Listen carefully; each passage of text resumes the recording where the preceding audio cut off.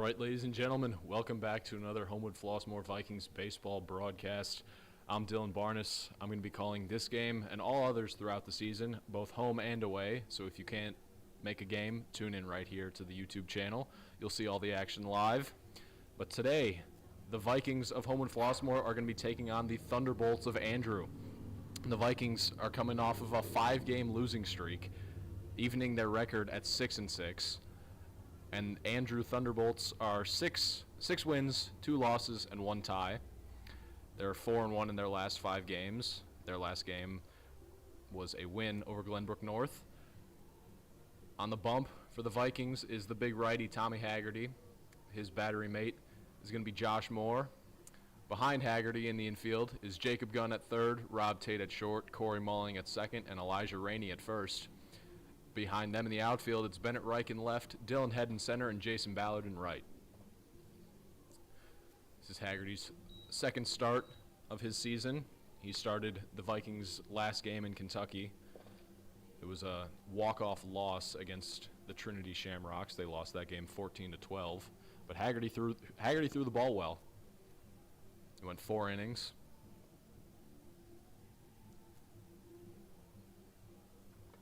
So let's get this game underway, and hopefully it'll be another Vikings win.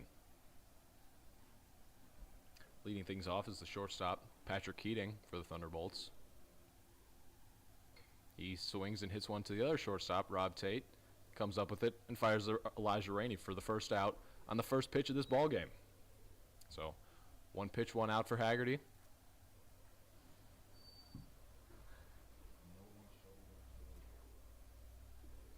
Now standing in is the first baseman for the Thunderbolts, Caleb Alexander.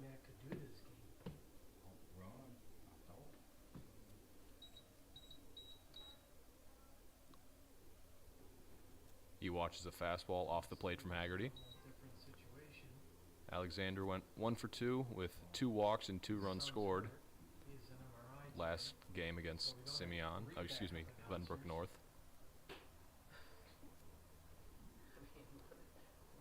Alexander watches another one upstairs. I mean, seriously. Bringing the count to a 2-0 count.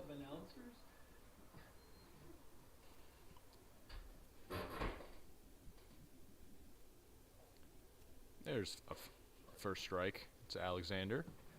Bringing the count to 2-1.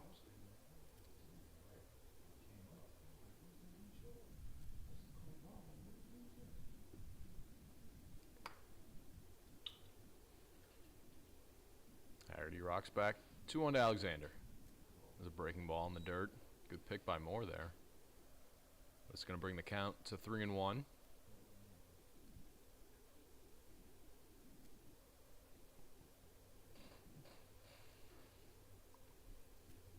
Haggerty trying to avoid a 1-out walk to Alexander. 3-1 pitch. Is hit on the ground to Rainey at first, but it just darts foul. Count is now full, 3-2.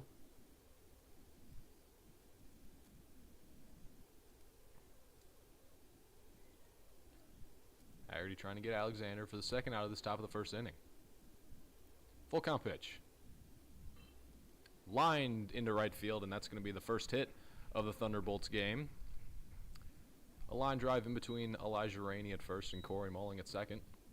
Sends the center fielder Nick Altabelli to the dish with a runner on first and 1 out.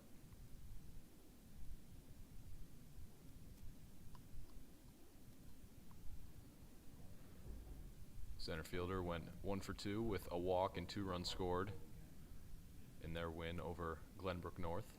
He lines one just like Alexander between Mulling and Rainey.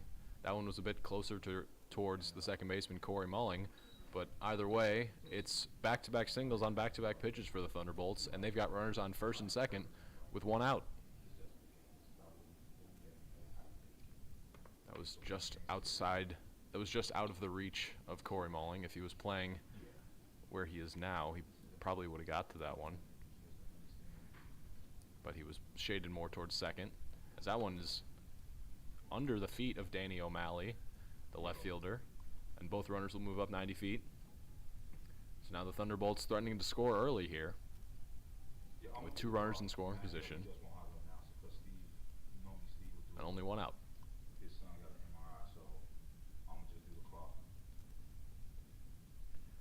Left fielder Danny O'Malley was 2 for 3 with 2 RBIs and 2 runs scored. Over Andrews' win over Glenbrook North. Ask him if this is the game that they were going back and forth. Matt said, "Is this the game that you and B-Mac was going back and forth about?" No, him and John. No, you and John. 1-0, Haggerty to O'Malley. I don't know if it's a good. There's a fastball in there for strike 1. Something. No, he said that was early in the game. Evening the count at 1 ball and 1 strike. Yeah, but I got. I'm just looking at the clock, so we cool. Just when we know now. Count is even, 1-1 to the left fielder O'Malley. Haggerty trying to work out of a little bit of a jam. There's another ball in the dish, and here comes Alexander from third, and he will score. So the single from Alexander comes around to score off another single from Altobelli and 2 wild pitches from Haggerty, and the Thunderbolts have their first run of the game in this top of the first inning.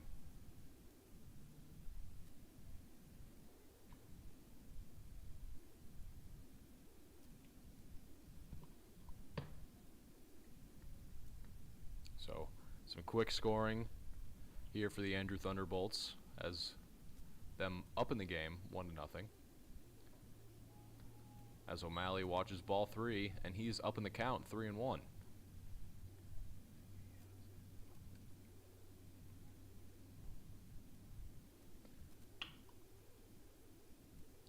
(3-1) to O'Malley is upstairs and outside.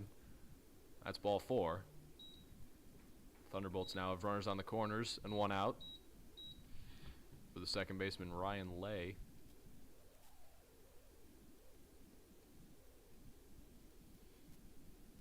If Haggerty can get him to bounce a ball towards any one of the infielders, Vikings can turn 2 and get out of this inning with minimal damage.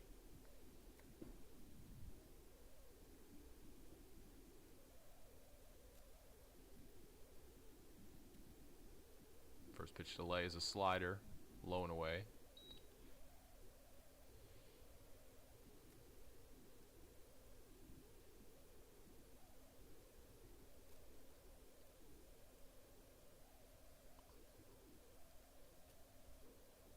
There's a fastball in there for strike 1.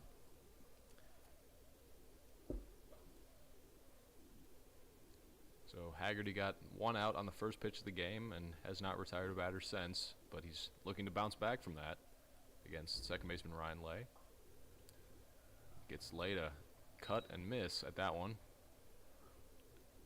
bring the count to 1-2. So Haggerty 1 strike away from getting the first punch out of this game.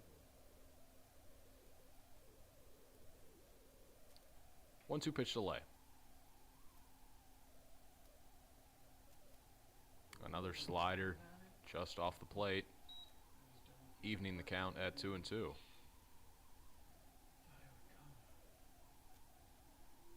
It was a long pause there from Haggerty trying to see what O'Malley would do over there at first. That was a good pitch to steal on. Quick one, and that's a fastball by Lay for Haggerty's first punch out of the game. 2 outs now in the inning for the pitcher, Jack Lencante. He went 3 for 4 with 2 RBIs and a run scored in Andrews' win over Glenbrook North. But he's got runners on the corners and 2 outs, trying to extend this Andrew lead from 1 to more. He watches a fastball on the inside corner for strike 1.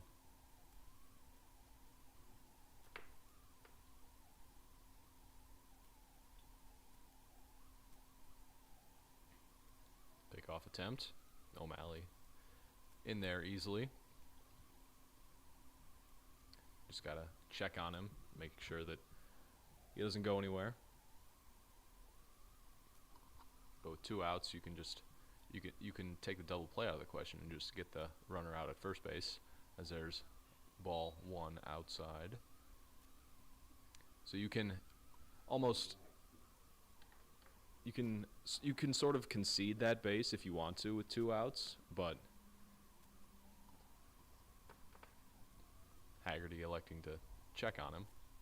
As that one hits Lincante, as he tried to jump over that one, hit him right in the shin. That's going to load the bases for the third baseman, Jacob Miller.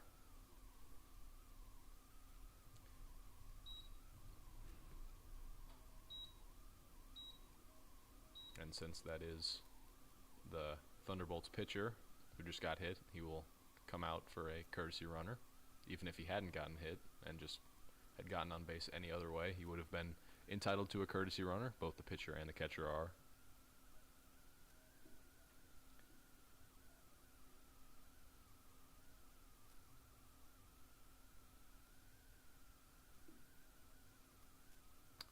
But either way, the bases are loaded now for the third baseman, Jacob Miller. He can give the Thunderbolts a big early lead with one swing of the bat. He takes a fastball on the outside corner for strike 1.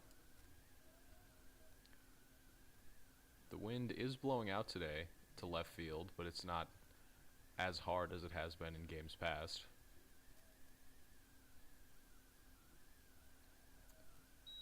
That slider was low and outside, 1-1.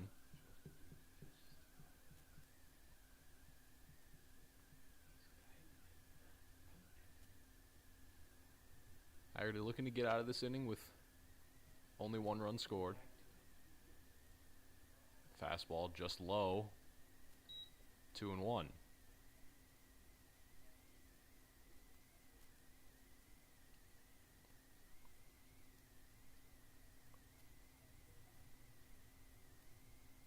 Miller chops that one towards Malling at second, up with it, and steps on second. So the Thunderbolts threaten to score more, but they only get 1 in the top of the first. So through a half of an inning, it's the Thunderbolts 1 and the Vikings coming to bat.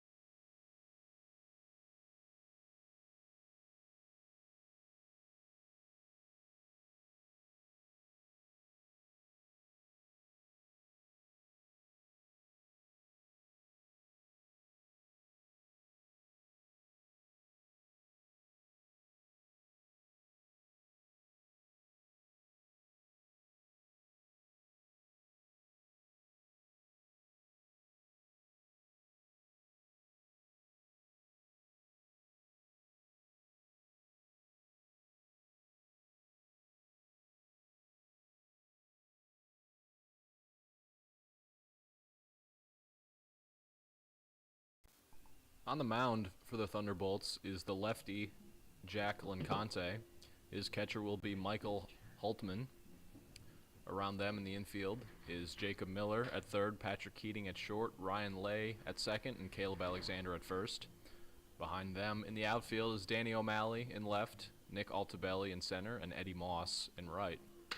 But leading things off for the Vikings is the center fielder, Dylan Head. Head went 1 for 3 in the Vikings' 14-2 loss against Providence.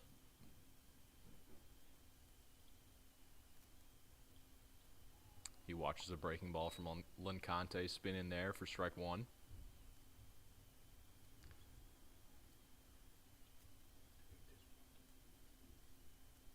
A 1 from Lincante. There's another curveball behind Head. That one got away from Lincante. But it's going to even the count at 1-1.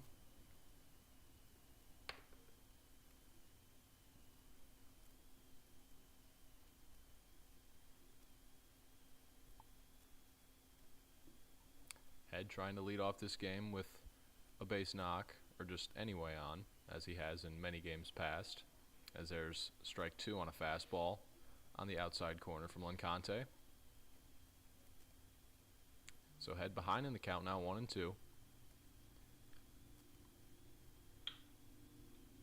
Lencante winds, and the pitch is jam shot foul down the third base line. That one just got over the third baseman Jacob Miller's head. And Dylan Head stays alive.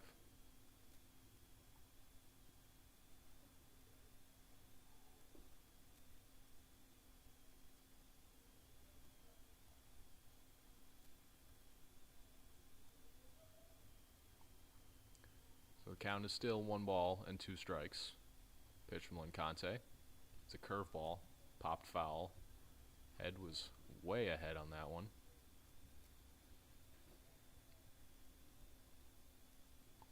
But he keeps himself alive and keeps the count at 1-2.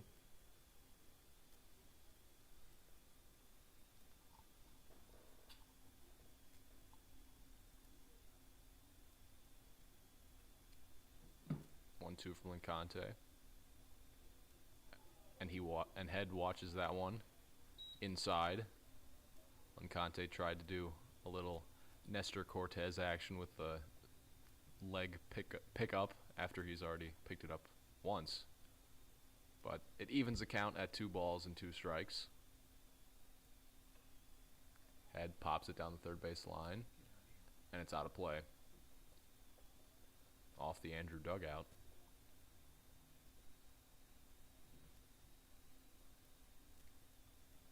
Head battling early on. This will be the 8th pitch of the at-bat.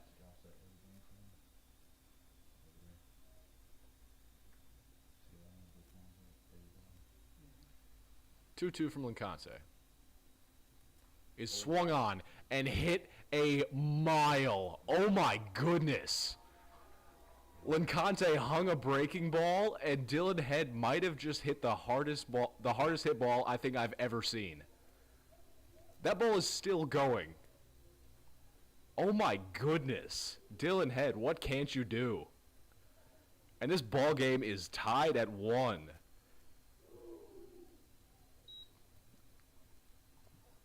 I'm in shock. That ball was hit about that was no less than 110 miles an hour.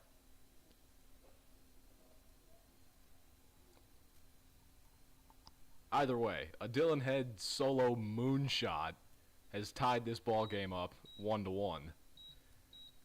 It's going to send the left fielder Bennett Reich to the plate.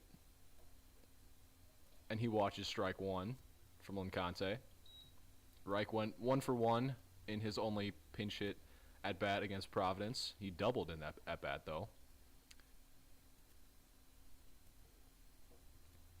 He watches another fastball. This one's off the plate this time, evening the count at 1-1.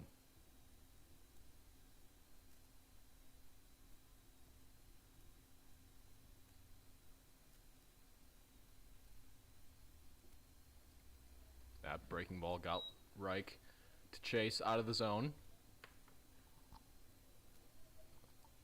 having Lencante up in the count 1-2.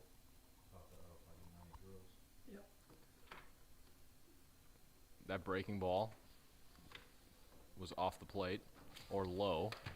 Either way, brings the count to an even 2-2.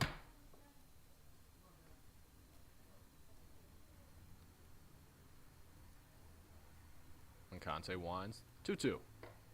Upstairs, bringing the count to a full 3-2 strikes. Jason Ballard waits on deck. Full count pitch from Lencante. In the dirt, ball 4. After Dylan Head's leadoff home run, Bennett Reich works a full count walk, and that sends Jason Ballard to the dish with a runner on first and nobody out.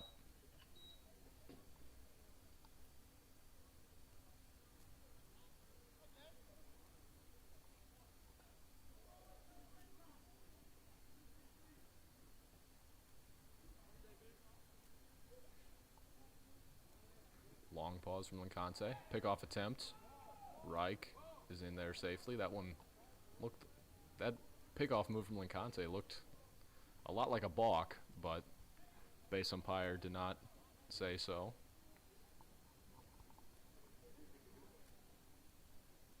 Ballard pops one sky high behind home plate, and it will fall. First baseman Caleb Alexander called for it, but could not come up with it as that ball was just twisting and turning every which way in the wind.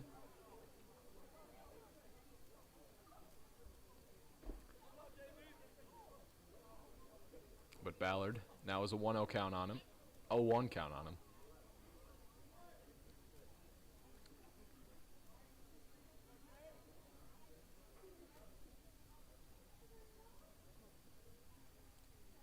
One from Lincante is in there for strike 2.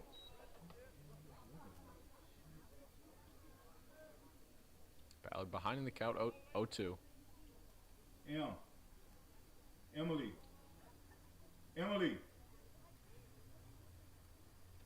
Lincante picks again, and that one gets away from Alexander. And Bennett Reich is going to take second, and he's going to be waved towards third.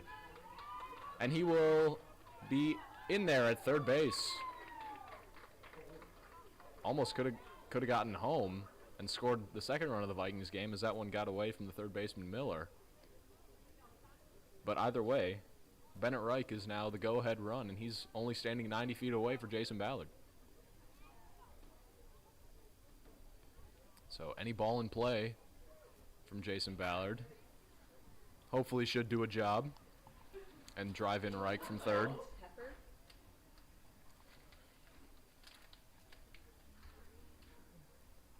0-2 to Ballard. Ballard chases a fastball neck high for the first out of the Vikings' bottom of the first. It's going to send the DH Preston Lund to the dish with the go-ahead run on third base and 1 out. Lund homered to left field in the Vikings' loss against Providence. He and Dylan Head are now tied for the Vikings' lead in home runs with 3. Lund waves at that first pitch from Lincante. 0-1.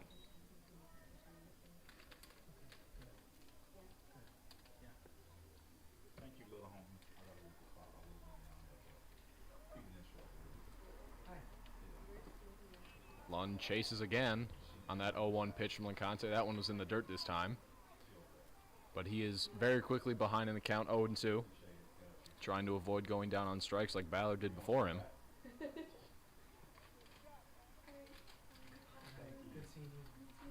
Thanks, 0-2 pitch. Upstairs, ball 1.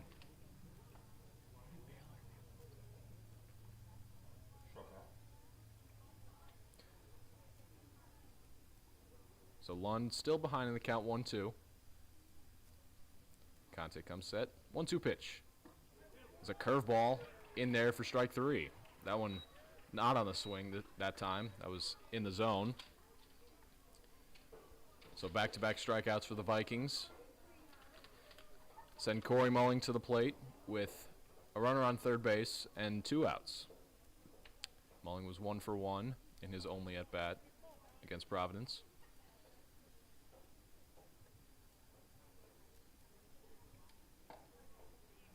He watches a breaking ball from Lincante spin in there for strike 1. Vikings threatening to strand a a no-out walk from Reich. As that one hits the plate and bounces over Holtman's head, and that one's going to score Reich from third. And the Vikings have a 2-1 lead here in this bottom of the first inning, thanks to a helpful bounce from home plate. So now Corey Mulling will bat with the bases empty. He's trying to find his way on base. He's got a 1-1 count on him. We've seen that bounce happen many times. Just hits the plate and bounces up over the catcher's head. Mulling takes a ball inside, 2-1.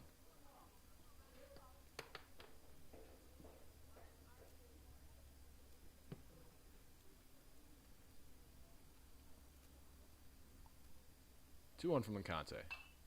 Fouled back. 2-2. It was a good 2-1 swing there from Malling. It was, you're ahead in the count, might as well swing hard in case you hit it.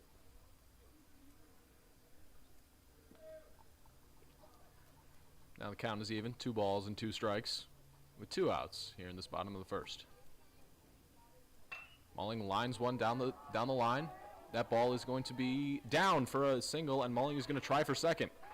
And he will be in there with a 2-out double. So Corey Malling is now in scoring position for the first baseman, Elijah Rainey.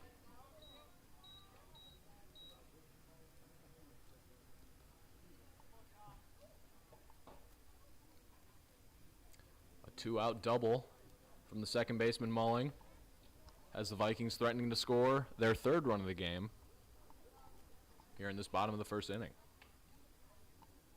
They've already scored twice, thanks to a Dylan Head solo home run and a Bennett Reich walk that came around to score.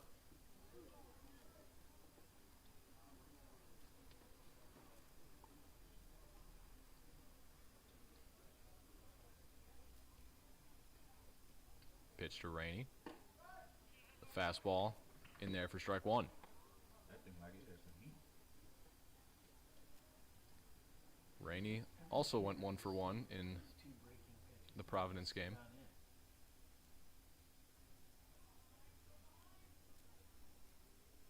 0-1 from Licante is in the dirt.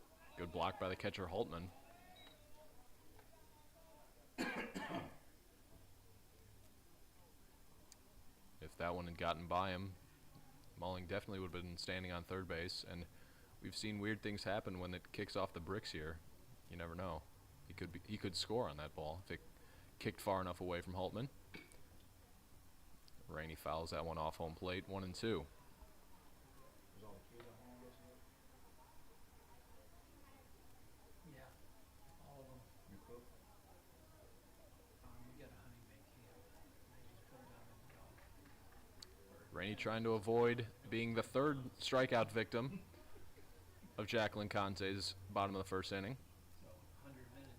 When Conte spins, no throw towards second. Vikings have already tagged him for 2, trying to add a 3rd. 1-2 to Rainey. Is hit down the third base line, foul. Rainey was just out in front of that one.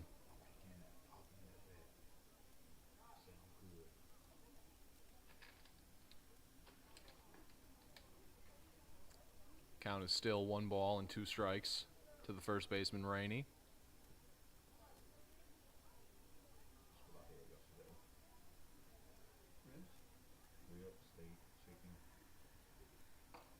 Swing and a miss from Rainey is the 3rd strikeout victim of Jacqueline Conte's bottom of the first inning. But the Vikings score 2, thanks to a Dylan Head home run and a Bennett Reich walk and good base running. So at the end of the first, it's the Vikings 2 and the Thunderbolts 1.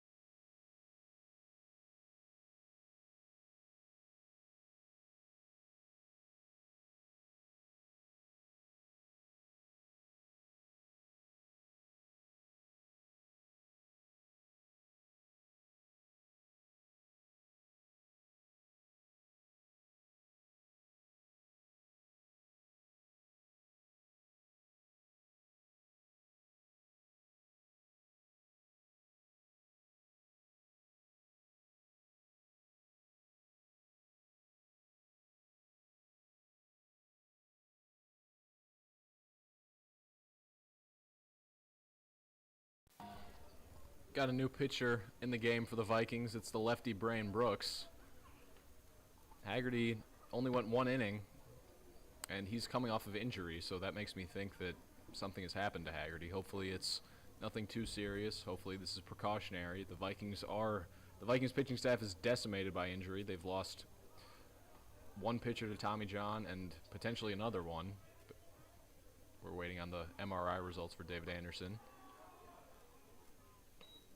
But Ryan Cahill, the DH, watches the first pitch from Brain Brooks upstairs. 1 ball and no strikes. Watches another pitch. That one's in there for a strike, evening the count at 1 ball and 1 strike.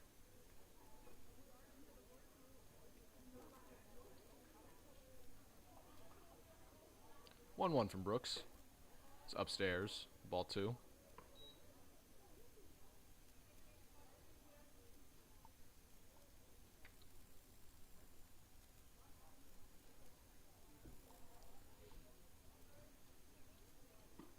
That 2-1 pitch is on the outside corner.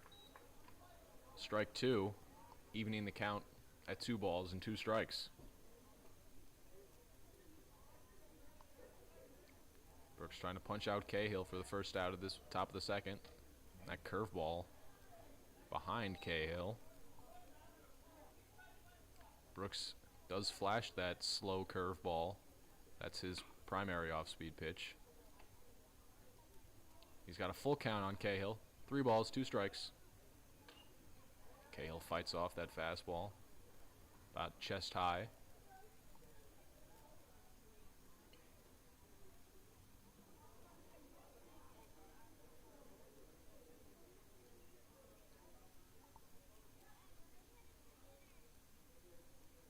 Three balls, 2 strikes to Cahill. That fastball's above the zone. That's going to be a leadoff walk for the designated hitter, Ryan Cahill. It's going to send Eddie Moss, the right fielder, to the plate with a runner on first base and nobody out. Moss went 1 for 2 with a run scored against Glenbrook North.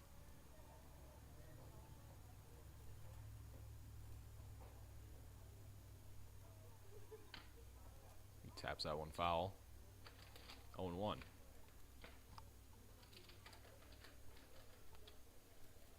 Brooks is good at getting ground balls from right-handed pitchers, using that 2-seam sinker, fastball, whatever you want to call it.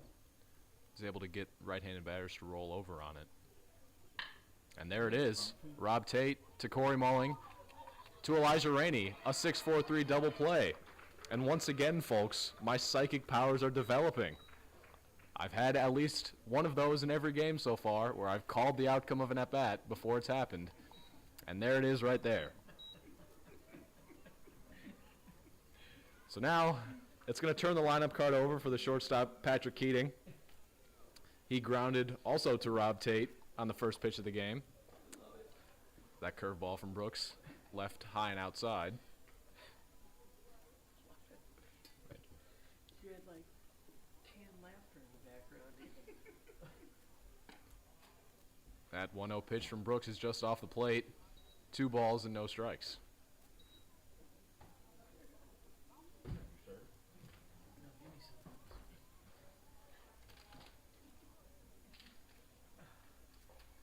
That 2-0 pitch is upstairs. 3 balls and no strikes. So Brooks trying to avoid his second walk of the inning.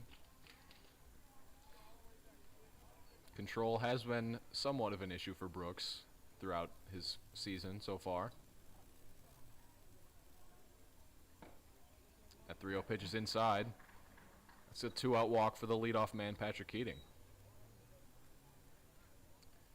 Caleb Alexander, the batter now for the Thunderbolts, singled to right field and came around to score the Thunderbolts' only run of the game so far.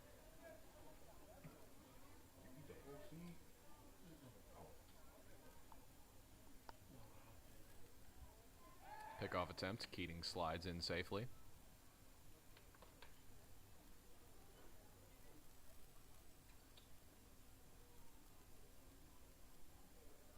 Big lead over there at first base from Keating. He is a leadoff man, so you wonder if he's going to try and swipe second. There's strike one to Alexander from Brooks.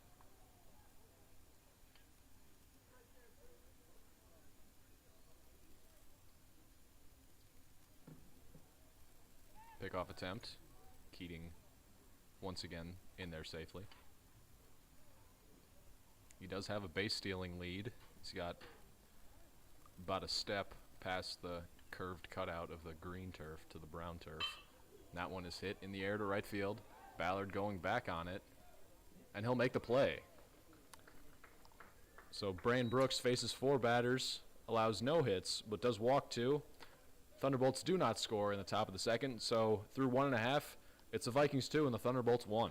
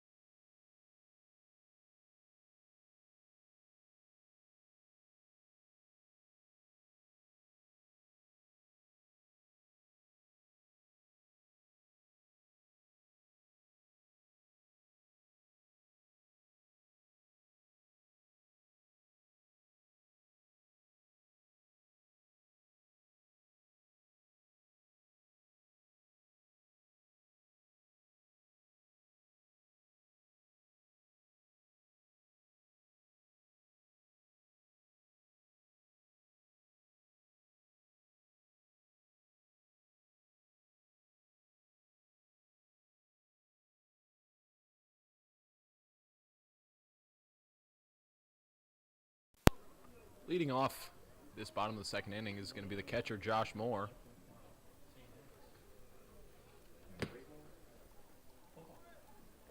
Moore went 0 for 1 against Providence. He watches a fastball from Lincante off the plate, ball 1. That one looked good from up here, but we will take a ball. So Moore ahead in the count 1-0. 2-0 now. So good count for Josh Moore to swing away on. See if he can get his pitch. He can send one a long way. He already has 1 home run on the year. He was trying to add a second one. Came up empty.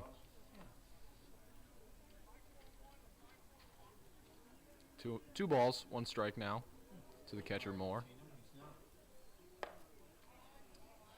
Chases a fastball. Chest high, 2-2. Third baseman Jacob Gunn waits on deck. 2 balls, 2 strikes to Moore. Another fastball sends Moore down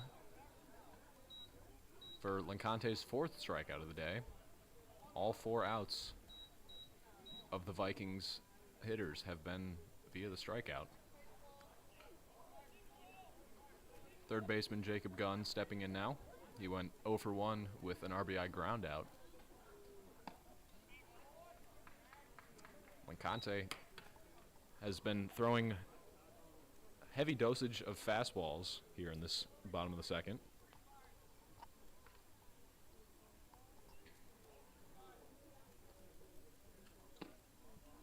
That one's downstairs. Evening the count at 1 ball and 1 strike. Lincante still has yet to throw an off-speed pitch. Count is even. 1 ball and a strike, and there is the off-speed pitch. It's jammed off Gunn's bat right back to Lincante and flipped over to Alexander at first base. 2 outs now in this bottom of the second inning for the shortstop, Rob Tate.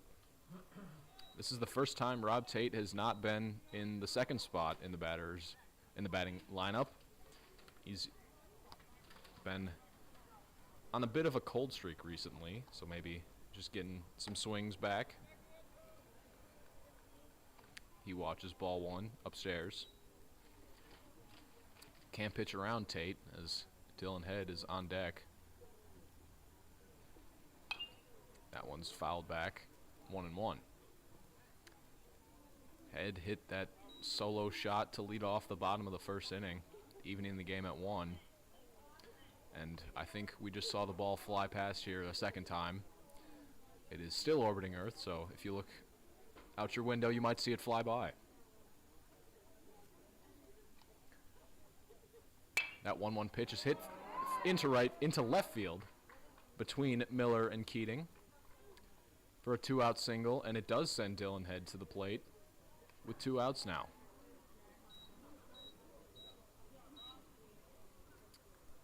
Good piece of hitting there from Rob Tate. Just found a hole in the Thunderbolts defense. And now Dylan Head stepping in for the Vikings. I doubt that he sees anything good to hit here. There's 1. Probably 1 of 4. That ball was in the dirt.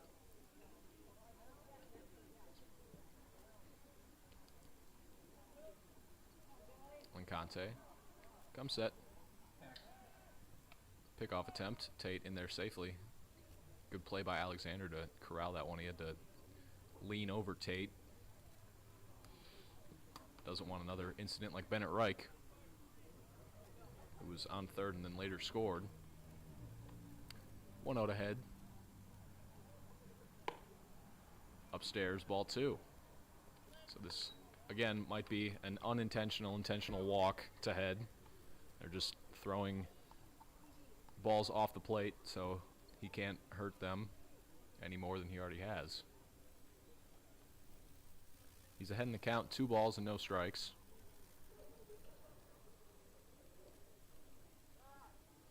Head calls time. Lincante was looking in for a sign from catcher Holtman for a while.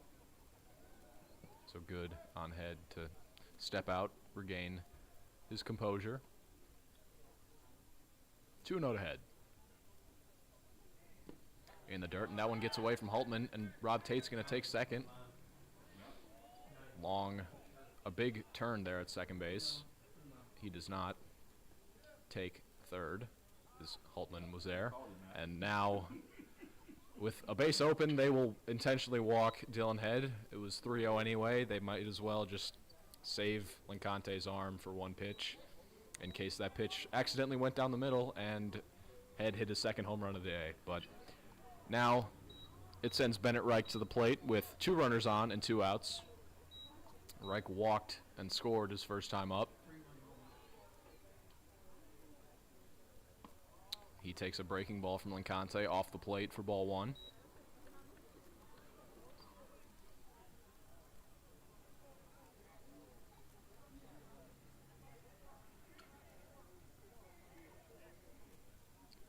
Reich calls time now as Lincante was again looking in for a sign from Holtman.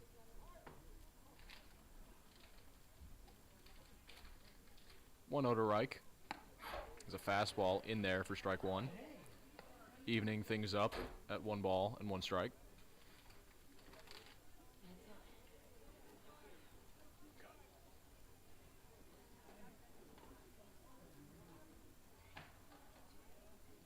Count is even, 1 ball, 1 strike, and Tate takes off. They're going to throw to second to try and get Head, and nobody's home, and that ball's going to get away, and another run comes in for the Vikings thanks to some aggressive base running by Rob Tate and Dylan Head.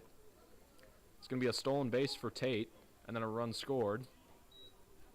And I think that would be a stolen base for Dylan Head as well, because they threw to second base to try and get him out. So you're going to mark that down in the score books if you're keeping score at home, which I know all of you are.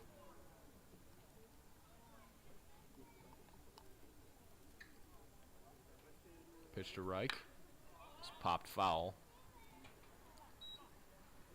Bring the count to 2-2. I don't know. I thought he was going for third. Didn't realize it was Count is even now. Two balls, 2 strikes. Dylan Head on third base.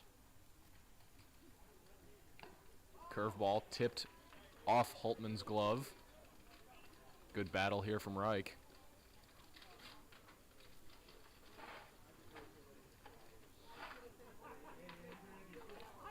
Some aggressive base running has paid off for the Vikings here in this bottom of the second. 2-2 pitch to Reich is grounded. Just foul down the first base line.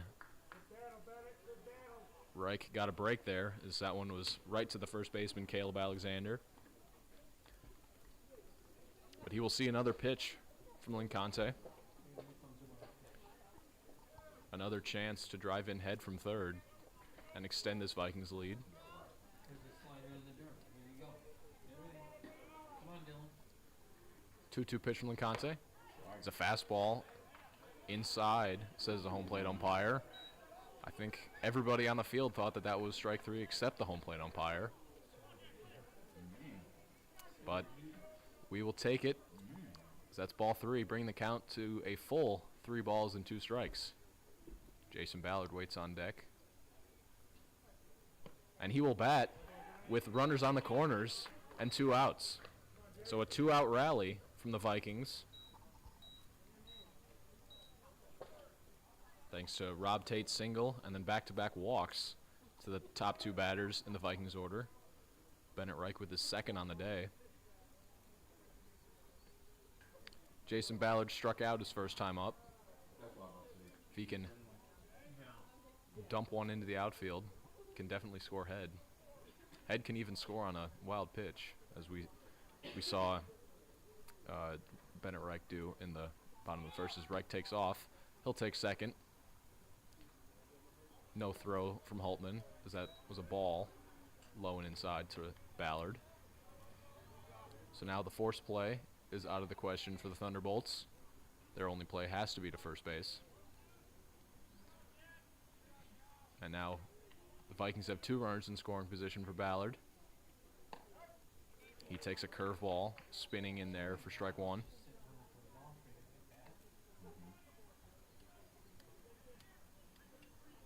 Lincante has thrown the breaking ball more to the top of the lineup than the bottom. There's another curveball from Lincante. 1 ball and 2 strikes. Ballard trying to avoid his second strikeout of the day.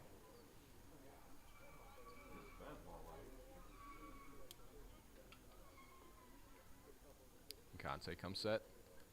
1-2 to Ballard. The curveball tipped foul. Ballard staying alive.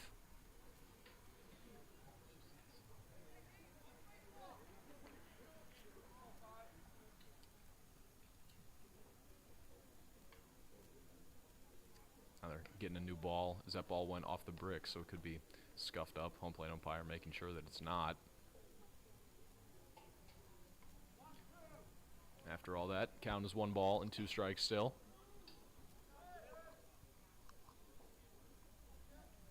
Ballard trying to knock in Head from third and potentially Reich from second. 1-2 pitch. Swing and a miss. And that ends this Vikings bottom of the second, but they get 1 thanks to some heads-up base running from Rob Tate. So at the end of 2 innings, it's the Vikings 3 and the Thunderbolts 1.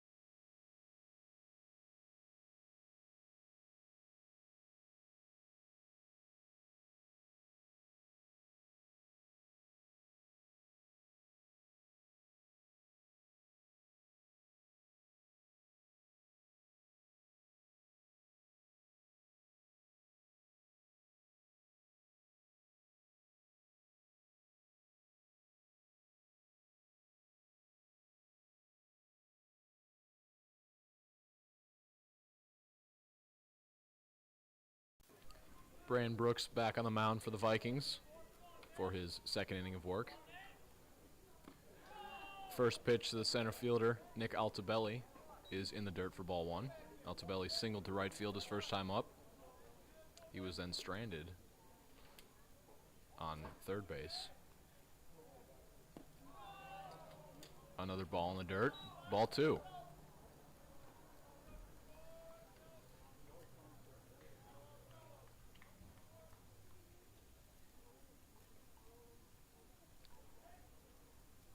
That 2-0's hit into center field. Tate had no chance on it, had no play on it. And it's a leadoff single for the center fielder, Altobelli. He's 2 for 2 now with 2 singles. But now the left fielder, Danny O'Malley, who walked his first time up, is going to bat with a runner on first and nobody out.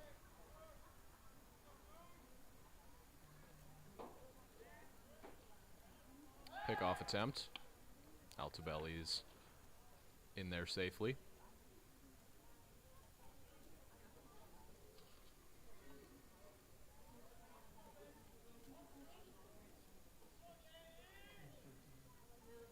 That curveball from Brooks was up there forever, it seemed. Came down as a ball.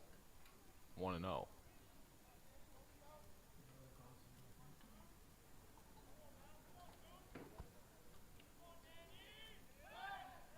Another pickoff attempt. Altobelli once again is in there safe at first.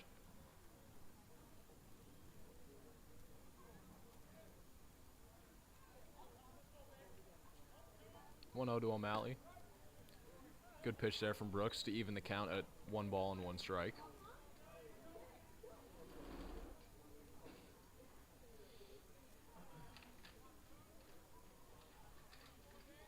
Another pickoff attempt. Has more pickoff attempts than pitches in this at-bat.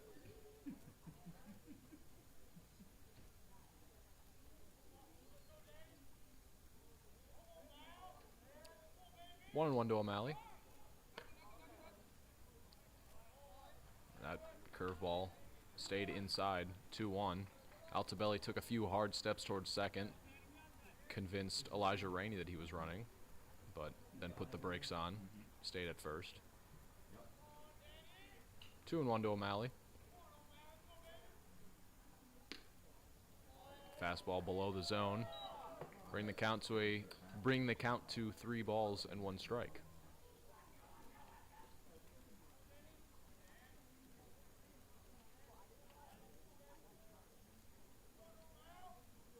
Altobelli takes off, and that one's hit past the dive of Rob Tate. A good hit and run there from the Thunderbolts. Has them with runners on the corners and nobody out for the second baseman, Ryan Lay. Tate was going towards second base to cover the steal, but then had to put on the brakes and go the other direction as that one was hit right where he once was. So back-to-back singles to start this top of the third as the Thunderbolts threatening.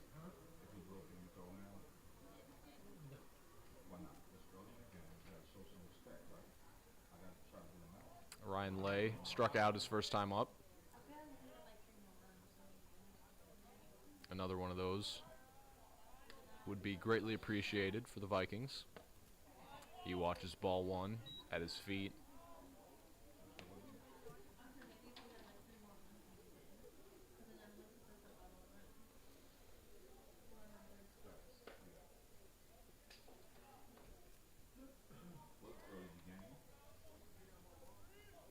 One no delay. Swing and a miss. Evens a count at 1-1.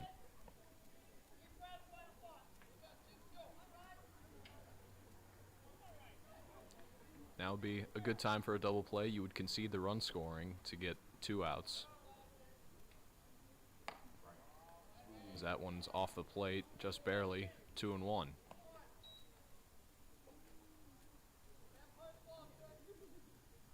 You never know if a ball is hit right at Jacob Gunn. He could freeze Altobelli at third and then get O'Malley at second and then Lay at first. As that one's hit down the left field line, right going over. And that's going to fall in front of him, and it takes a weird bounce. And that's going to allow O'Malley to get to third base on an RBI double from the second baseman, Lay. It looked like Reich thought that that ball was going to hook foul, but then it stayed fair.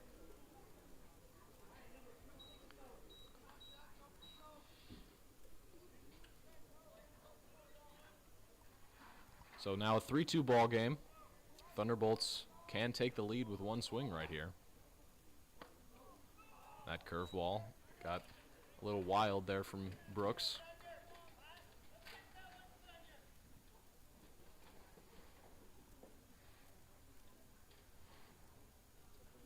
One ball, no strikes. Gonna peel. Did not go. 2 balls and no strikes to the pitcher, Jack Lincante. Lincante was hit in the right shin his first time up.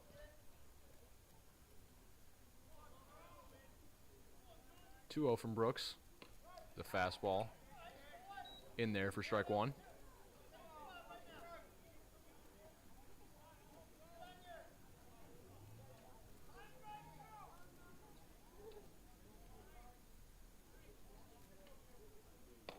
Conte way late on that fastball from Brooks. Evens the count at 2-2.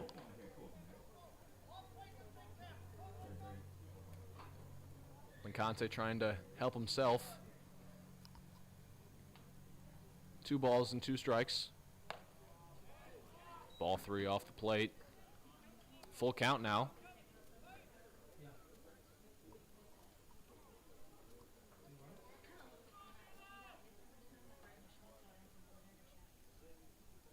Full count pitch from Brooks. Swing and a miss from Lincante, and that's the first out of the top of the third. Jacob Miller, the third baseman, grounded to second base his first time up. That ended the first. Unless he... I doubt that he will end the third here. Unless the Vikings get one of the runners between O'Malley at third and Lay at second. That first pitch to Miller's up and in, ball 1.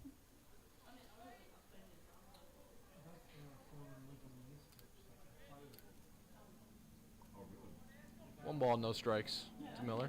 Miller fouls one off Moore's glove. 1 ball and 1 strike.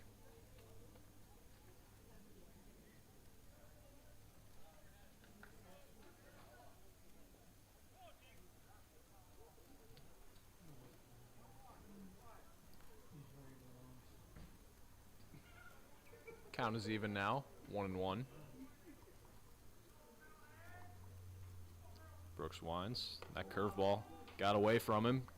Good athleticism there by Josh Moore to catch that one. I don't know how he did, but came down with that one. That one probably saved a run, as if that gets away, O'Malley can easily score from third. That 2-1 does get away from Moore, but it was so high that it hit the net and then bounced right back to Moore. That's ball 3. Brooks does have a base open, but with 1 out, you gotta at least get 1 out right here. That one is skied down the third base line and out of play. Count is now full to the third baseman, Jacob Miller.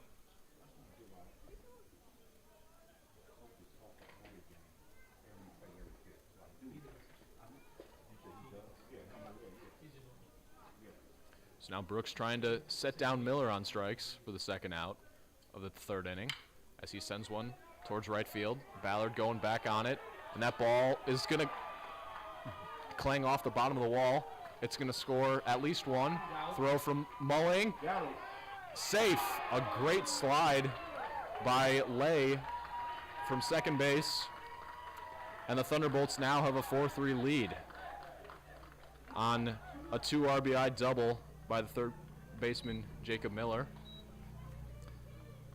That play was close at the plate, but Lay was able to get around it.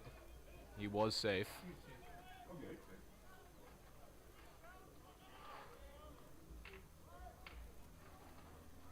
So now the Vikings are trailing by 1. They went from up 1 to down 1 in one swing.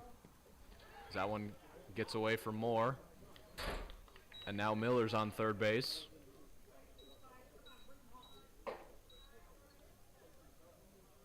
No, that ain't him. I thought that was him too. No, that ain't him. Ryan Cahill is the batter. He walked his first time up against Brooks in the second inning. He's ahead in the count 2-0.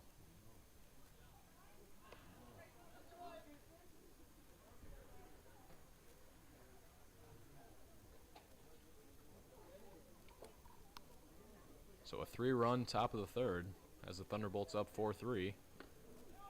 And they're not done yet as Ryan Cahill has a 3-0 count on him.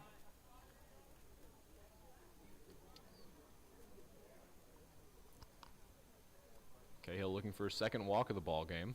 Both of them would come against Brooks. As there's the first strike in this at-bat, 3-1.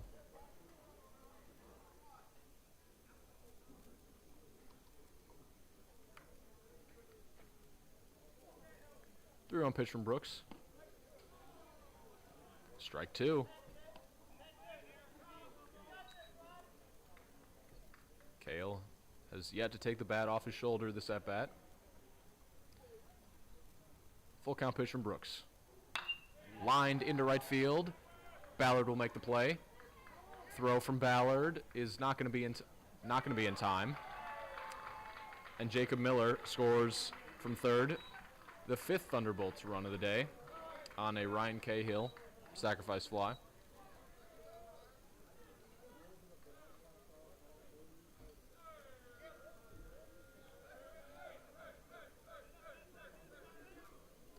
Eddie Moss, the right fielder, stepping in now.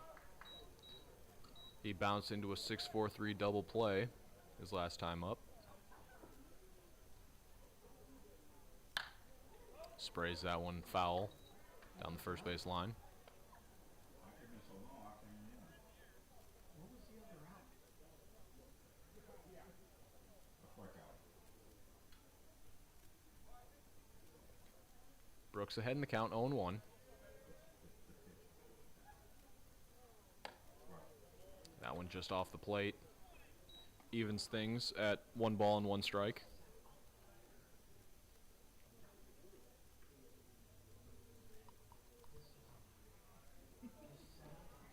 1-1 from Brooks is upstairs. Ball 2. This works. This doesn't. Brooks trying to avoid a walk to the last batter in the Thunderbolts lineup. Even in the count now, 2 balls, 2 strikes. What are you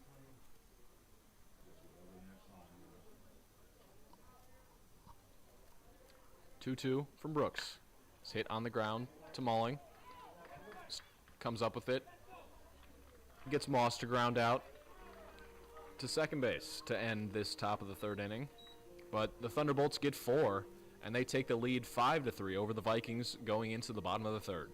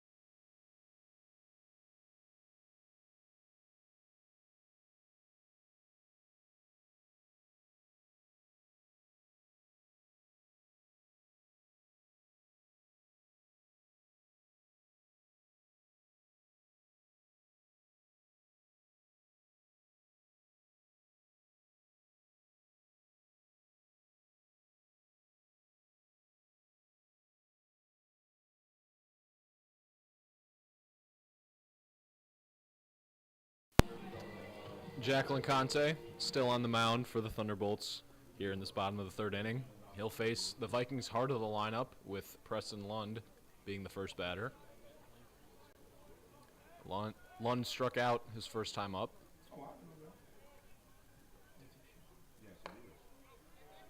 He takes ball one upstairs.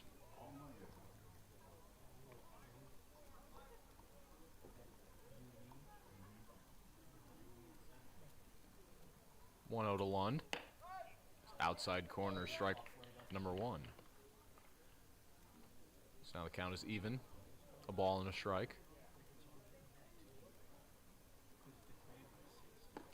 And that ball's in the dirt. Ball two. Lancante works quick from the windup. Just gets the ball and throws it. 2-1 from Lund is popped sky high. Lay under it, and it's going to fall. Lund goes towards second, and now he's going to be caught in a rundown, and he will be tagged out. So Preston Lund's pop-up falls between Ryan Lay and Eddie Moss in short right field, but he gets caught trying to advance to second.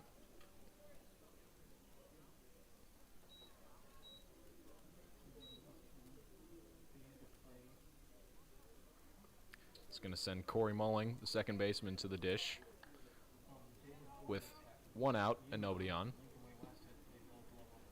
Mulling doubled to left field his first time up.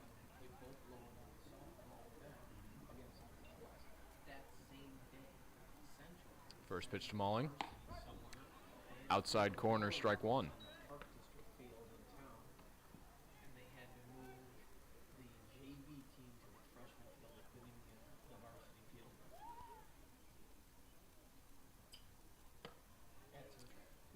That pitch from Lancante's up and out, evening the count at a ball and a strike.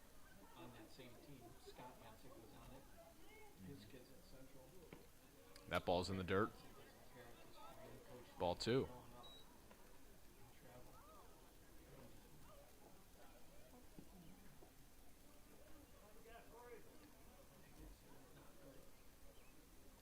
Lancante winds. 2-1. Outside yet again. 3-1. Vikings need base runners as they're down 2. 3-1 from Lancante. Mulling skies one down the first base line. Out of play. Count is now full. 3 balls, 2 strikes. Corey trying to find any way on.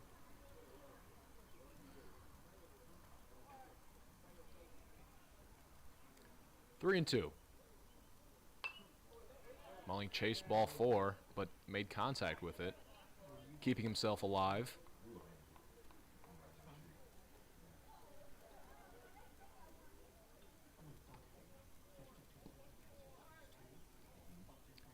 Still full count to Mulling as he pops one once again.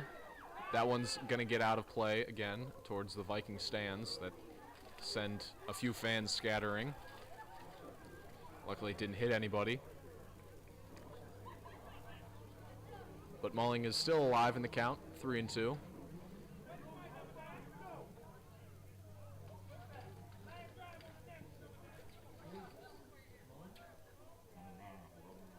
Good at bat here from Mulling. Hopefully it can end with a win for Mulling. He stays alive yet again. Great at bat for Mulling now. I believe this will be the 9th or 10th pitch of the at bat.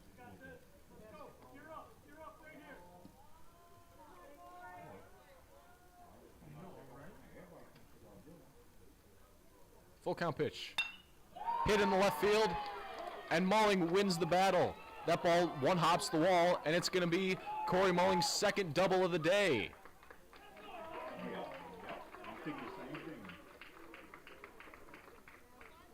A one-out double from Corey Mulling is going to send Elijah Rainey to the plate with a runner in scoring position now, and only one out.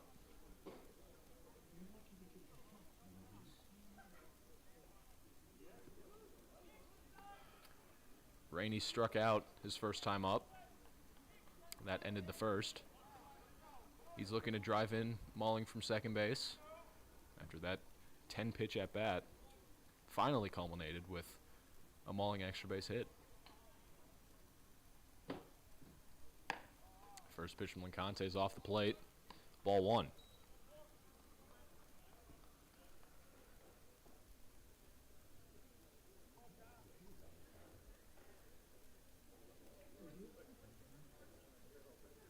Long look in from Lincante into Haltman's glove. Rainey calls time, steps out. That's the third time we've seen that happen, where Lincante just does not come set, continues to look in to his catcher for a sign, and then the Vikings batter calls time, steps out. 1-0 to Rainey. Is hit on the ground to Miller at third. Miller up with it. Malling is going to try to advance to third, and he will. So a productive at-bat for Elijah Rainey, as a ground ball, even to the left side, advanced the runner there. Normally, runners only advance on a ground ball behind them, but that was such a long throw from Miller that even if the first baseman, Alexander, had transferred it quickly, there wouldn't have been any play at third. But Josh Moore now with a chance to cut this lead to 5-4. Takes strike one from Lincante. Moore struck out his first time up, trying to avoid that.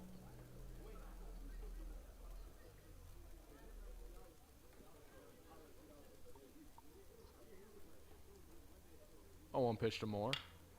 Popped up on the infield. Alexander and Lay. Lay calls for it and takes it. So Corey Mulling's double is stranded at third base. And at the end of the third inning, it's the Vikings 3 and the Thunderbolts 5.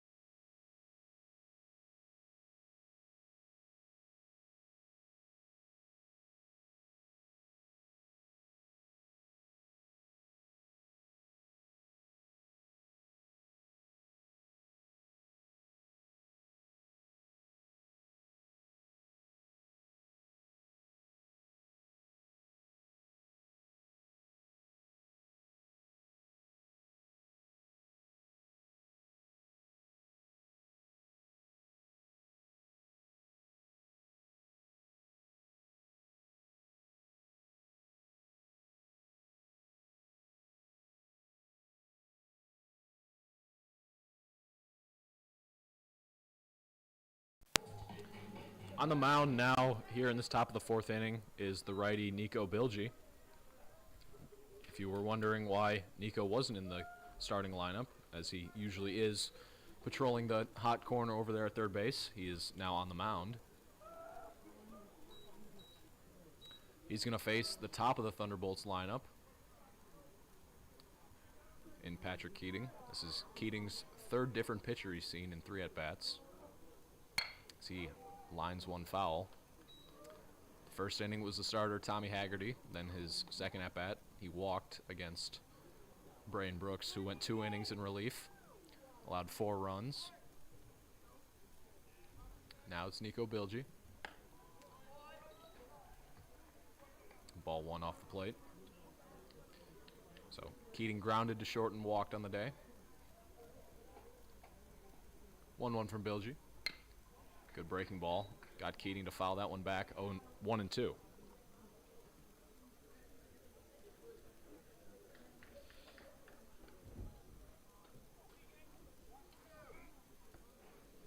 Vikings have had a 4-batter inning for the Thunderbolts, trying to get a three-batter inning as that one's hit right on the ground to Mulling.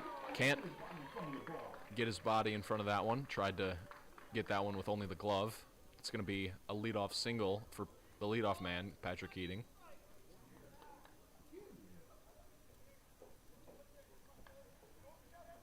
Caleb Alexander has singled and flied to right on the day.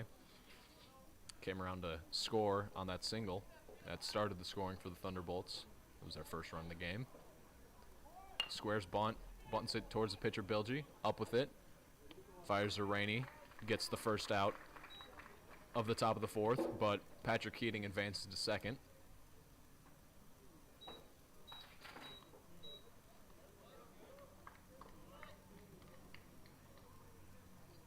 It's going to send Nick Altobelli to the dish. Center fielder is 2 for 2 on the day with 2 singles. 1 to right, 1 to center.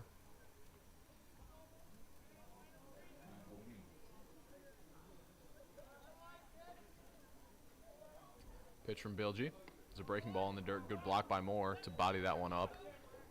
Keeping the ball in front of him. And keeping Keating at second base.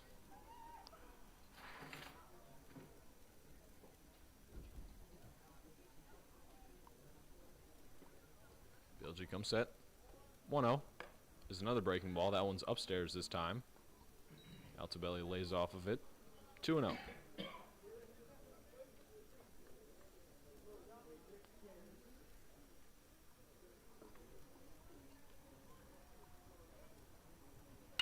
That pitch hit in the air. Head going back on it. He's at the track at the wall. He'll make the play. Does not tag. Keating does. Keeps Keating at second. The threat of that arm kept Keating at second, and now the Thunderbolts have 2 outs here in this top of the fourth. If that's hit to any other fielder, I guarantee you Keating tries to tag, but with Dylan Head's arm out there in center field, he elects not to smartly. Danny O'Malley fouls the first pitch from Bilgi as Nico ahead in the count, 0-1. Danny O'Malley has walked and singled on the day. Came around to score on that single to left his last time up. He thought about that fastball above the zone. Did not go. 1-1.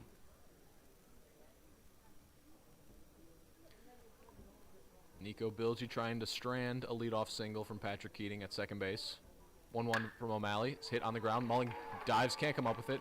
Keating is going to be waved home. Throw from Ballard is not going to be in time. O'Malley's going to try for second, and he is going to be thrown out at second base, but a run does score. It's 6-3, Thunderbolts over the Vikings.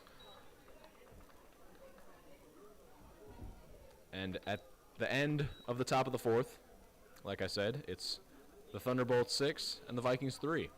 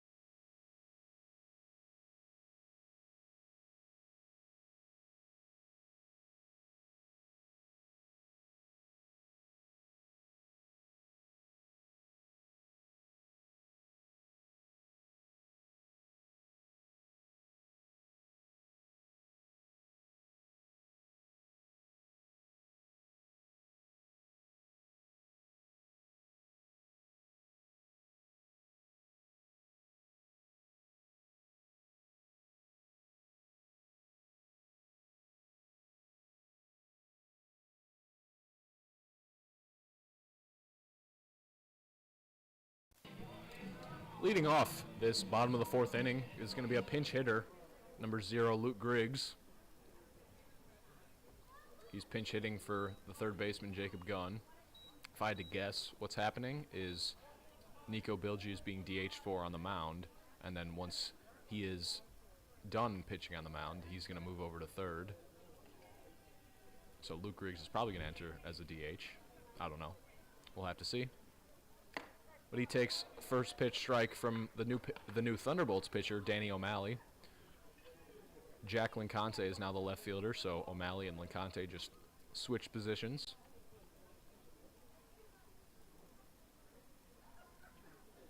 A 1 to Griggs. Is a fastball above the zone. Evens a count at a ball and a strike. Griggs has put some good swings on the ball recently.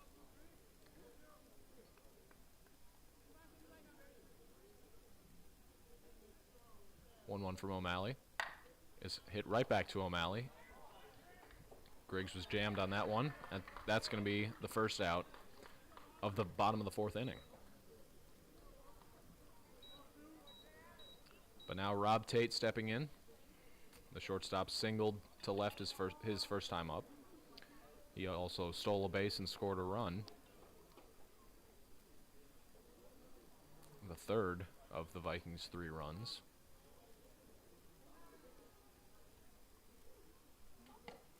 He swings and misses at the first pitch from O'Malley.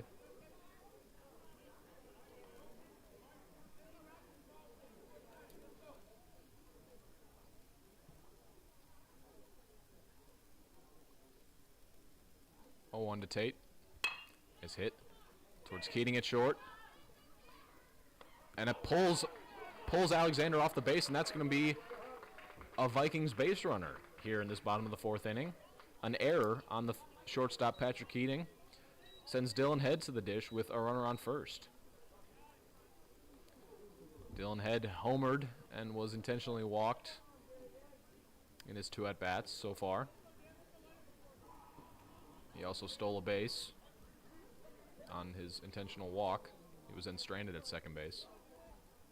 No, excuse me, third base. He advanced to third, but then was stranded there. O'Malley picks off. Comes up empty on Tate. Tate did steal second base, his first time on base, excuse me.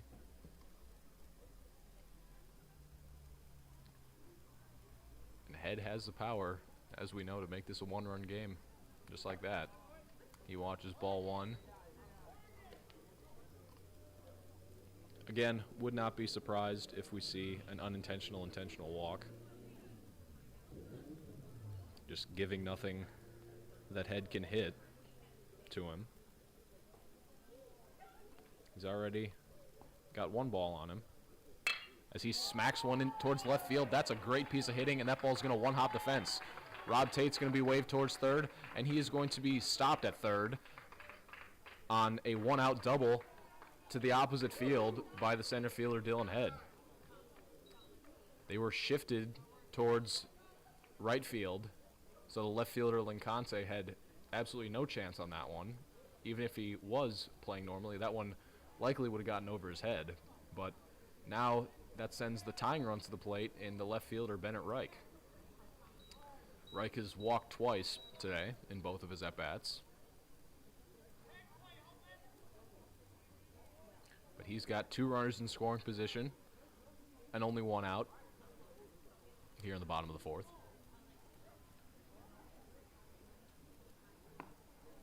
He takes first pitch ball outside.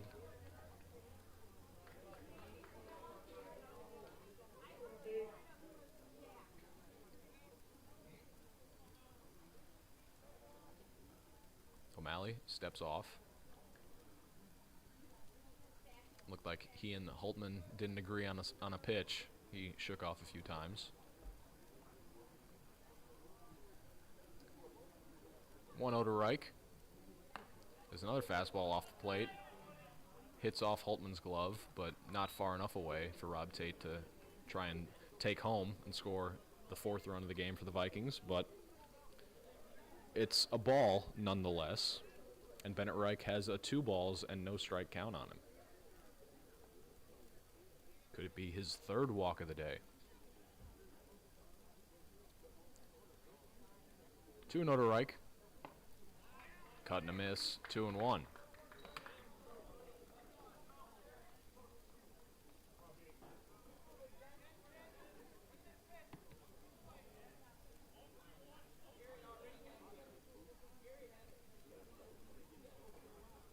O'Malley comes set. 2-1 to Reich. Below the zone. 3 balls and a strike.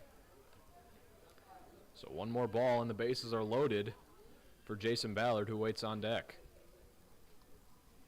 He would represent the go-ahead run. Got to get there first. Hopefully Bennett can take ball 4 and just find a way on. Pickoff attempt towards third, and that one gets away. And the Vikings are going to score another one, and head's going to be waved around, and he's using those wheels to score. It's 6-5 here in the bottom of the 4th, thanks to an errant pickoff throw by Danny O'Malley. Jacob Miller could not come up with that one, and the bases are clear.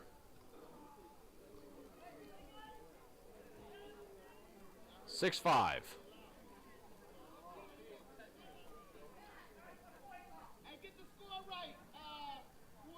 We got this. Don't worry about it. Damn, I messed up this thing. Come on, guys. Count is still 3-1 on Reich. We know. And that's ball 4 to Reich. So after all that, Bennett Reich finds a way on. His third walk of the day in as many plate appearances. I'm trying to fix it. I know.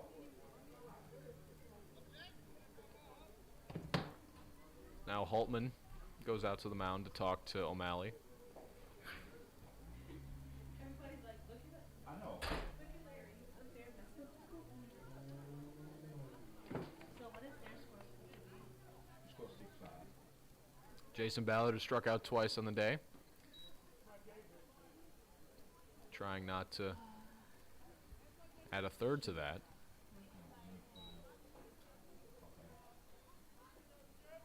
Pickoff attempt. O'Malley cannot pick off Reich at first.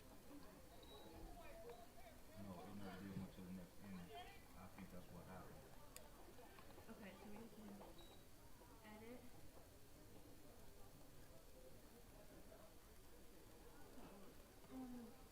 Got to edit game, right?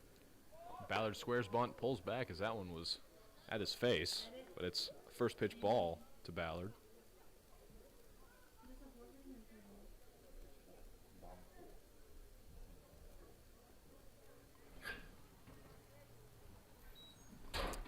So the count is 1 ball and no strikes to Ballard. Ballard trying to knock in Reich from first. And that one gets away from Holtman. Reich is going to try and take second, and he will. Some great aggressive base running from Bennett Reich. Has the Vikings tying run in scoring position.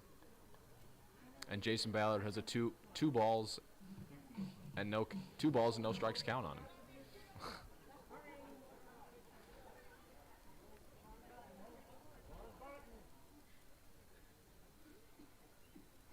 Sorry. My bad. Pitch to Ballard is in the dirt yet again. You're better off. 3-0. Just waiting and then do a new game? No, you're better off just. Because I don't remember. Preston Lund, the DH, waits on deck.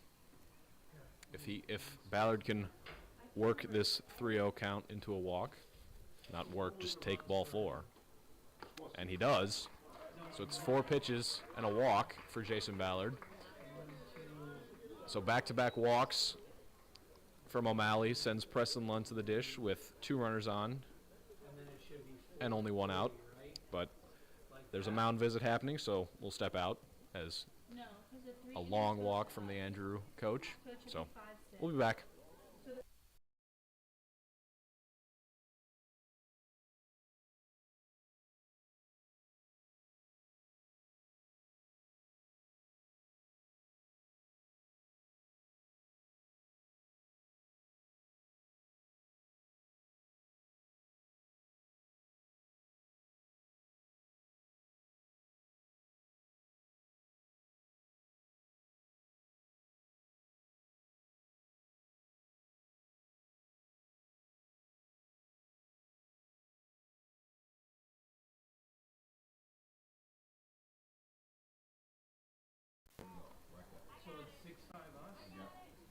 All right, so now as that mound visit comes to an end, Preston Lund with a chance to give the Vikings the lead here. He takes ball one. That's six in a row now. First inning. So it was 1 run? One.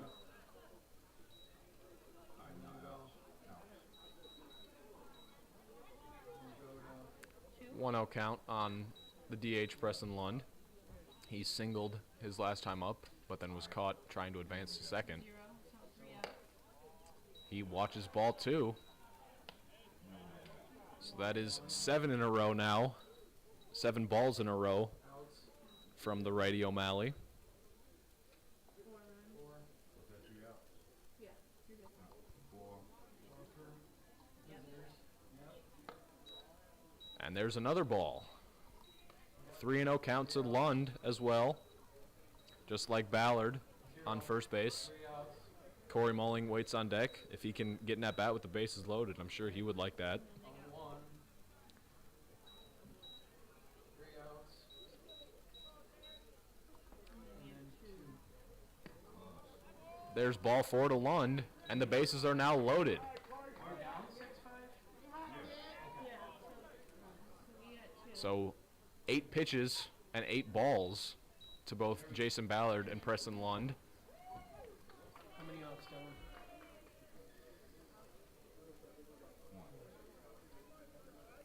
So 3 walks in a row No, they're not. have the Vikings with the bases loaded and only 1 out.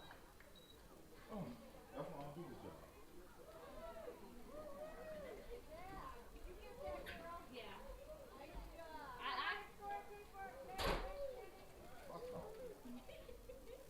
Mulling has doubled to left field twice today. If he can do that again, the Vikings would surely have the lead. Reich on third, Ballard on second, Lund on first. Mulling at the plate.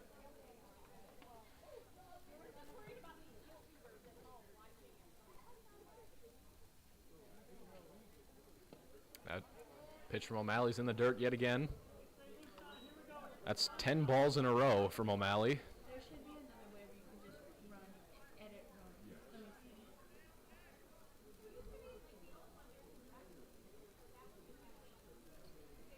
see. O'Malley comes set. 1-0 to Mulling. It's in the dirt. Number 11 in a row. The last strike thrown to a Vikings batter was to Bennett Reich. He swung and missed at a ball outside. Since then, 11 straight balls. Make it 12. It's 3-0 to Corey Mulling, threatening to walk in the tying run from third base. Elijah Rainey waits on deck.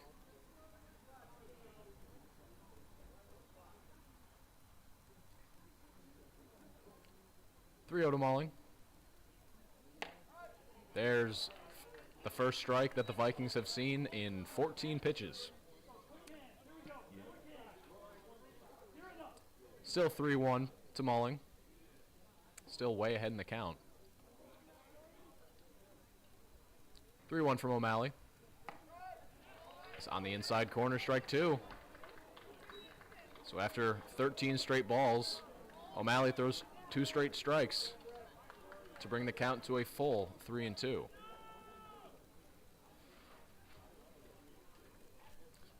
Full count pitch, O'Malley to Mulling. Swing and a miss. And that is the second out of this Vikings bottom of the 4th. Elijah Rainey stepping in now. First baseman is 0 for 2 on the day with a strikeout and a ground out. Press yes, enter, then type in the correct number of runs, and press enter yes. No, it's not.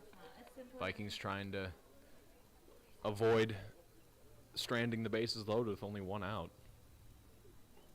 First pitch to Rainey is hit on a line, and that is going to be over the center fielder Altobelli's head. At least 2 runs will score. Lund is going to be held up at third base, and the Vikings have a 7-6 lead here thanks to a 2 RBI single. from Elijah Rainey. That ball was hit on a rope. Altobelli had no chance on it, as that ball just kept on carrying, and it carried over his head almost to the wall. And that looks like it's going to be it for O'Malley. So, as he steps out, we'll depart. Only difference is we'll be back. 7-6 Vikings.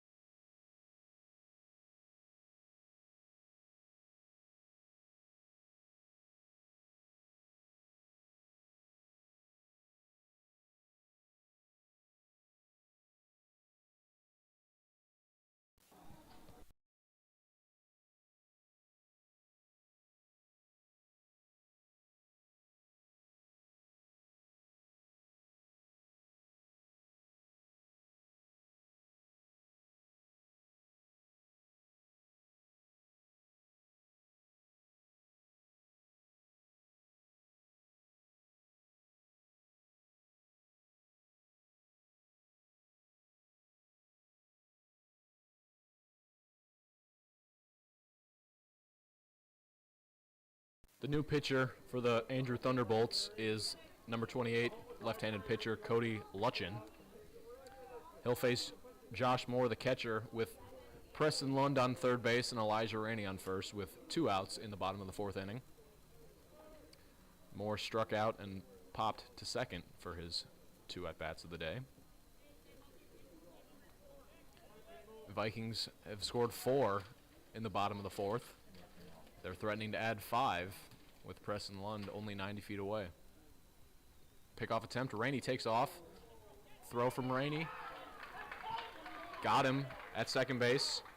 And the run does not count, as Preston Lund did not cross the plate before Rainey was tagged out at second base. So that's how the 4th inning ends.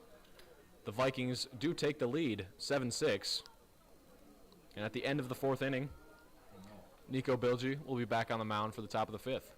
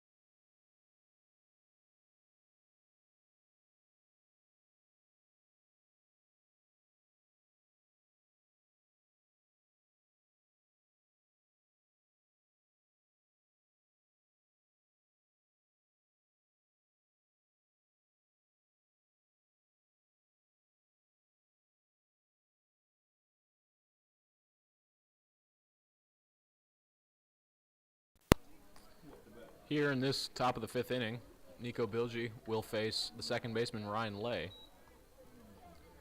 Lay has struck out and doubled his 2 at-bats today, and he sends one foul down the right field line.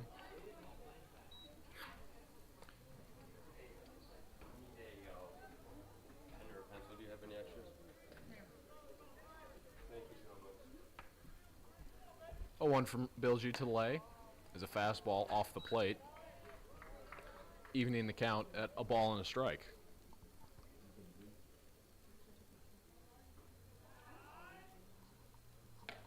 That curveball from Bilgi did not get the plate. 2-1.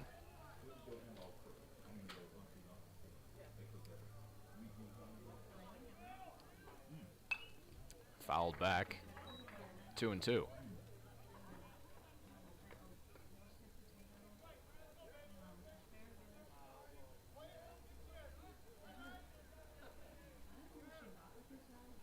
Bilgi trying to send Lay back to the dugout on strikes to start this top of the fifth. And he hits him instead. That curveball just tipped off of Lay's shoulder, and he'll go down to first base with a hit by pitch.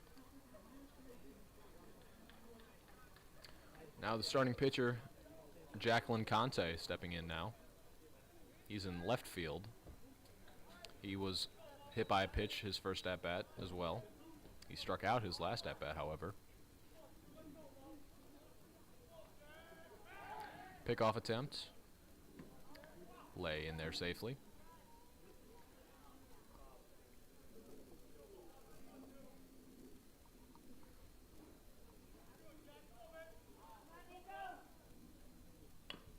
Squared to bunt did Lynn Conte. Tipped it foul. That was a late square from Lynn Conte. I was watching Bilgi's windup and I didn't even see Lynn Conte square. So now third baseman Jacob Gunn will play a few steps in front of the cut of the grass. It's actually turf, but he takes ball 1 up and out, evening the count at a ball and a strike. Conte does represent the go-ahead run. Ryan Lay at first base represents the tying run. And Conte takes ball 2 upstairs.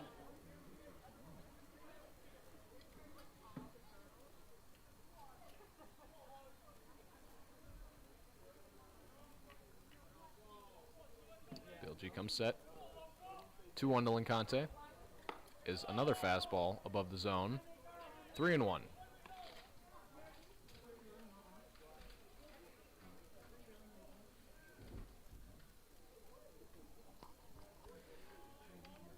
Lay was hit by a pitch to start the inning.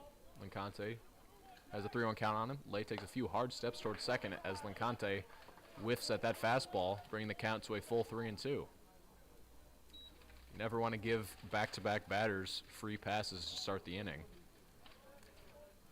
Bilgi hit Lay, trying to avoid a full count walk to Lincante. Pickoff attempt. Lay in there safely. Lay did take a few steps towards second base, trying to make it seem like he was stealing. Perhaps time Bilgi up. But he did not go. Full count to Lincante. No, another pickoff attempt. Lay was leaning, but he was able to get back in to first base before Elijah Rainey applied the tag. So now we'll do the full count pitch. Lay does take off this time, and Lincante fouls it back. So Lay will have to retreat back to first base. He's getting his cardio in.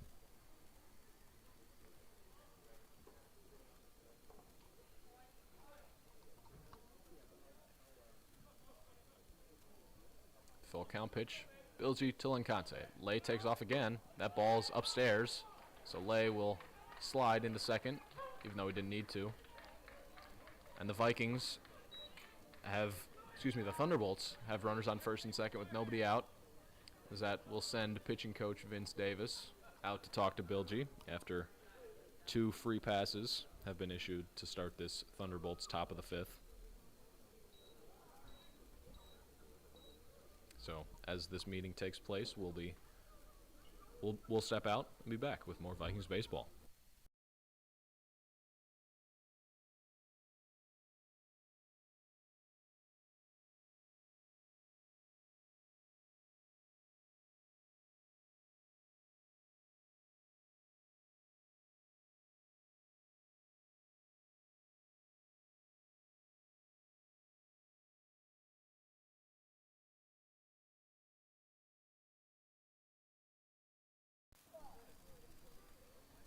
All right, we're back.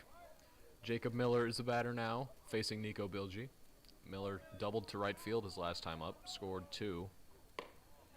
He takes ball 1 above the zone. When Bilgi has missed with that fastball, it's been above the zone. So if he can just get on top of it. Miller chased that one. That was similar to the first pitch, but he fouls it back, 1-1.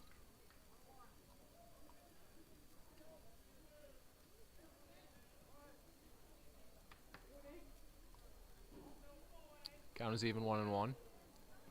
Breaking ball, good block there from Moore. Keeping Lay at second base and Lincante at first.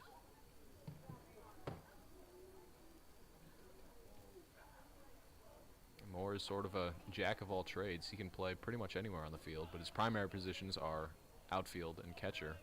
He's catching today. As Miller taps one back to Bilgi. Bilgi fires, thought about firing to short, but Rob Tate was not covering the base, so his only play was to first. Gets Miller to ground out, but could have had more. So now Ryan Cahill will bat with 2 runners in scoring position and 1 out. He had a sac fly to right field his last time up. That plated Jacob Miller. He takes a ball below the zone.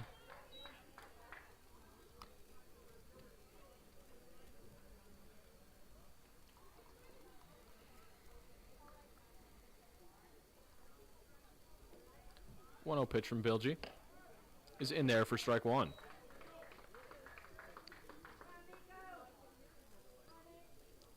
Count is now even with 1 ball and 1 strike on Ryan Cahill.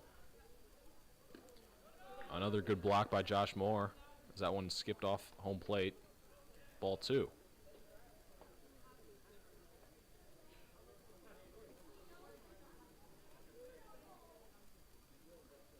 Bilgi does have a base open if he wants to use it, but I was going to say you would go at the batter right here, as this is the 8 hitter in the Thunderbolts lineup, but that's ball 3. So now if Bilgi does walk him, it wouldn't be the end of the world, as that would set up the double play. As there's strike 2. An out is always better than a walk. Brings the count to a full 3 balls and 2 strikes.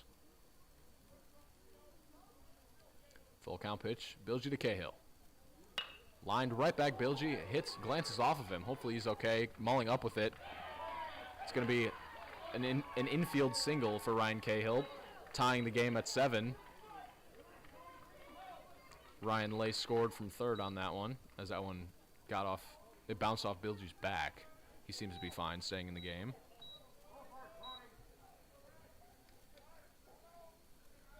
But now Eddie Moss, no, excuse me, not Eddie Moss. This is Cody Luckton. He was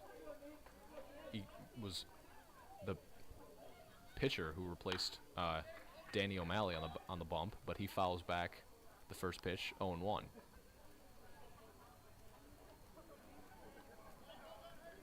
I've already predicted a double play once this game. Another one would be nice right here. I'm not going to predict it, as that ball is in the dirt. Cahill took a few choppy steps towards second base. Thunderbolts seem to be doing that a lot this game, sort of taking a few steps towards second but then putting the brakes on, but that has been an indicator of that they will steal, as Bilgi checks on Cahill. go-ahead run is only 90 feet away.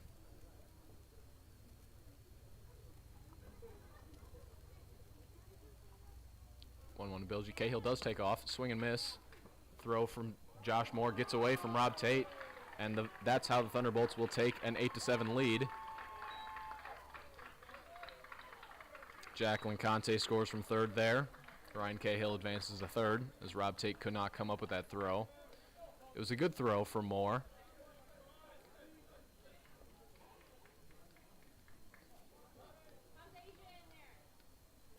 But now Cody Luckton has a 1-2 count on him. 1-2 from Bilgie. It's a curveball. Luckton has to jump out of the way.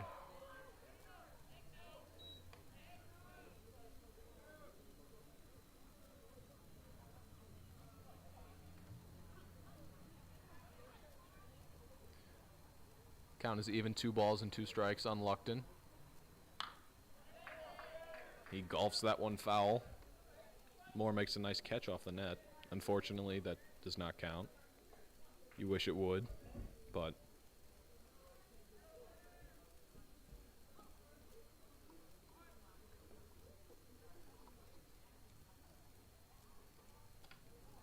two balls and 2 strikes to Luckton.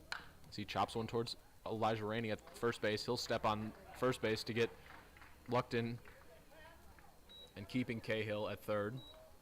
Important that the Vikings do that, keeping the Thunderbolts' lead to only 1.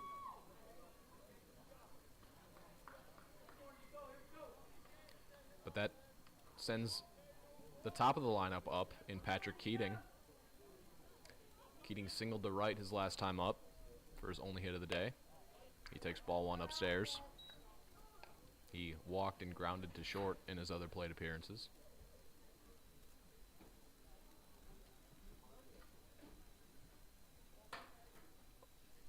He chases a Bilgie curveball in the dirt. Missed that one by about 2 feet, evening the count at a ball and a strike. Good block there by Josh Moore. That one was in the dirt. He had to body that one up, keeping Cahill at third. Tipped into Josh Moore's glove. Keating behind in the count 1-2 to Bilgie. Bilgie 1 strike away from getting out of this inning. 1-2 to Keating. Another curveball in the dirt. Moore will attempt to chase him down. Does not, but then flips to Elijah Rainey for the third out of the top of the 5th. But the Thunderbolts do score 2 and retake the lead 8-7 over the Vikings at the end of the top of the 5th.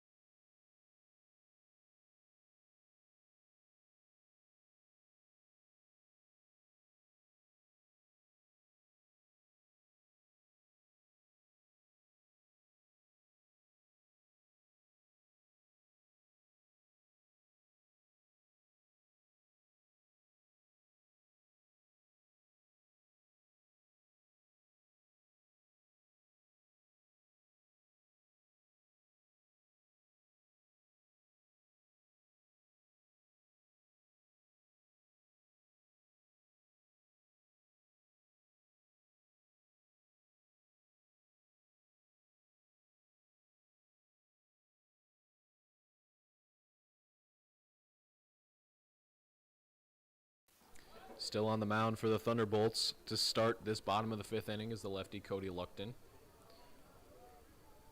He'll face Josh Moore, the catcher, to start this bottom of the 5th.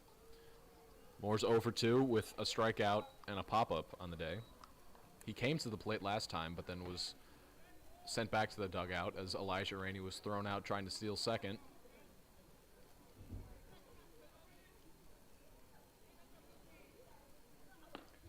First pitch to Moore is low, ball one.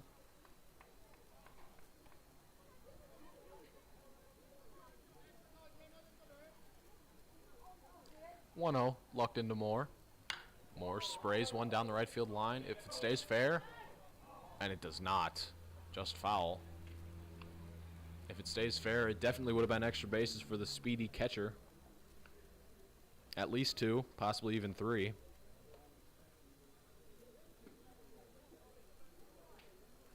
But the count is even. 1 ball, 1 strike.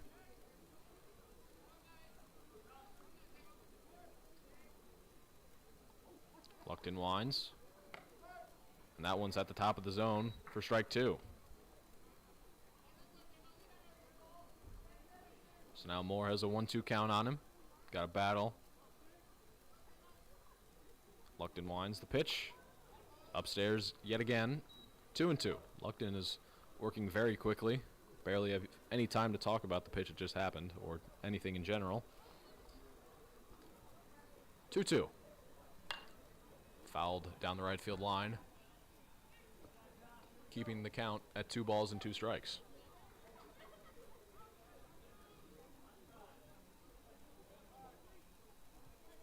Moore trying to find any way on to start this 5th. He takes ball 3, high and outside. A leadoff walk would work well. Jacob Gunn waits on deck. 3 balls and 2 strikes to Josh Moore. The pitch upstairs, and that's a leadoff walk. And for Josh Moore, the speedy catcher is probably going to be on second at least. Any ball in the dirt or pass ball, he can advance to third. And as I say that, he is now courtesy ran for. I completely forgot that he was the catcher. And he will be courtesy ran for by Chris Webb. Webb has speed of his own, but not as much as Moore. But now Jacob Gunn steps in. Gunn was pinch hit for in the 4th inning by Luke Griggs, but then he re-entered in the bottom of the 4th to play the field, and now he's batting again. You can do that at the high school level. You can re-enter position players after only 1/2 inning. Gunn squares bunt, pulls back, as that ball was wide from Luckton.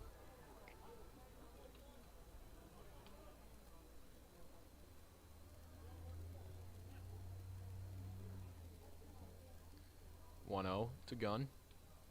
No, it's a pickoff attempt. Webb was almost picked off. Base umpire says safe.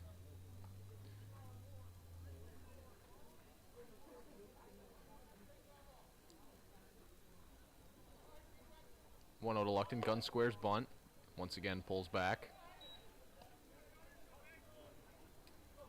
2 balls and a strike. 2 balls and no strikes, excuse me, to Gunn. Third baseman Jacob Miller is now playing at least 5 steps in from the cut of the grass. As there's ball 3. Again, off the plate. Rob Tate waits on deck. He's 2 for 2. Excuse me, 1 for 1 with 1 for 1 and reached on an error. 3-0 pitch to Gunn is outside, and back-to-back walks for the Vikings have them in business here in the bottom of the 5th. That's going to send the Andrew manager out of the dugout as he waits. He's going to try and buy some time for somebody who just got up in the bullpen. So as he talks to Luckton on the mound, we'll step out and be back with Rob Tate's at bat.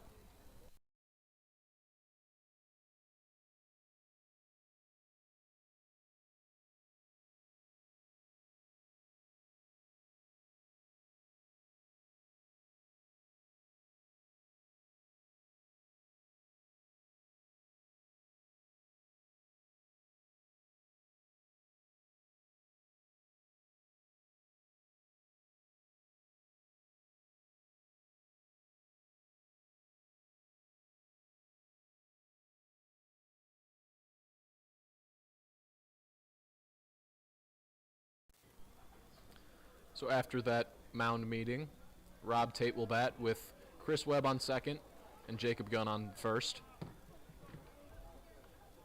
Webb representing the tying run. Gunn is the go-ahead run. Tate watches ball one inside.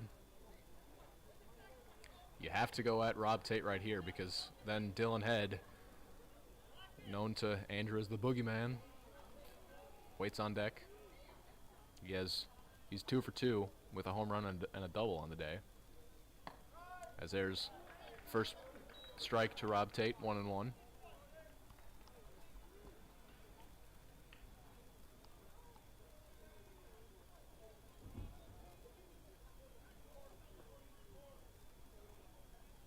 Long look in from Luckton. Now comes set. 1-1 to Tate. Is in there, strike 2.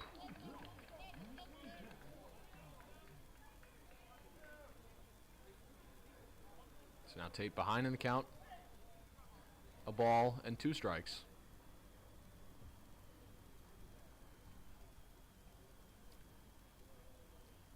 Pitch from Luckton. It's a curveball, fouled back. Rob Tate is one of the best of the Vikings at doing that.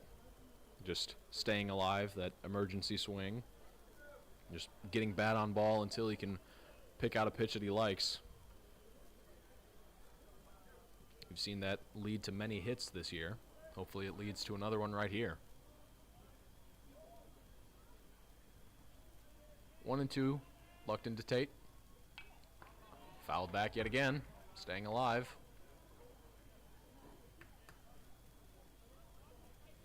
Shadows starting to creep in here on this Monday evening. Temperature still staying at upper 60s. Not a cloud in the sky here in Flossmoor. A great day for baseball. Would be even better with a Vikings win. Rob Tate trying to contribute to that. 1-2 pitch to Tate. Is hit on the ground towards short. Keating up with it. He'll throw to second for 1. And that will be the only out as Jacob Gunn is able to slide out at first base. And that's going to be batter's interference. Runner's interference as Jacob Gunn slid late into the second baseman Ryan Lay. And I believe Rob Tate is going to be out at first base after that. So Chris Webb is the only runner on base for the Vikings. Coach McCarthy is now appealing it, yelling at the base umpire, but can't change that now. I think that the second baseman, Lay, did a good job of selling it. If Gunn hadn't knocked him over, I think that he would have been safe anyway. And what do you know? Andrew is putting Dylan Head on first base for the second time today. His second intentional walk of the day. Music's playing out there.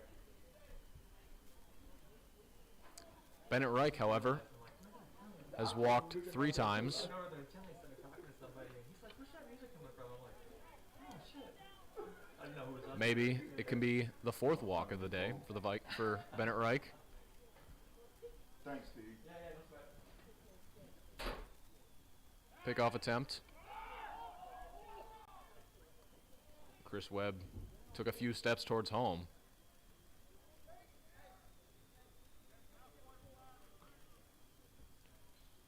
The rule for lefty pickoffs is if there's a line between first base and home, between first base, pitcher's mound, and home, the pitcher's front leg has to be less than 45 degrees. As Head takes off, ball in the dirt.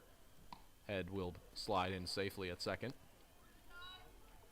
So now he represents the go-ahead run at second base, and Bennett Reich has a 1-0 count on him.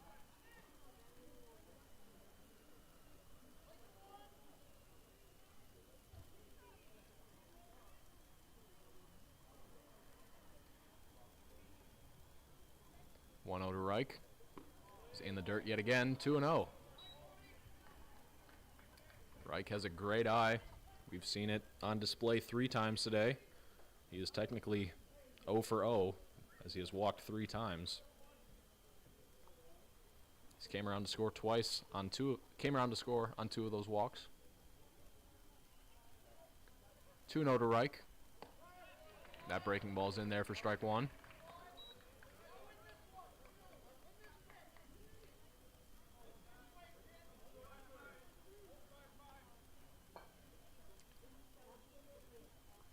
Upton looks in for a sign from Holtman. Comes set.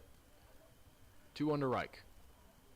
That one's lined over the left fielder into left field, and that's going to give the Vikings a 9-7 lead. Dylan Head scores from second, and Bennett Reich has a 2 RBI single.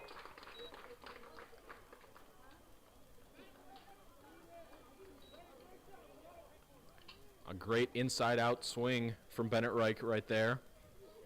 As that fastball was just in on his hands, and he just punched it over Jacob Miller's head at third base. Scoring Chris Webb from third, the courtesy runner for Josh Moore, and Dylan Head from second. And the Vikings have a 1-run lead in the bottom of the 5th.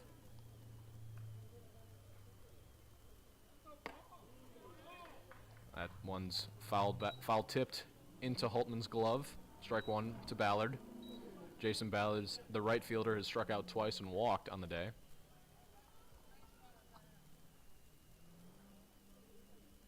That Reich takes off for second base, and he will be out at second base. A good move there by Luckton. Picks off Bennett Reich, and at the end of the 5th inning, the Vikings score 2 and retake the lead 9-8 over the Andrew Thunderbolts.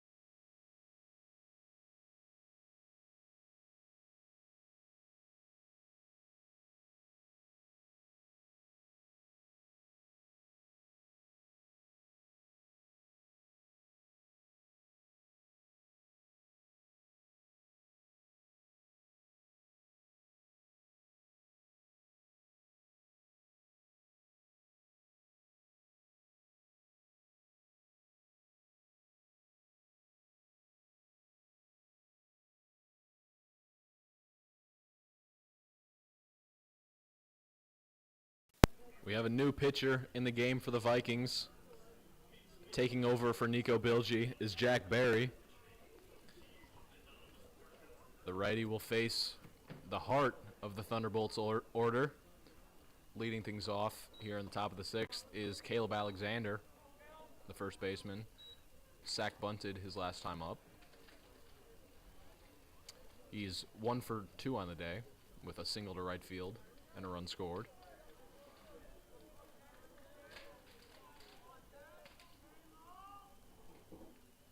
First pitch to Alexander's bounce toward Gunn at third. Gunn fires across his body, and 1 pitch, 1 out for Jack Barry here in the top of the 6th inning.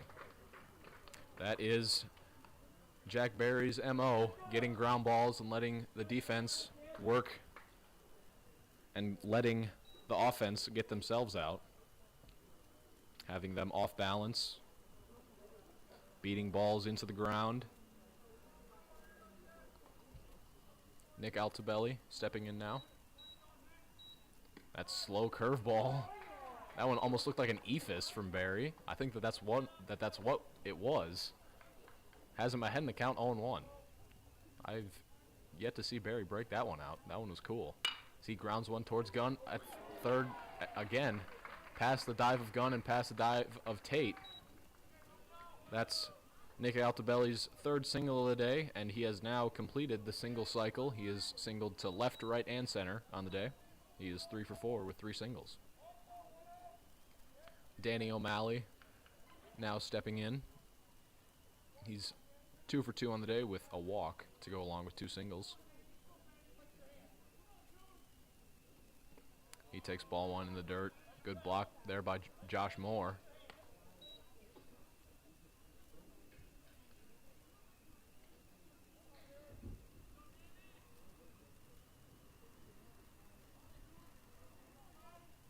Pickoff attempt. Altobelli in there safely. Barry does have a quick move. He's got quick feet. But that throw was a bit up the first base line. It wasn't right on the base. 1-0 to O'Malley. That one buckled him. 1-1.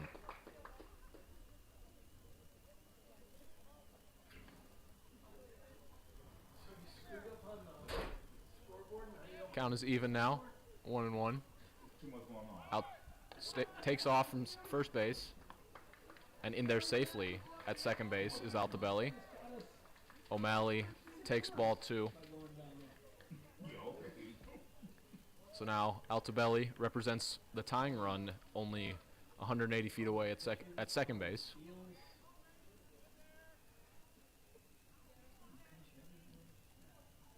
2-1 to O'Malley. Golfed out towards right center field. Ballard under it. He'll make the play. Altobelli will tag and be in there safely at third base.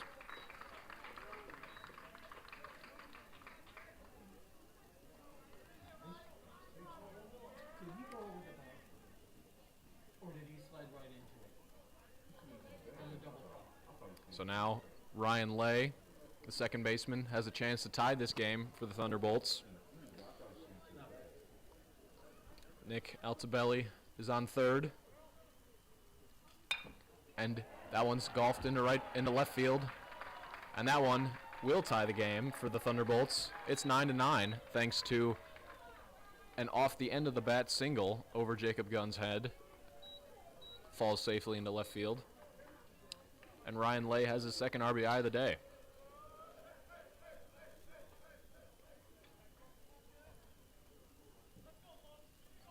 It was a good pitch from Barry, but Lay was just got the batter around on it. So Lincante lines one off Barry. He'll come up with it and make the play. Jack Barry is a warrior out there. He'll walk off the mound unfazed, taking one off the leg. But the Thunderbolts do score one, tying this game at 9-9, going into the bottom of the 6th inning.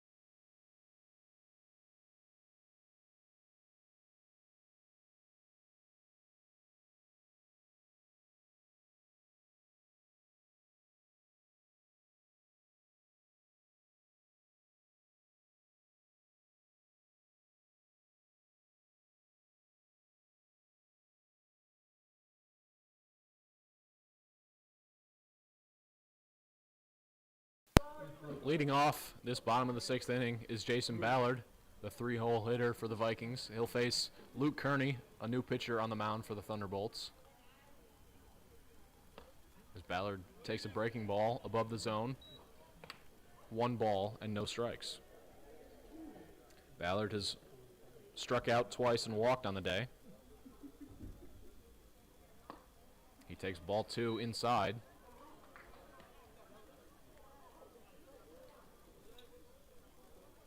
Jason can get on. He's a base-stealing threat. And he sends one left field, and this ball game is untied. Jason Ballard, with his 3rd home run of the year, gives the Vikings a 10-9 lead in the bottom of the 6th inning. That ball was roped, and it got out of here in a hurry. Jason Ballard's 3rd home run gives the Vikings a 1-run lead.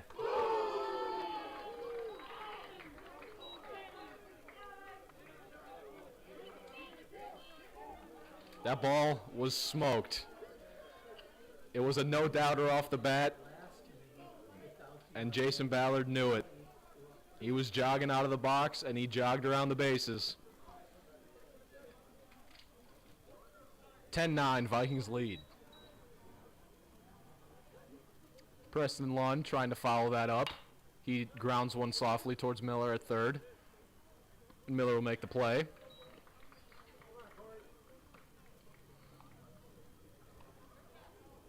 Now Corey Malling stepping in. The second baseman has 2 doubles on the day. He struck out his last time up, however.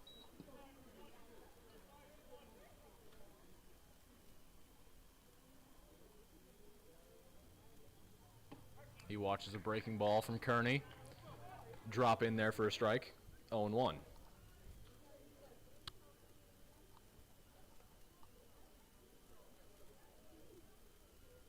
Another breaking ball from Kearney. Up above the zone. Evening the count at a ball and 1 strike.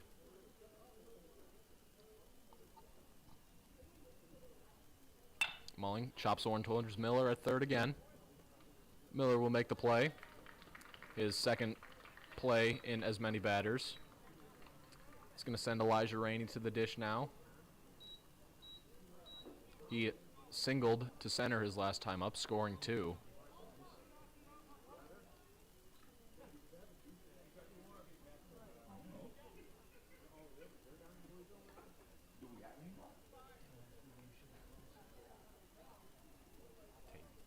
Rob Tate. First pitch to Rainey.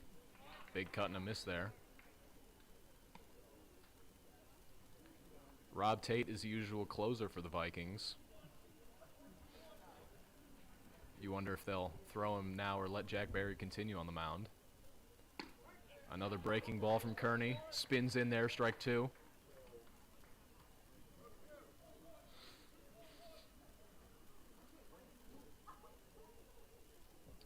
Kearney ahead in the count, 0-2. Pitch to Rainey. Fastball above the zone, 1-2.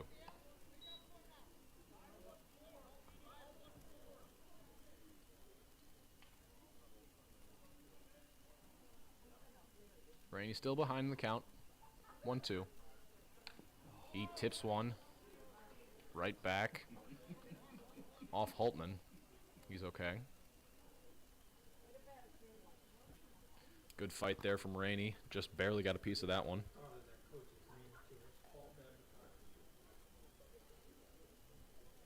And the kid coaching first grew up with my little brother. My littlest brother, Phil.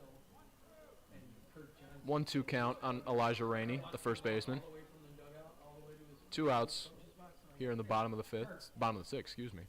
As Rainey sends one hard hit foul down the third base line. So you don't jog over If Rainey had anymore? kept that one fair, that one would have given the Vikings an 11-9 lead. Game over, give me And Rainey has the power to do that. He's already homered once on the year. 7. He waves at a curveball above the zone, and that ends the 6th inning for the Vikings. But a solo shot by Jason Ballard unties it and gives the Vikings a 1-run lead going into the top of the 7th. And it's Jack Berry back on the mound to protect that 1-run lead.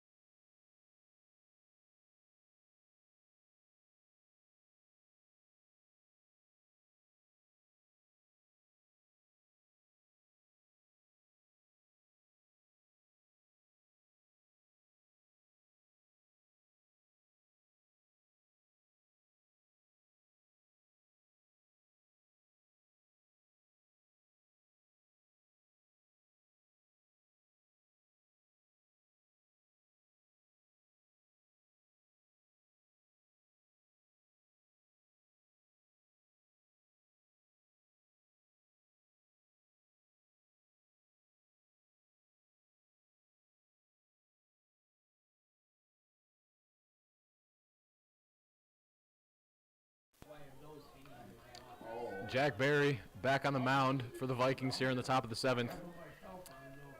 He's got a good matchup. He'll face the bottom 3 batters in the Thunderbolts lineup. Jacob Miller is the first one.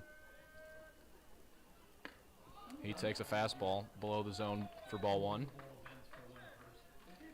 Miller doubled to right field for his only hit of the day.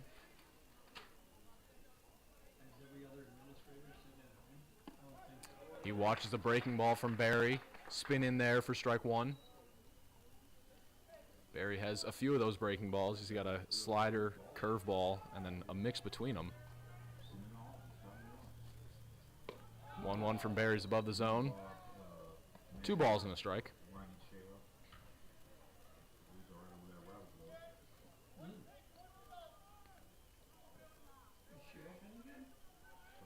2-1 to Miller. Above the zone. 3 balls and a strike. Miller is the only batter in the bottom 3 for the Thunderbolts with a hit. They're combined 1 for 9. As that one's below the zone, and it's a leadoff walk for Jacob Miller.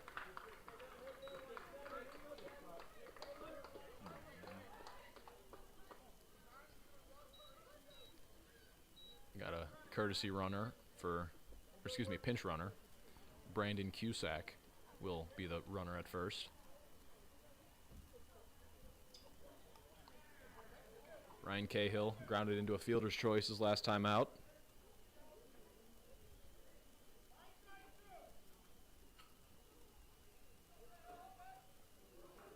He's also walked and hit a sac fly.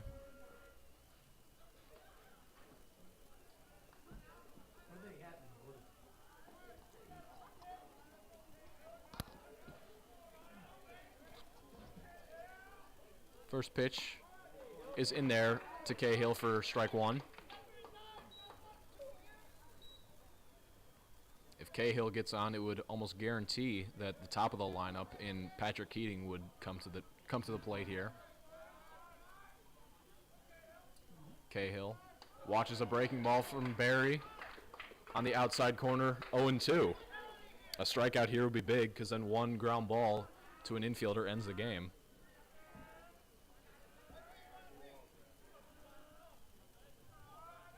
Pickoff attempt. Good pick from Elijah Rainey over there to smother that one. Keeping Brandon Cusack at first base. Got to be sure that you don't give Cahill anything to hit right here. You're way ahead in the count, 0-2. As that was nothing to hit. But he's still ahead in the count with 1 ball and 2 strikes.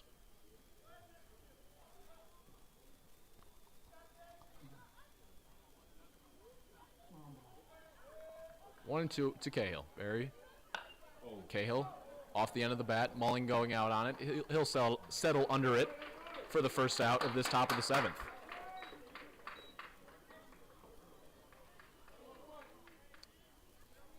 Now we'll have a pinch hitter. Jaden Frankowick will be the batter.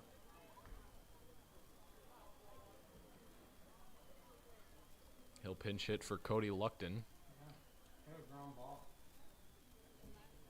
If Barry can get Frankowick to roll over, it would end the game. Vikings 2 outs away from victory, clinging to a 1-run lead. There's that eephus from Barry. I think that's his 3rd time throwing that this game. That's the 3rd time he's thrown it for a strike too.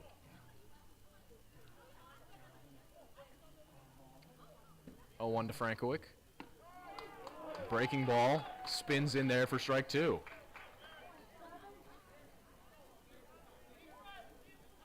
So Barry, way ahead in the count, 0-2. Again, make sure you don't give anything Frankowick can hit right here. He didn't, as that ball was off the plate. 1 ball and 2 strikes.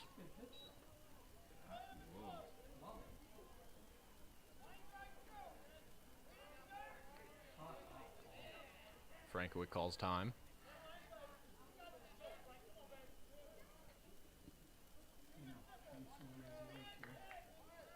1-2 to Frankowick. The pitch. Ground ball. Hit on the ground to Gunn at 3rd. Gets by him. That's going to be a single for Frankowick. And the tying run is at second base now for the top of the order in Patrick Keating.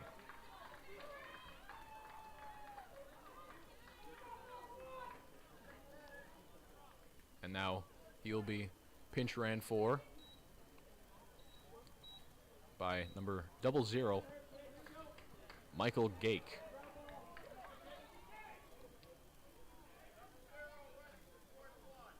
Gake at first base does represent the go-ahead run. Cusack on second is the tying run. Keating struck out his last time up to end the 5th. He's 1 for 3 on the day. He takes a breaking ball off the plate. Ball 1.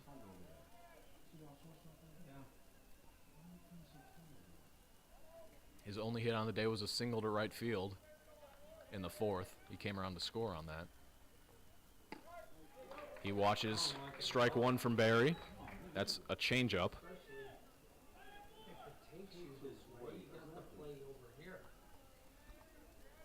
Count is even now. 1 ball, 1 strike. 1 out. Lined over Rob Tate's head. Cusack is going to be waved home, and he's going to score, and this ball game is tied. An RBI single for Patrick Keating ties things up 10-10 here in the top of the 7th. So if the Vikings want to win, it's going to have to be in walk-off fashion. 2 off the end of the bat hits have scored the Thunderbolts their 10th run of the game.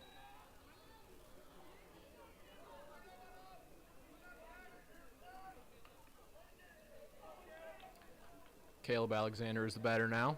He grounded to 3rd his last time up. He squares bunt. Takes strike 1 on the outside corner. A good pitch there from Barry.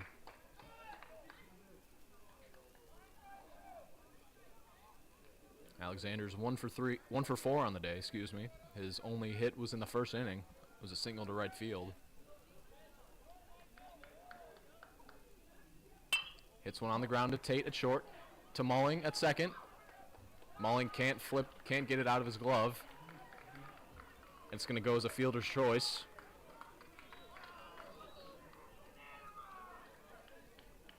And now the go-ahead run for the Thunderbolts is 90 feet away for Nick Altobelli. He's 3 for 4 on the day with 3 singles, so not exactly the man you want to see up in this situation if you're the Vikings.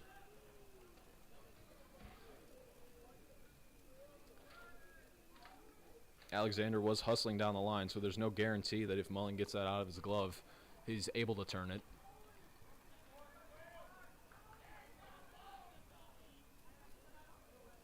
First pitch from Barry is a big swing and a miss from Altobelli.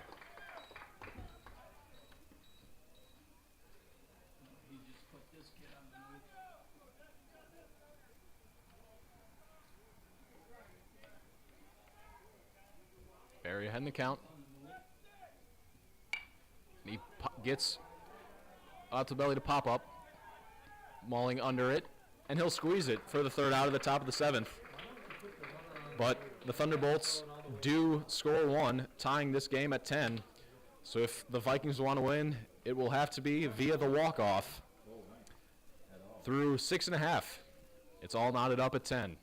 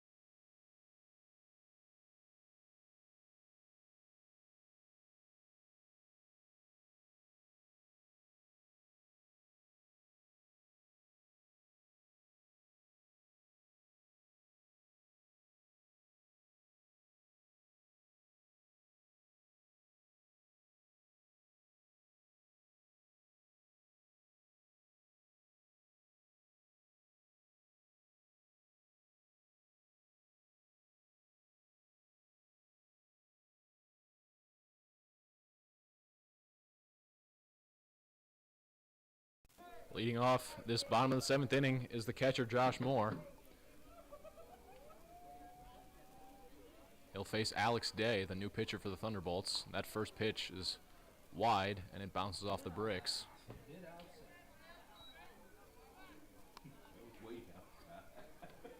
Moore is 0 for 2 on the day. He struck out and popped to second. He was courtesy ran for by Chris Webb. Chris Webb did come around to score. Moore fouls that one back. Moore was trying to end the game with one swing right there.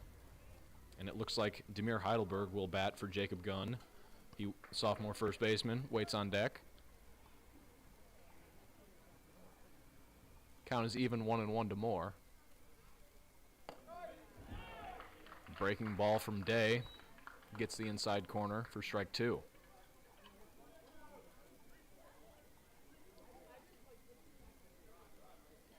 One ball, 2 strikes to Moore.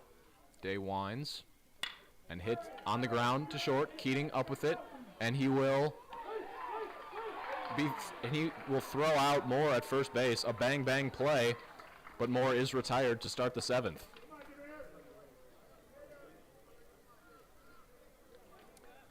Now Demir Heidelberg will bat for Jacob Gunn. Heidelberg does have a home run on the year, so if he wants to play the hero, he can.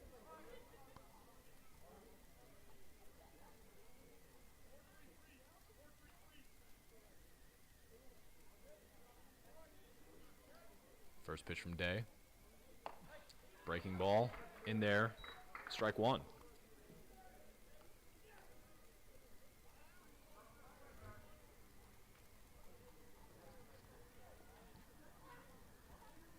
0-1 from Day. Above the zone, evening the count at 1 ball and 1 strike.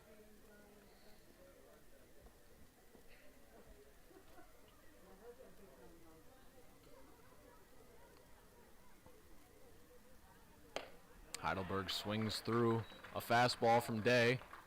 1-2.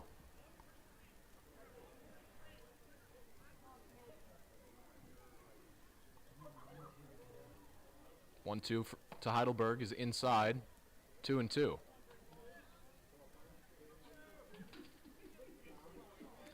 Count is even. 2-2. Vikings need a base runner. And Heidelberg swings through that, and he's going to be safe at first base thanks to a drop third strike. The most productive strikeout you will see today. And Demir Heidelberg is now standing on first base for Rob Tate. And I believe, yes, Demir Heidelberg will be pinch ran for by number 23, CJ Gales. Gales has primarily been used as a pinch runner for the Vikings this season, but he will be the winning run. He stands on first. Rob Tate stands at the plate. He's 1 for 3 on the day. Pickoff attempt. Gales in safely at first. Tate grounded into a fielder's choice his last time up, but then was called out on a runner's interference. He takes ball 1 in the dirt. There's nowhere to put Tate, as Dylan Head is the next batter for the Vikings. He's already been intentionally walked twice today. And if you walk Tate, you have to pitch to Head. He's halfway there. Ball 2.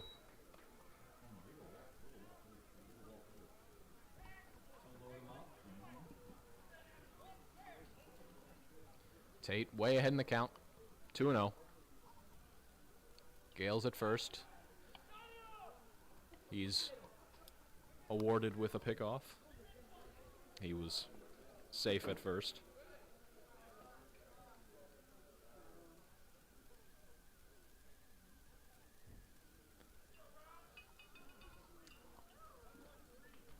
Tate still ahead in the count.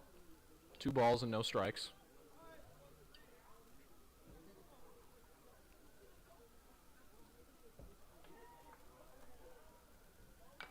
He foul tips that one back. 2-1.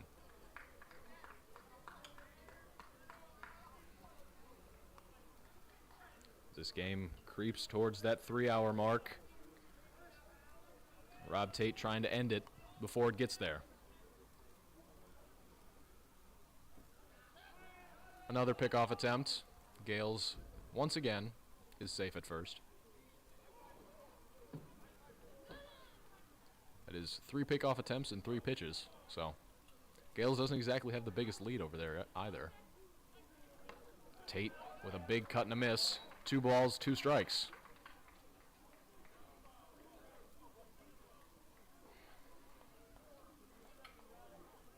Count is even now. 2 balls and 2 strikes to Tate. Number 2. O'Day spins a slider in there and gets Tate looking.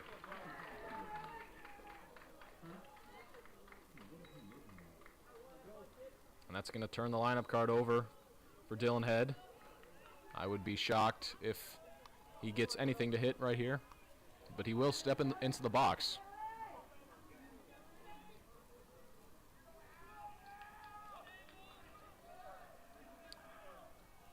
Long look in from Day. Head calls time, steps out.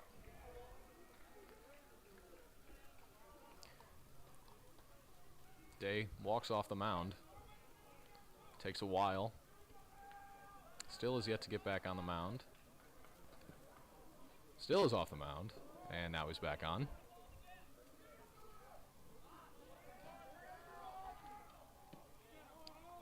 First pitch, outside.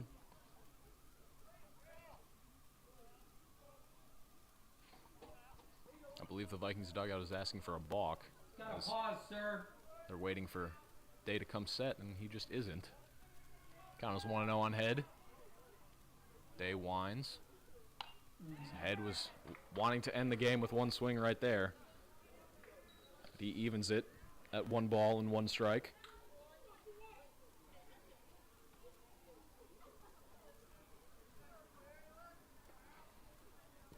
Gale's on first. Head at the plate with a 1-1 count on him. Bottom of the 7th. Tie ball game. Pitch from Day. A huge cut and a miss there from Head. You could literally hear the wind from that up here in the booth. And it's 1 ball and 2 strikes.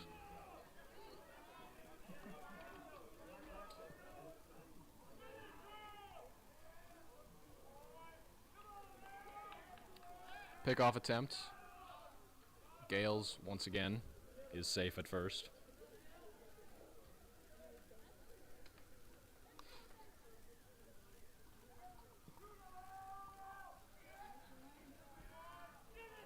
One-two count to Dylan Head. Pitch from Day is the old 55-footer. Does not get Head to swing at that bounce pass. Evens a count at 2 balls and 2 strikes.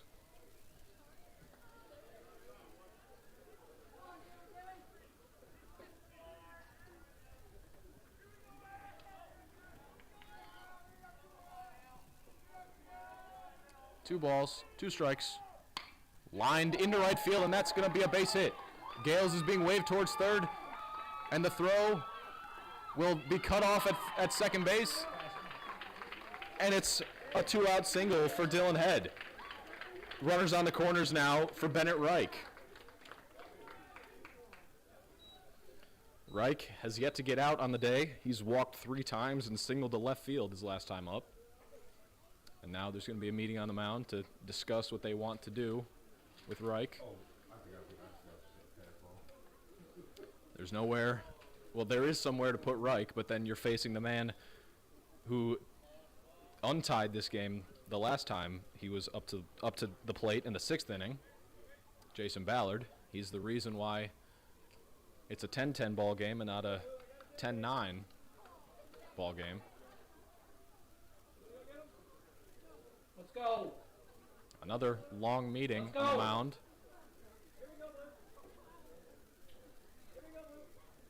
So, again, while we wait, we'll step out.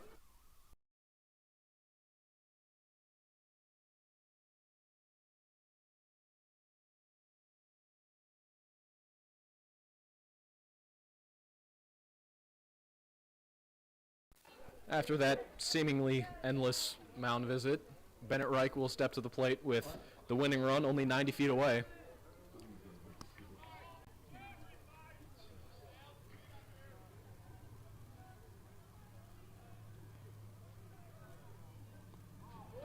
Reich holds on that ball in the dirt. Ball 1. Runner on third and first. 2 outs here in the bottom of the 7th. Vikings with a chance to walk it off. Reich has a 1-0 count on him. Head takes off. Reich watches strike 1. Head is now standing on second. So now that takes the force play out of the question for the Thunderbolts. So you can't just flip to second. Count is even now. A ball and a strike to Reich. In the dirt. Day winds. And that ball's upstairs. 2-1. Again, the man who is responsible for the 10th run of the Vikings ball game. Jason Ballard waits on deck. 2 balls and a strike to Reich.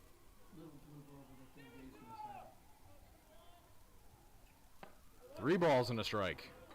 That fastball's off the plate. Brings the count to 3-1.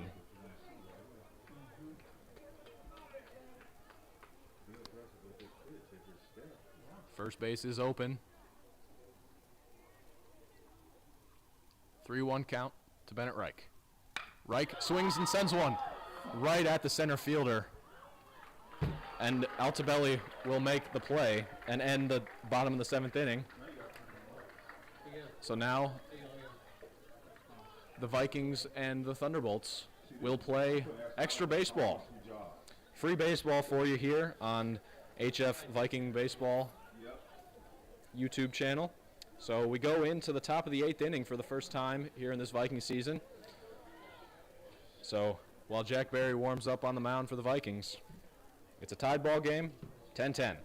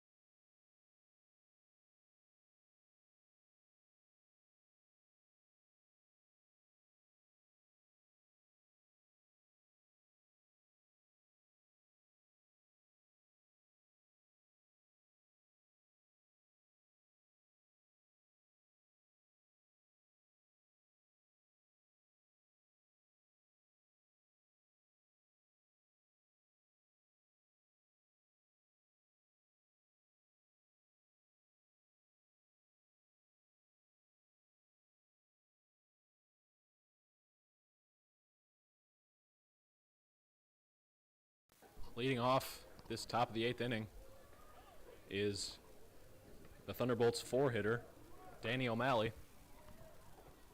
Jack Barry back on the mound for the Vikings for his 3rd inning of work out of the bullpen. He gets O'Malley to swing and miss at that first pitch. O'Malley is 2 for 3 on the day with a walk. His last at-bat, he flied to right.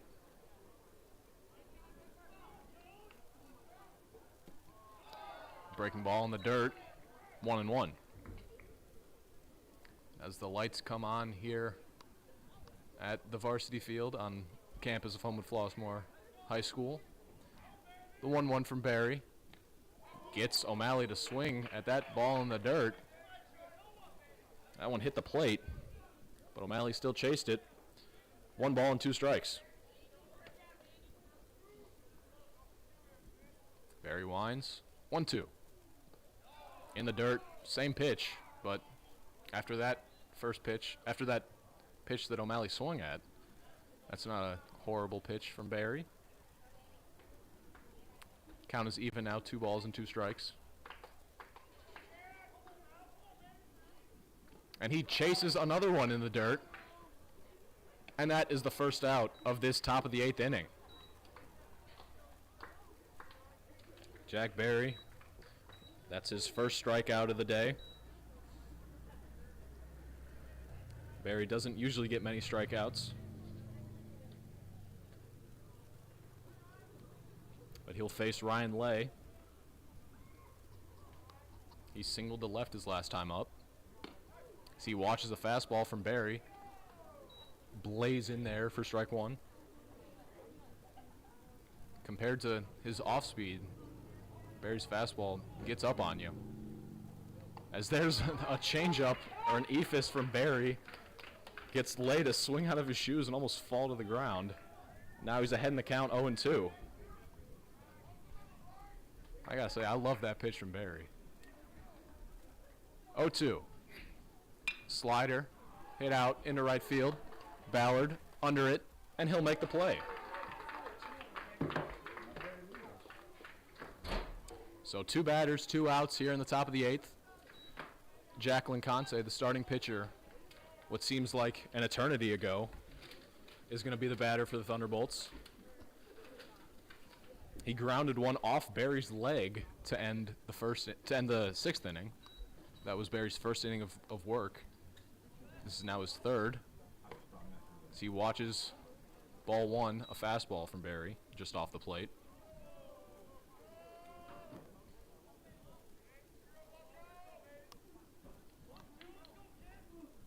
1-0 to Lincante.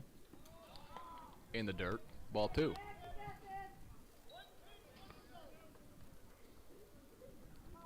Lincante is 0 for 2 on the day with a walk and a hit by pitch.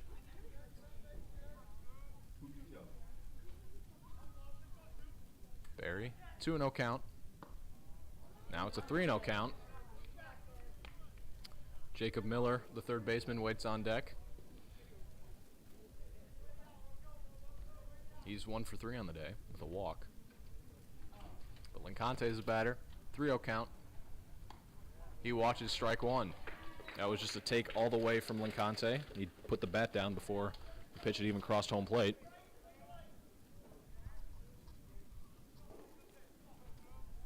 Barry winds the 3-1. Is hit in the air to left field. Bennett Wright going back on it, and that ball is going to be off the wall. It stays in the yard, but it's going to be a 2-out double for Jack Lincante.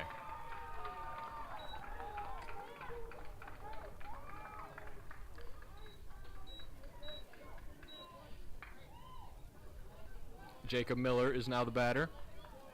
1 for 3 with a walk. That double came all the way back in the 3rd inning.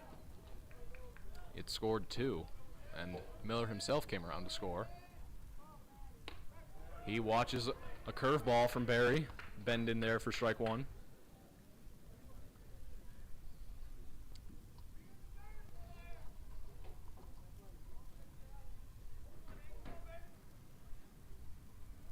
Another Ephus-like pitch from Barry has him ahead in the count, 0-2. Barry threatening to strand Lincante's 2-out double at second. He's way ahead in the count on Jacob Miller, 0-2. He steps off, excuse me.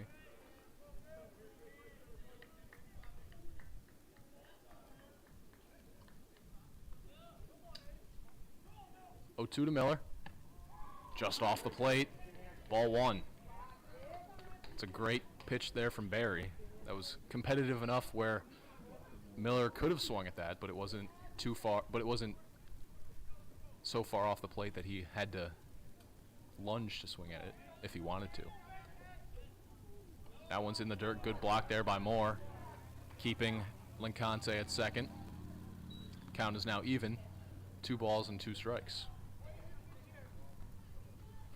Moore's done a great job behind the plate today.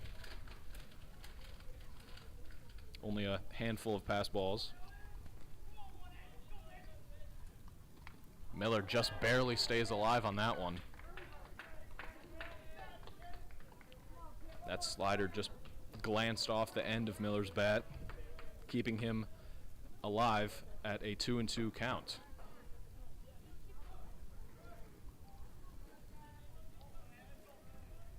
Two balls, 2 strikes, 2 outs. Hit in the air to center field. Ballard will take it, and that is going to end the top of the 8th inning. So a 2-out double is stranded at second base, and the Vikings, with a chance to walk it off, will have their heart of the order up with Jason Ballard, Preston Lund, and Corey Mulling. So through 7.5, it's all knotted up at 10.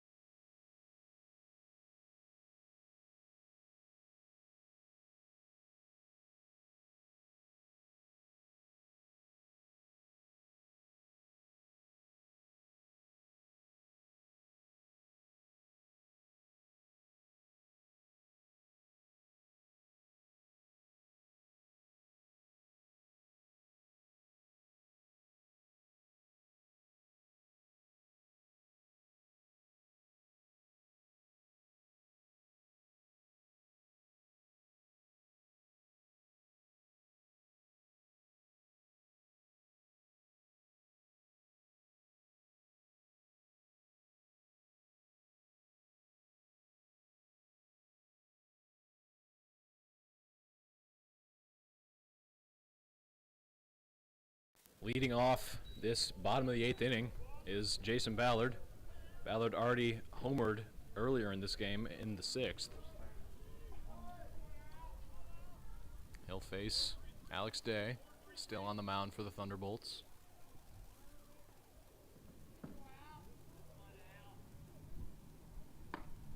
Ballard can't check that one. 0-1.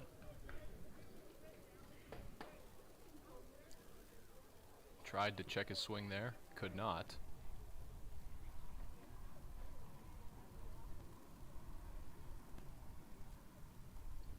Another breaking ball. Left it up. Evens a count at a ball and a strike.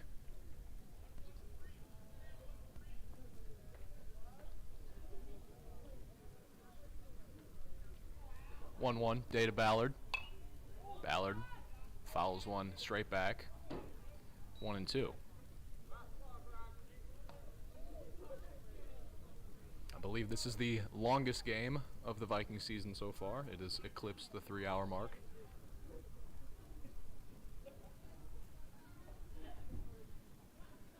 Ballard swings through a Day fastball to send him down on strikes to start this bottom of the 8th inning.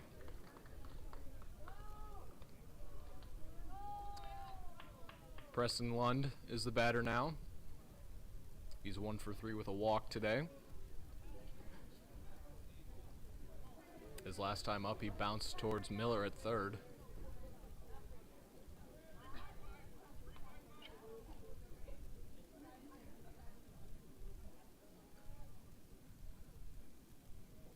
Lund swings and sends one sky high. Keating calling for it at short. And he'll take it for the second out of the bottom of the 8th inning.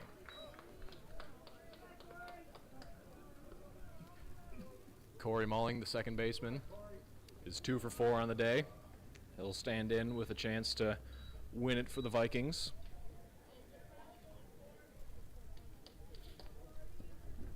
He's doubled twice. His last time up, he also bounced towards Miller at third.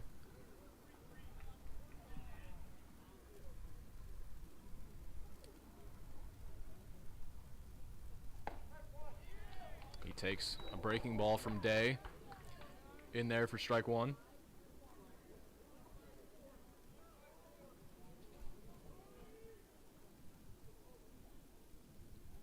Oh, 1 from Day. Swing and a miss from Mulling. 0-2.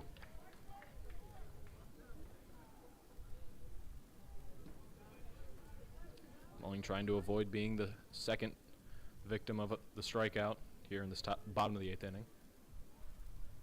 And it hits him. Mulling wears that fastball right off the back, almost exactly in the middle of it.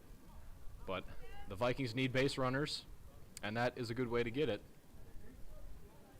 And it sends Elijah Rainey to the plate now.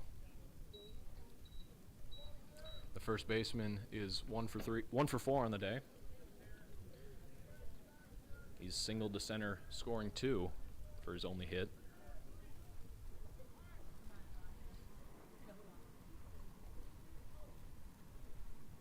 Day comes set. Tries to pick off Mulling from first. Does not.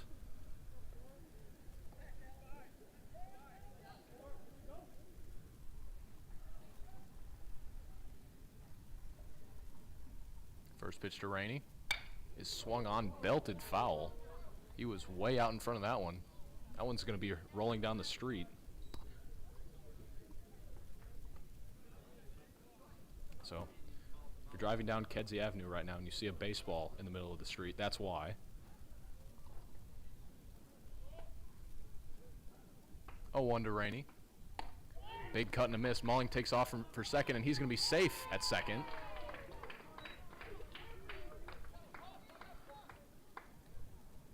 But Rainey behind in the count, 0-2. Winning run at second base. If he can single into the outfield, Mulling will at least have a chance to score. I know Coach McCarthy loves to be aggressive over there at third, and at this point in the game, you got to be aggressive. You got to take risks. No balls, 2 strikes to Rainey. And he swings through a fastball to end this bottom of the 8th inning. So another inning of bonus baseball here for the Vikings and the Thunderbolts. Going into the top of the 9th, it's the Vikings 10 and the Thunderbolts 10.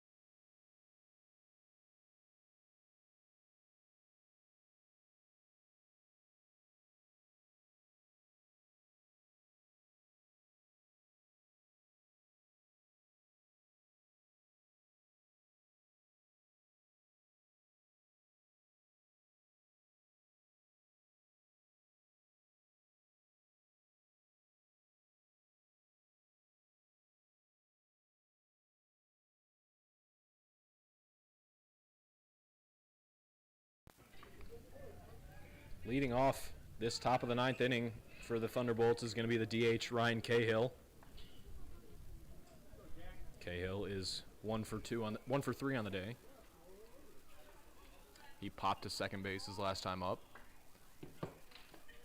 First pitch from Barry's in the dirt.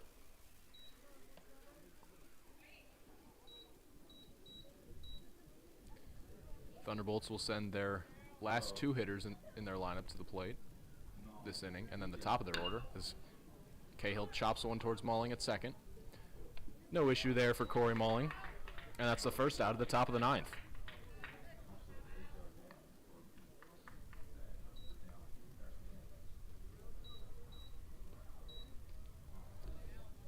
Alex O'Day stepping in.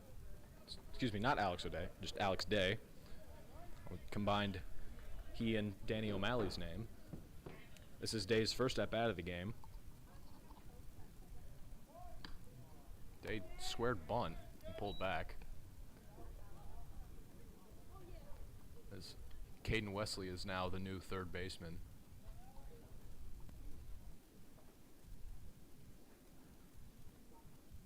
First swing from Day is lined foul down the third base line.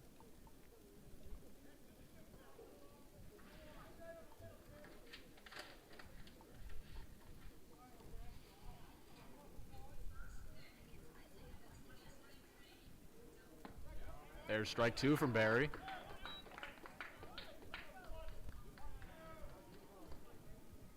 And excuse me, folks, that is Isaiah White at third base, not Caden Wesley. Wesley usually plays third late in games.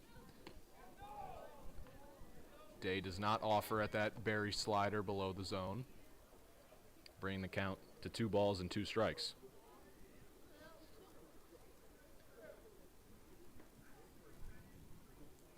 Two from Barry is fouled off. I believe that's the first time somebody's made contact on that Barry changeup / ephus, whatever it is.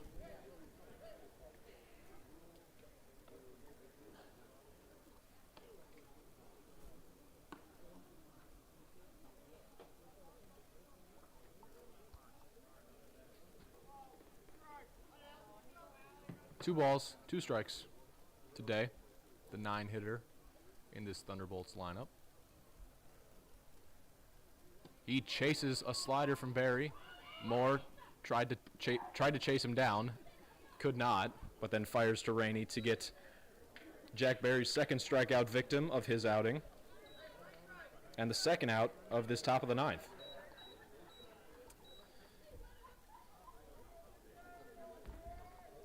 That's going to turn the lineup card over for the Thunderbolts leadoff man, Patrick Keating. He singled to left field his last time up. That tied the game.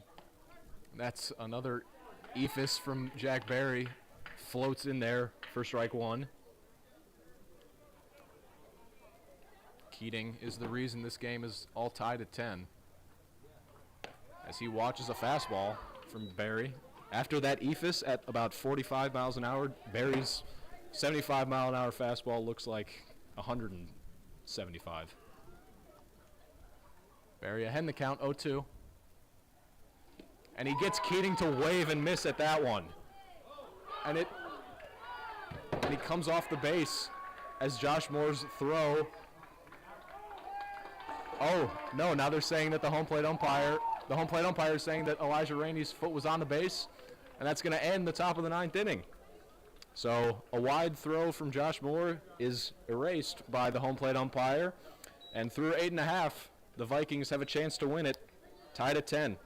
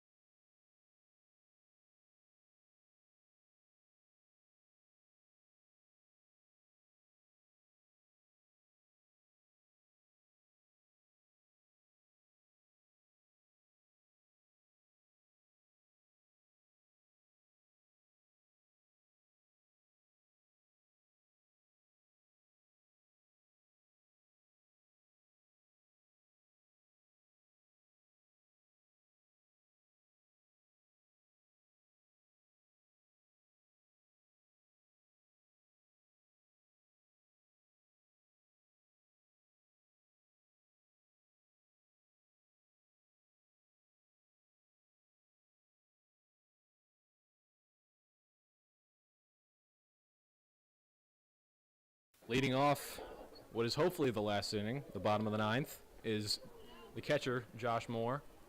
He grounded to short his last time up, all the way back in the 7th, which feels like ages ago now. He watches strike one from Alex Day on the outside corner.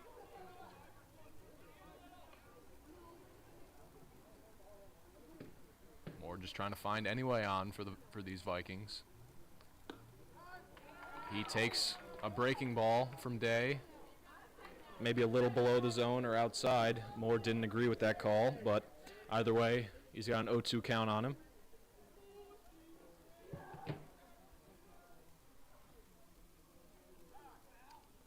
Moore calls time, steps out. Isaiah White is waiting on deck. He was the third baseman in the top of the 9th. 0-2 pitch, inside out swing, fouled off.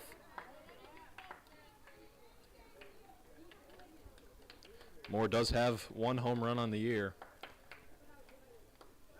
He has the power to end the game with one swing. But he's just trying to find any way on here against Alex Day. 0-2 pitch to Moore. Fights it off yet again. It was a late swing.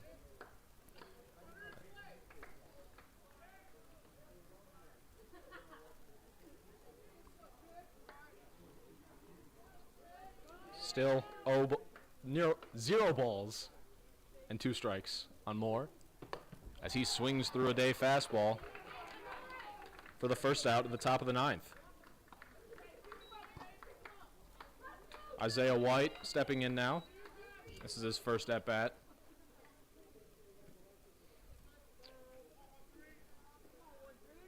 Isaiah was a defensive replacement late in the game. Jacob Gunn started at third, then was later subbed out.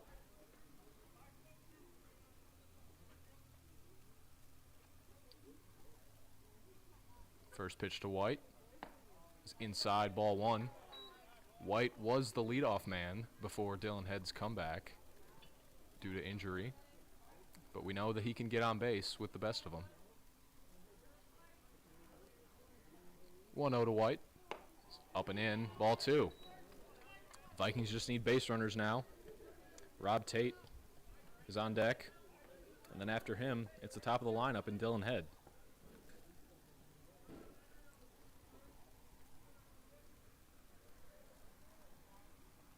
Two balls, no strikes to White. Big swing there. Fouled it back. 2-1.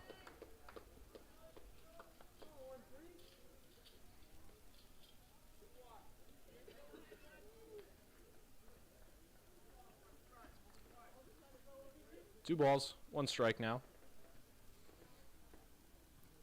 Pitch to White. Fouled back yet again. 2 balls, 2 strikes.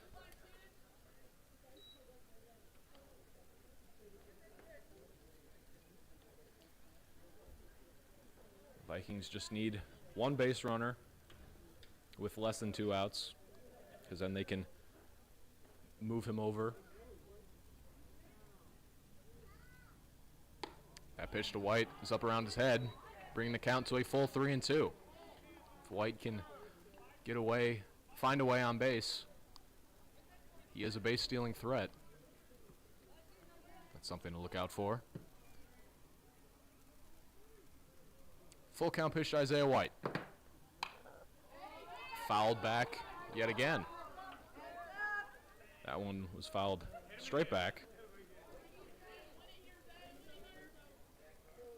Great at bat here from White.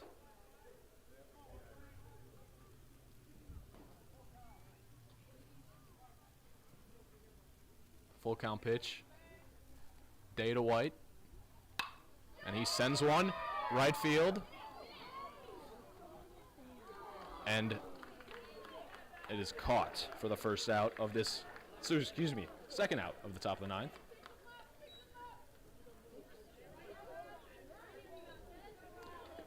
Rob Tate is a batter now. The 9-hitter is going to try to prevent being the third out of the bottom of the ninth.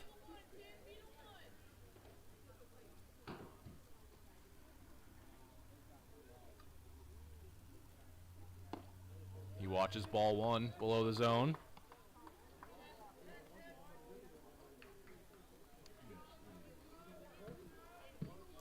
This game is now creeping towards the 3-hour and 30-minute mark. As Tate takes ball 2 upstairs. You have to go at Tate right here, because then if you don't and you put him on base, you're going to have to face Dylan Head with a runner on. And you would much rather face him in a new inning. As Tate fouls that one back, 2-1.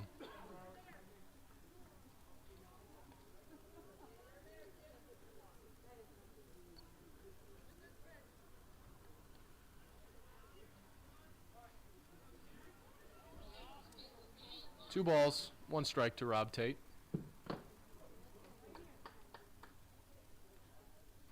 Pitch from Day. Hit on the ground. Jam shot. Miller coming in on it. And he is safe at first base. An infield single for Rob Tate. Some great hustle there from Rob Tate. Has Dylan Head to the dish with one runner on base and 1 out. 2 outs. Got to go at him right here. Head has yet to get out on the day and is a triple away from the cycle. He singled to right his last time up.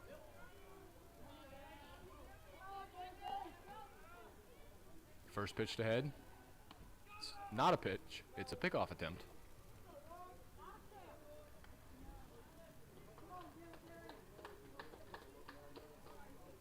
Thunderbolts clearly worried about Tate over there on first.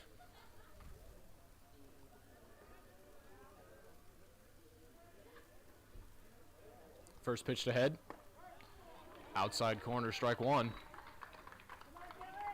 We've seen many teams do that to head, sort of pitch him outside, hoping to take some of his power away, but then he can go down the left field line as he did in the 4th inning with a double down the left field line.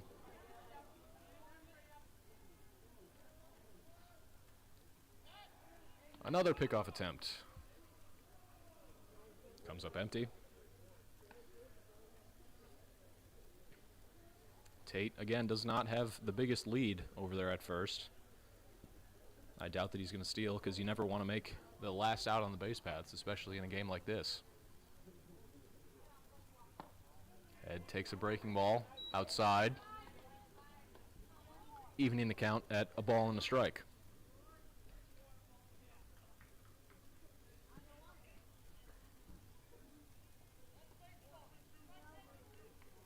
One ball, one strike to Dylan Head. Chops one, foul, 1-2.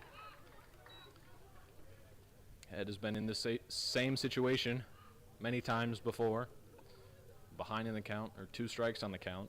In fact, this was the exact situation he was in the 1st inning. He was behind in the count 1-2, and then he battled back and eventually hit a hanging breaking ball over the fence for a solo home run to lead off the game. Maybe he can hit a 2-run home run to end the game right here.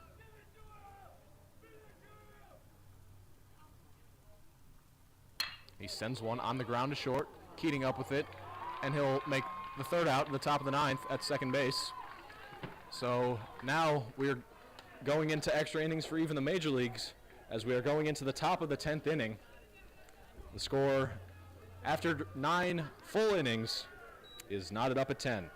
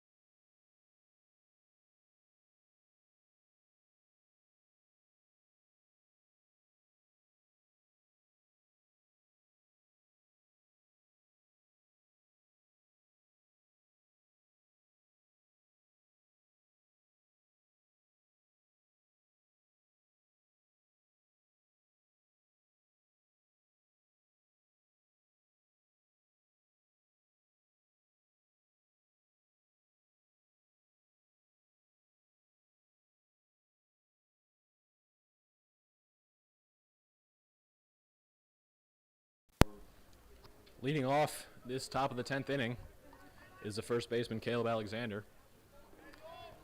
He hit into a fielder's choice to the shortstop, Rob Tate, his last time up. He takes ball 1 low.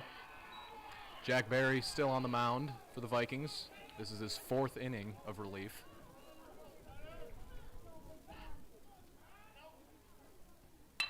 So Alexander sends one deep left field, and that one is gone. A solo home run to start this top of the 10th inning has the Thunderbolts ahead 11-10.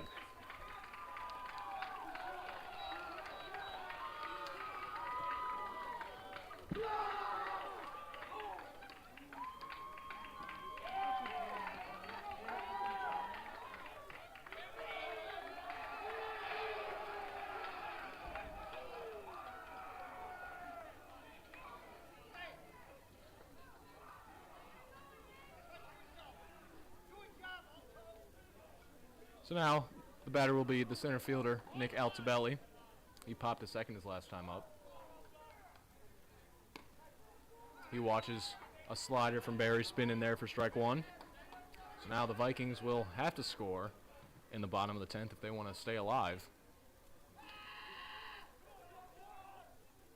Altobelli sends one on the ground to Malling. Malling up with it and flips to Elijah Rainey at first base for the first out of this top of the 10th.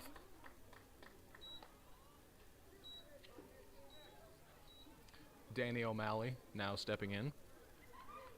The left fielder struck out his last time to the plate in the 8th.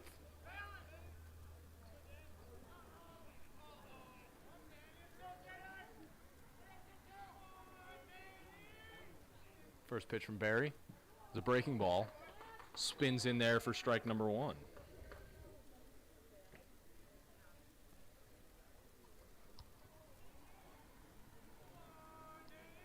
Oh, one from Barry.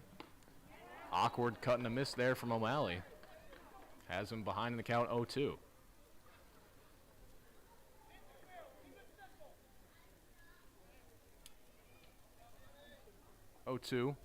Barry to O'Malley. In the dirt. Ball one. Not a bad pitch because O'Malley chased a few of those in his last at-bat.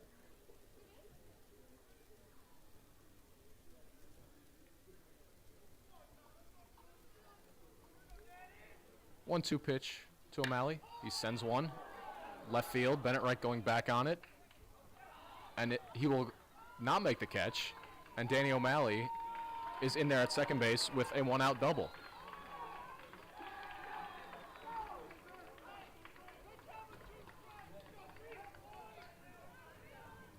An opposite field double there from O'Malley. Sends Ryan Lay to the dish with a runner in scoring position now. He flied to right his last time up.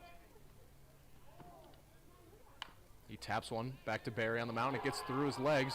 Malling is up with it. No play, and that's going to be an error on Jack Barry. But it's going to have the Thunderbolts with runners on the corners and one out.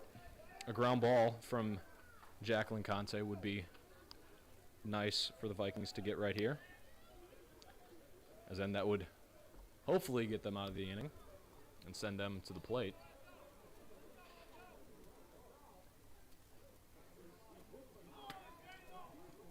First pitch from Barry. Big swing and a miss there from Lincante. Comes up empty.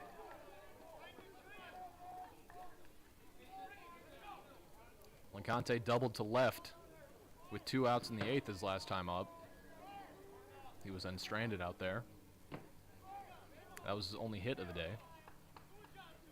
He is 1 for 5. Calls time, steps out.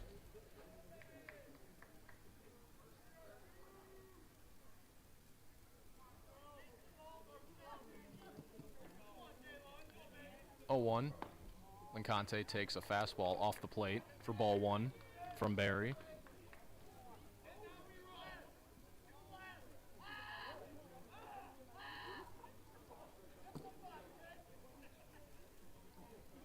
Count is even now to the left fielder, Lincante. He takes ball 2 off the plate.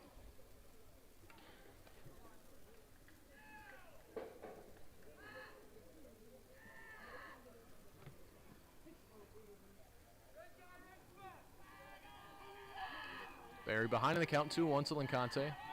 The pitch is low, ball 3. Jacob Miller, the third baseman, is on deck. He's 1 for 5 on the day. His lone hit coming in the 3rd. It was a double to right field. 3-1 outside, ball 4. So that's going to load the bases now for the third baseman, Miller. Thunderbolts have already scored 1 here in this top of the 10th. Threatening to score a handful more with the bases loaded and only 1 out. If Miller can get on top of 1, he can likely end this inning for the Thunderbolts.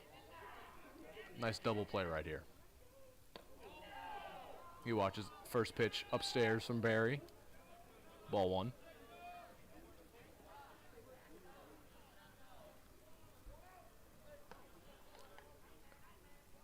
nowhere to put Miller with the bases loaded.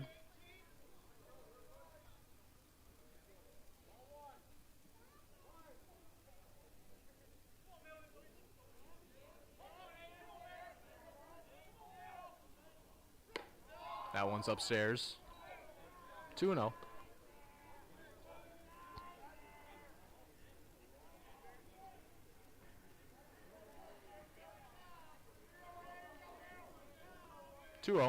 Barry to Miller. Hit over Rob Tate's head, and that's going to score at least one. Head up with it. Throw is cut off by Isaiah White. And two runners do score. Andrew Thunderbolts, thanks to a little jam shot single into left center field by Jacob Miller.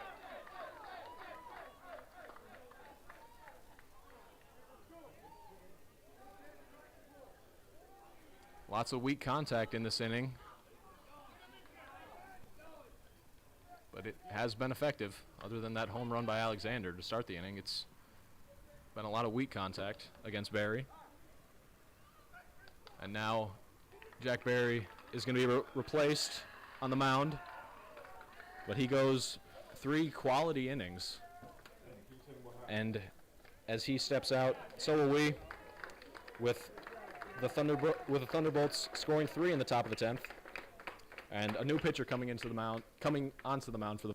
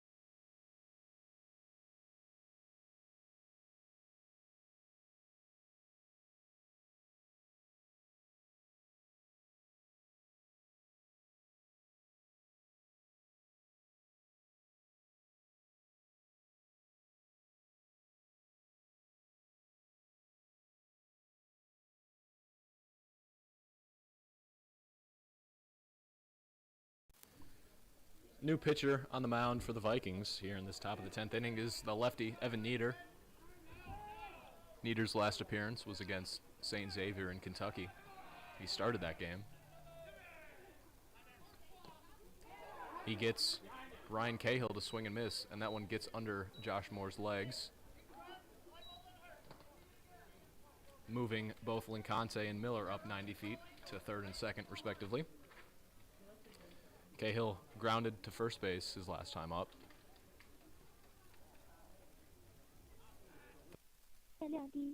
For the 10th, Nieder trying to keep it at just 3.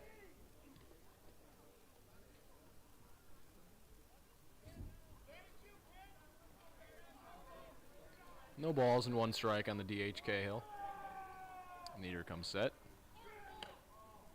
That one's off the plate. 1 ball and 1 strike.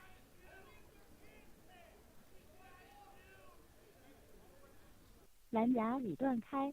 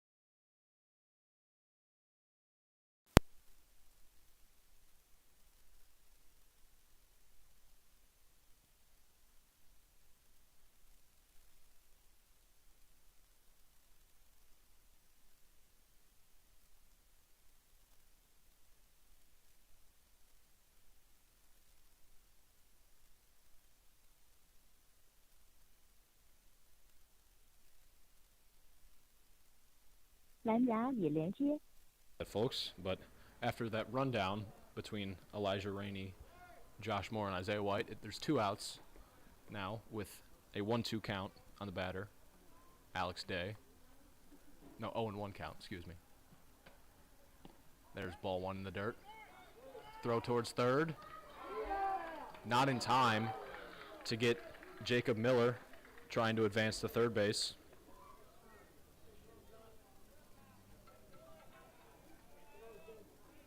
So now Jacob Miller is at third, and Anthony Stella, a pinch hitter, is now at second.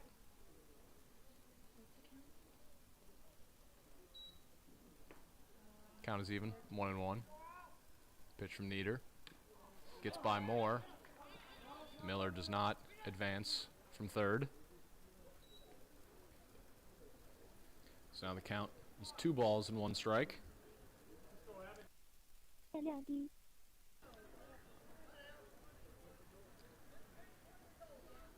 This is the pitcher, Alex Day, trying to help himself here. He already has a 3-run cushion when he goes back on the mound in the bottom of the 10th. Swing and a miss there from Alex Day, evening the count at 2 balls and 2 strikes.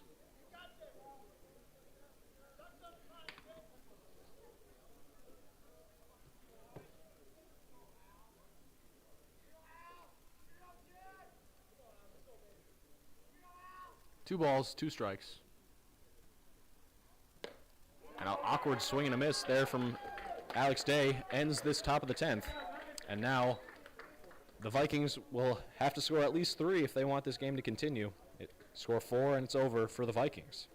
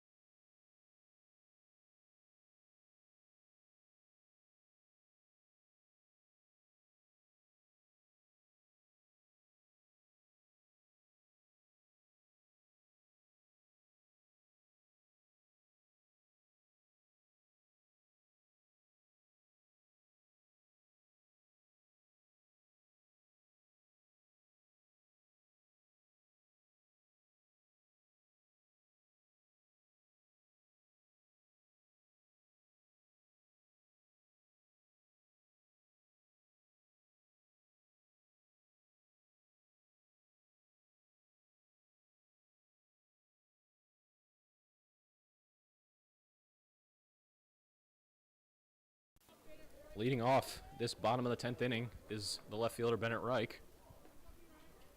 Reich is 1 for 2 on the day with 3 walks. He takes ball 1. Alex Day still on the mound for the Thunderbolts. If the Vikings do want to score, which I guarantee you that they do, they're going to have a good chance to with their heart of the order coming up. 1-0 from Day. It's in there for strike 1.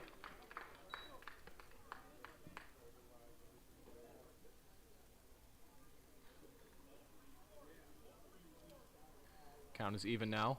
1 ball and 1 strike to Bennett Reich. Day steps off. As for catcher Mike Hultman to redo the signs. Reich fouls that one back. 1-2.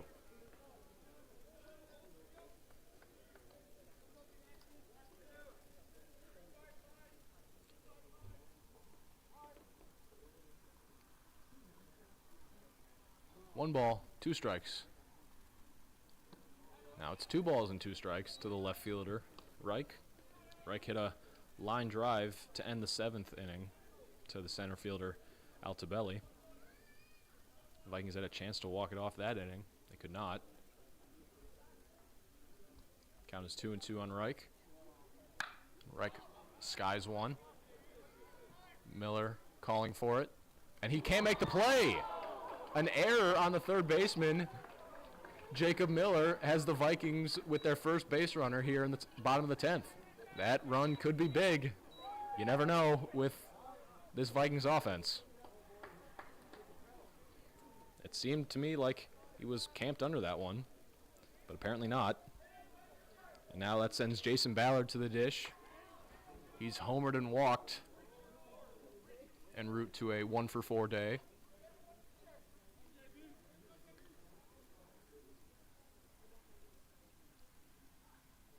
First pitch from Day is a breaking ball off the plate, ball 1.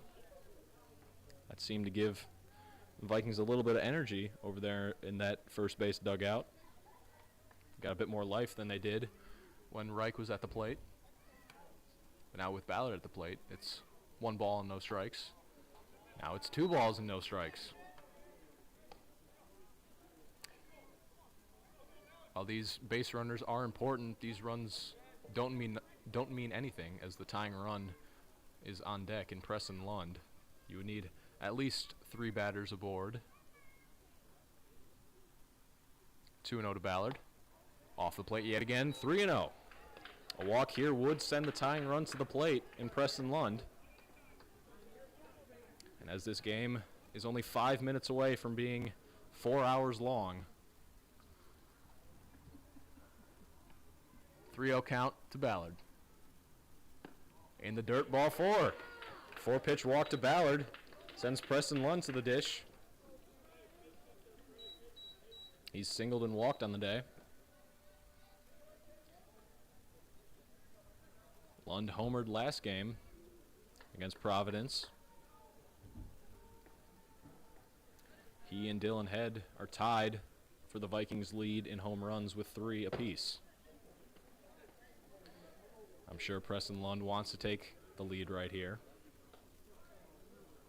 A home run here would tie it. He just needs to barrel a ball, split a gap between left center or right center. As he watches ball 1 upstairs. That's 5 straight balls from Alex Day. Maybe his number of pitches is getting up there, having a toll on him. Can't find the zone. 1-0 to Lund. Is in there for strike 1. Lund was taking all the way. Count is even. 1 ball and 1 strike.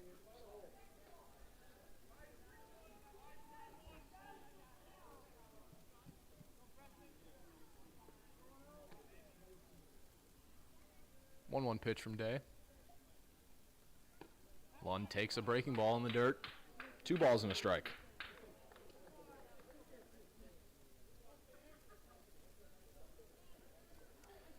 How amazing would a walk-off grand slam be? Something you dream of as a kid. You got to get bases loaded first. 2-1 count to Lund. He fouls back that pitch from Day. 2 balls and 2 strikes. Reich on second. Ballard on first.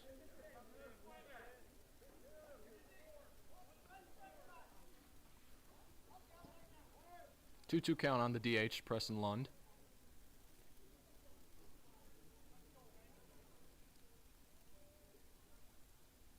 He watches a ball upstairs. 3 balls and 2 strikes. Full count. This would send the potential winning run to the plate in Corey Mulling, who waits on deck.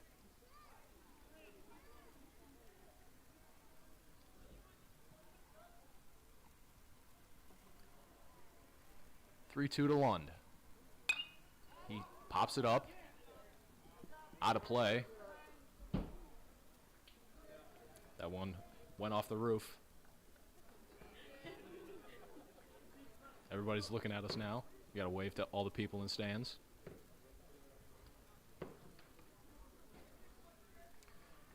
Full count on the DH, Preston Lund.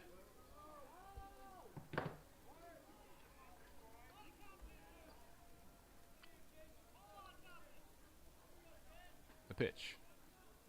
In the dirt. Ball 4. The winning run is at the plate for the Vikings. And his name is Corey Mulling.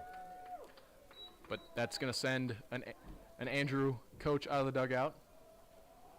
And I believe that's all she wrote for Alex Day. So he's going to depart. He loaded the bases here in the bottom of the 10th with 2 walks after an error. And the new pitcher is going to be number 30, Jake Ross. So as he warms up, we'll step out and be back with another Vikings nail-biter ending.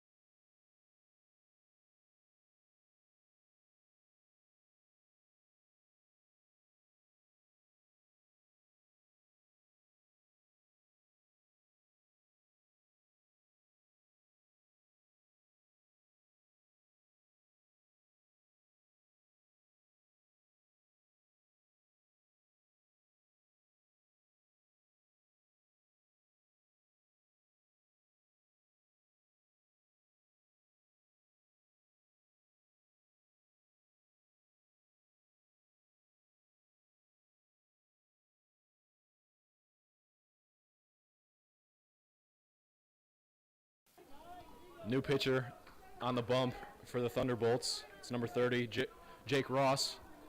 He'll face the second baseman, Corey Mulling. He's 2 for 2 with a hit by pitch on the day. He's doubled twice. First pitch from Ross is in the dirt. Ball 1. You got nowhere to put him. Bases are loaded, and now catcher Michael Holtman will go out and talk with Ross after only 1 pitch. You would think that they would have talked about this during their mound visit when he was replaced. When he replaced Alex Day, but either way, it was a quick one. Only a few words. 1 ball and no strike to Mulling. He does represent the winning run.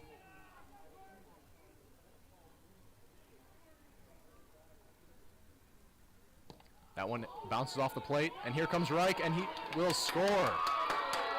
And now, all runners move up 90 feet, so the tying run is standing on second base in the form of Preston Lund.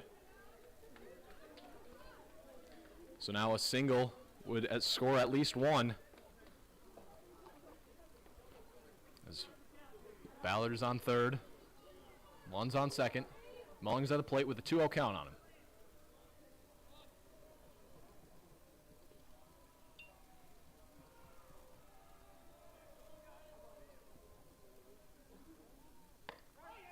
That's a first strike from Ross, 2-1.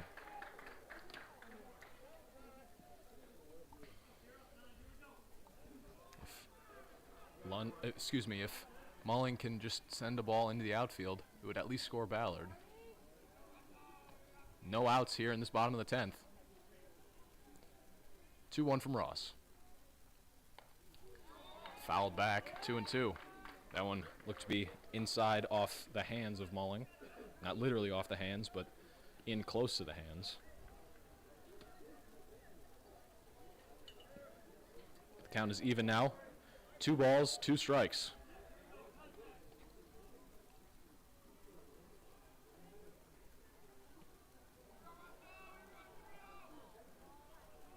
Pitch from Ross. Tipped straight back into the mitt of Holtman, and that's the first out of the bottom of the 10th. Elijah Rainey is the batter now for the Vikings. He's 1 for 5 with a single to center. That single to center did plate 2. If he can plate 2 more right here, that would be greatly appreciated from his Vikings teammates. Rainey calls time. So tying run only 180 feet away. Preston Lund on second. Jason Ballard on third.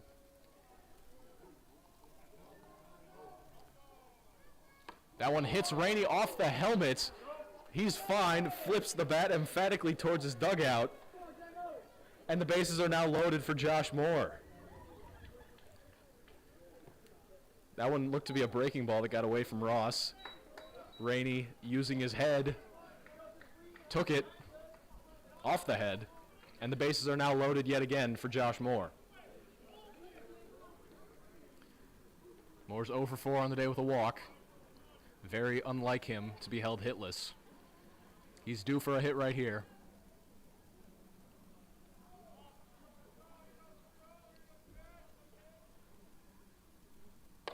Swings through that Ross fastball. 0-1. As this game has now officially gone over 4 hours. Start time was 4:30. It is now 8:32. The shortest game of the Viking season has now been followed up with the longest game of the Viking season.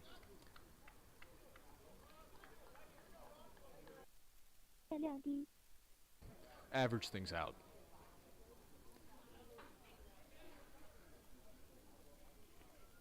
Long look in from Ross. Come set. 0-1 to Moore. Inside, almost hits him again. 1-1.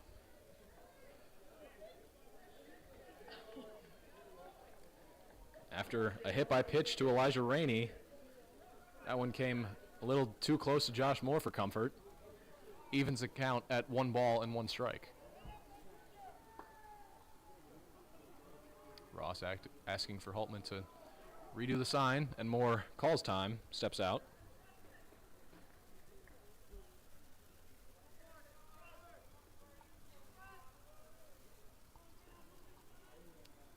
One ball, 1 strike to Moore.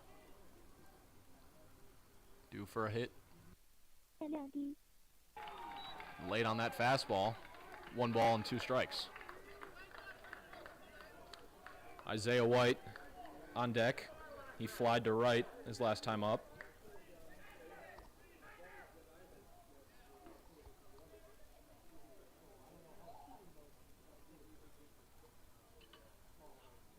One-two pitch to Moore. That hit him again. The Vikings score another one. Hit by pitch offense. And the game is now a 1-run ball game here in the bottom of the 10th inning. Josh Moore gets hit by a fastball on a 2-2 count, and it sends the tying run to third base in Preston Lund, and Elijah Rainey the winning run to second.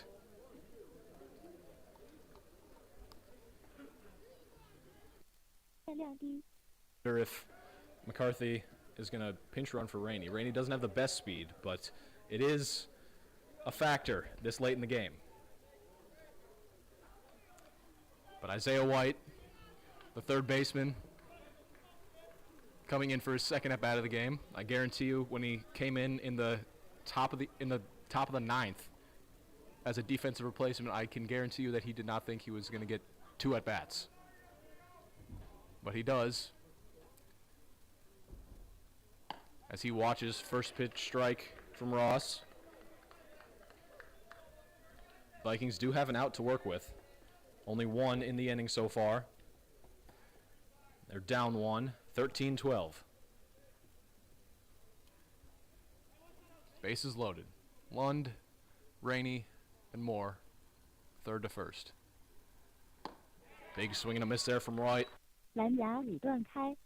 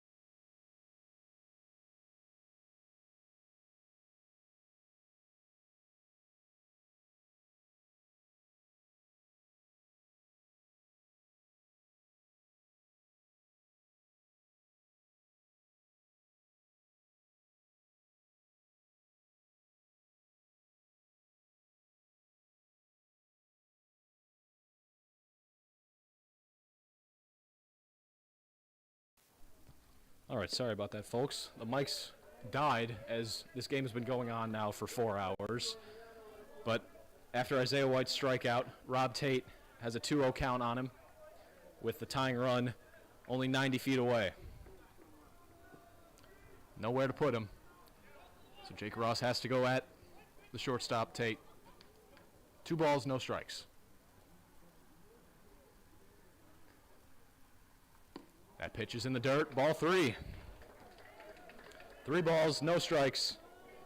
Tying run, 90 feet away, here in the bottom of the 10th. Dylan Head waits on deck. But Rob Tate doesn't want to give the game to him. He wants to end it right here. 3-0 count.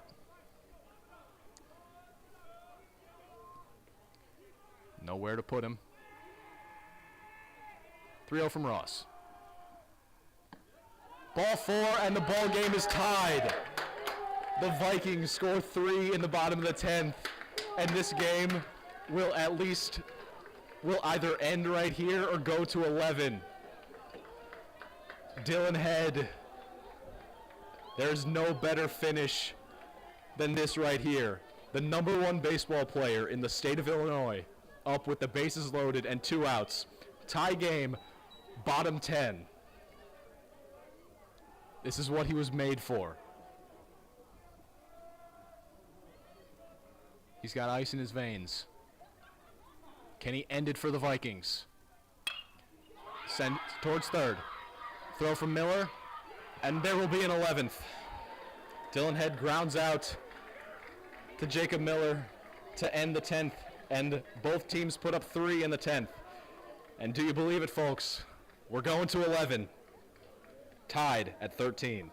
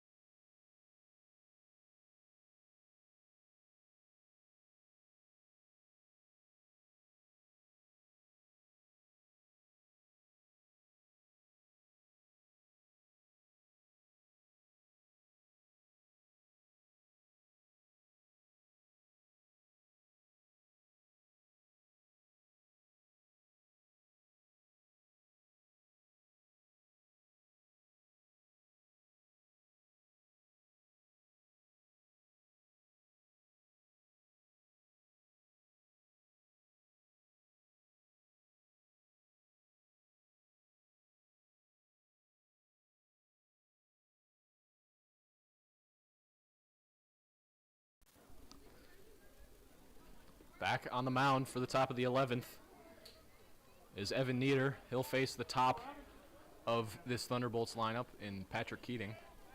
Leadoff man struck out his last time up, so he takes ball 1 upstairs.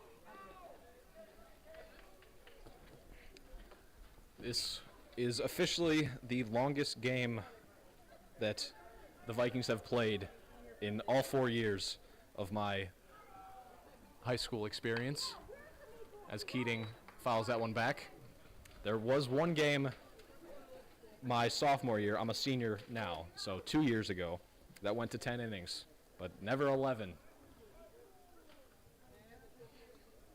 Speaking of 11, count is 1-1. That's ball 2 upstairs.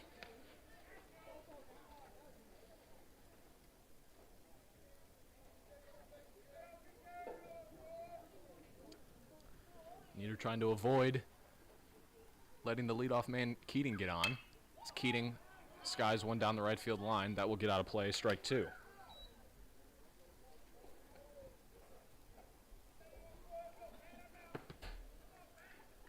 Count is even now. 2 balls, 2 strikes. Nieder trying to send Keating back to the dugout on strikes. Leaves that breaking ball upstairs. 3-2.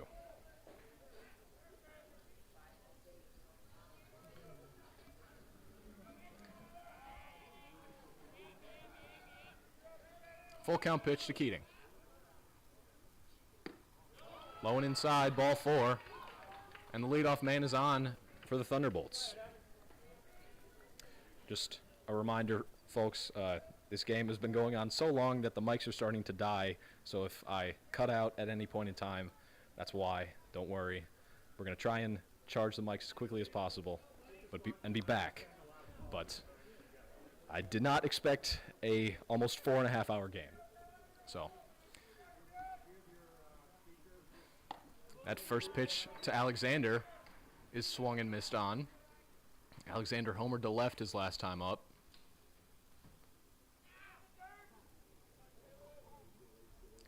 Nieder has that sinking fastball action, so if Alexander gets on top of one, he's likely going to just beat it straight into the ground.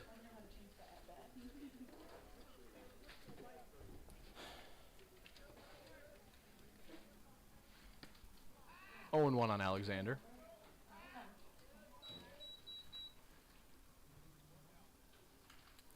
Nieder steps off.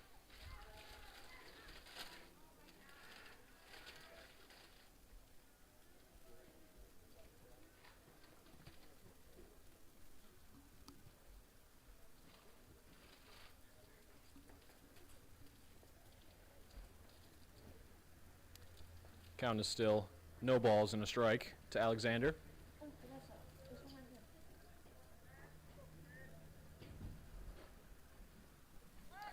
Nieder picks off, and that gets away from Rainey, and Patrick Keating is going to move up to second base. So now the go-ahead run in scoring position for the Thunderbolts.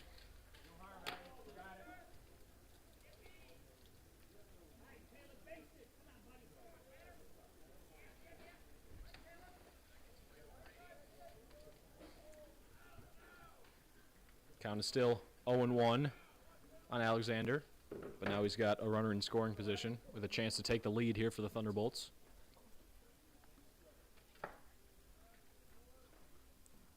That pitch is in the dirt. Moore got body on it, but not enough so that Keating couldn't advance to third. It's 1 ball and 1 strike.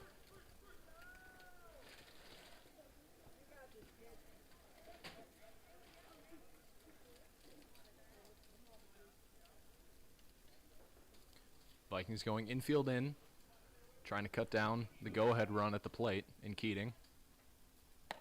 There's a swing and a miss from Alexander. 1-2.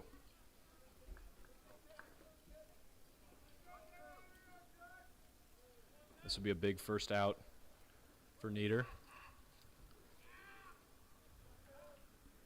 1-2. In the dirt, good block by Moore.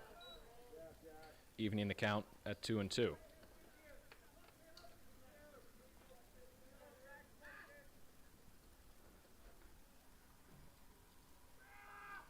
Two balls, 2 strikes to the first baseman, Alexander.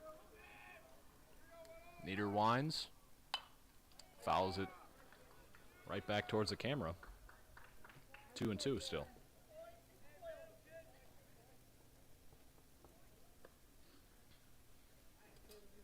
So after being scoreless through the 8th, 9th, through the bottom of the 7th, 8th, and 9th innings, both teams score 3 in each half of the 10th.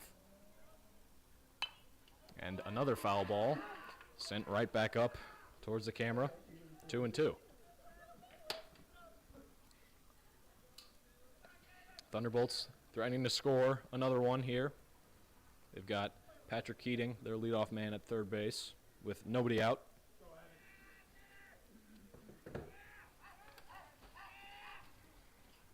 Two and 2 count on Alexander. Calls time.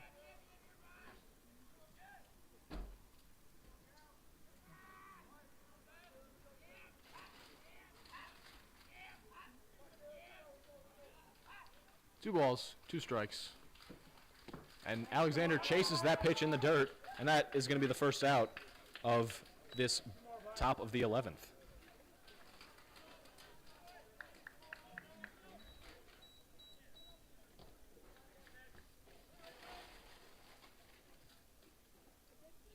So after a leadoff walk to Keating, Nieder bounces back and get Alexander down on strikes.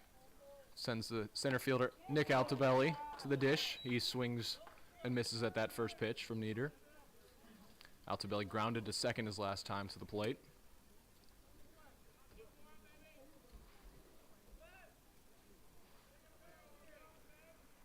Oh, 1. Breaking ball. Left up and out. 1-1.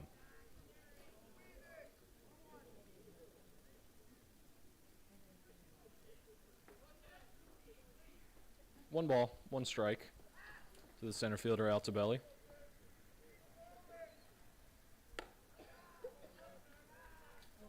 That one's off the plate. Ball 2.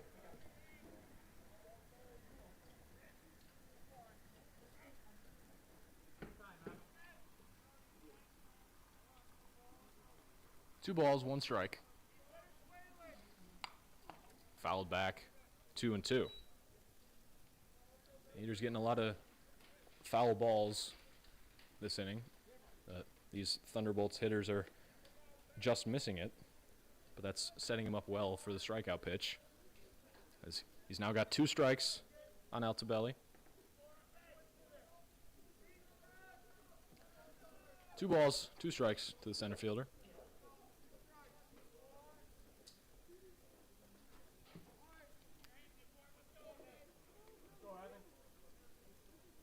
Nieder comes set. 2-2. Swing and a miss from Altobelli. That's a big out for the Vikings. And it's the second strikeout of this top of the 11th inning. Sends the lefty, Danny O'Malley, to the dish. Lefties usually have a harder time against Nieder, as that sinking fastball is coming in on their hands. Nieder trying to strand a leadoff walk that it has advanced to third so far, trying to keep it only at third. O'Malley cuts and misses at that one, 0-1. So 2 straight strikeouts from Nieder. Sends Josh Moore out to the mound to talk to Nieder. Using that comparison, you see just how big Evan Nieder is. Nieder's about 6'7". Moore isn't exactly little either. He's around 5'10", 5'11". He'll tell you 6 foot.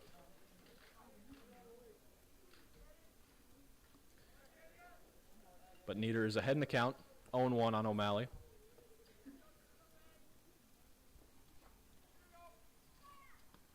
Good block there from Moore as that ball was in the dirt, evening things at a ball and a strike.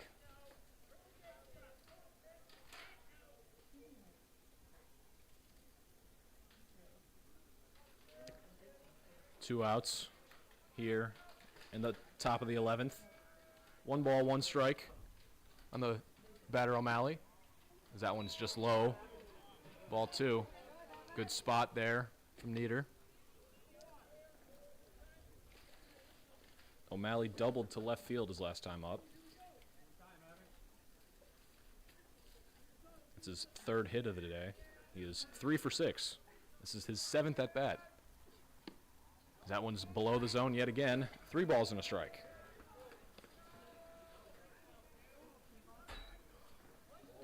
Nieder trying to avoid his second walk of the inning.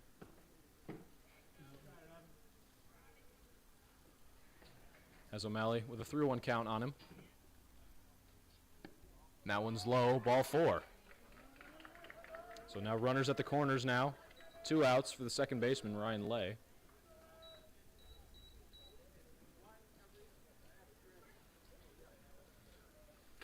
And that, I believe, is going to be it for Evan Nieder. Coach McCarthy going out there. And as Nieder departs, we'll step out and be back with more Vikings baseball.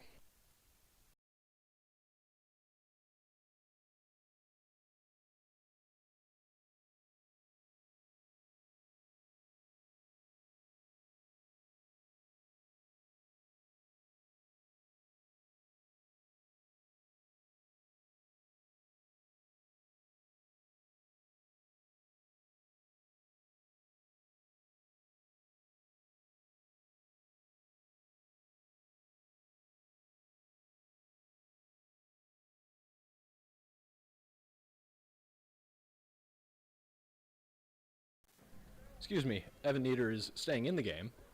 McCarthy was just going out there to talk to him. Usually when McCarthy goes out there, that's the end of that pitcher's day. But McCarthy just went out there to talk to him. He's got runners on the corners, 2 outs for the second baseman, Ryan Lay. That's in the dirt. Good block by Josh Moore. I'll tell you, Moore has done a great job behind the dish today. He's been blocking everything, only allowing a few pass balls. 1 ball and no strikes on Lay. Swing and a miss. Evens account at 1 ball and 1 strike. I'm telling you right now, if Evan Nieder gets out of this jam and no runs score, the Vikings will win in the bottom of the 11th. I'm calling it right now. But first, Evan Nieder has to get out of it. As there's strike 2. That's the same swing that we've seen so many times here in the top of the 11th. Using that fastball to just dart away from Thunderbolt's bats. He's got a 1-2 count on Ryan Lay. Steps off. Elects to let Danny O'Malley take second. His run does not exactly matter, as well, he himself does not matter. He can take second all he wants. Nieder's got a 1-2 count on the batter Lay. 1-2 pitch. Swing and a miss. Evan Nieder gets out of it, and we'll go to the bottom of the 11th. Still tied at 13, with the Vikings having a chance to win it.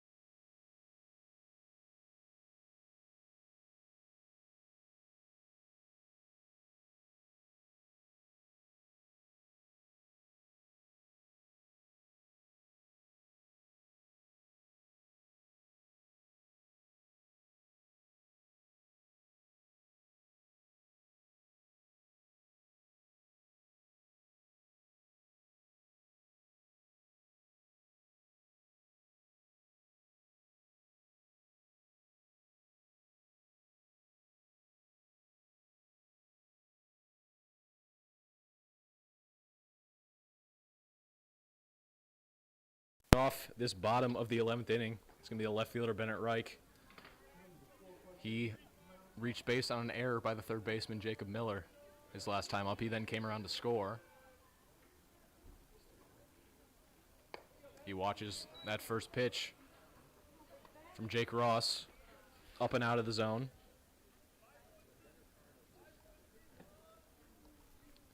Reich got the party started in the bottom of the 11th. In the bottom of the 10th. Hoping to get the party started here in the bottom of the 11th. As that one's way outside. 2 balls and no strikes.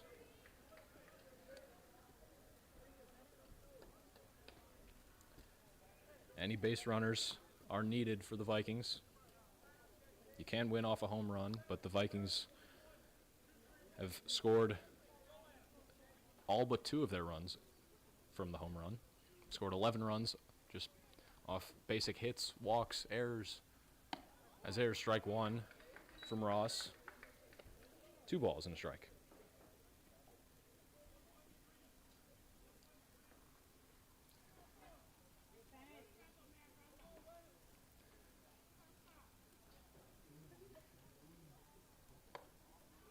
Reich offers at that 2-1 pitch from Ross, but pulls back, 3 balls and a strike. Leadoff walk would be big for the Vikings, as Reich has speed. Not as much as Dylan Head or Josh Moore, but definitely up there. Ross comes set. 3-1 pitch. In the dirt, ball 4, and the Vikings have a base runner here in the bottom of the 11th. And that does represent the winning run. And, oh look, it's another mound visit. So, as this mound visit takes place, we will step out and be back with the bottom of the 11th.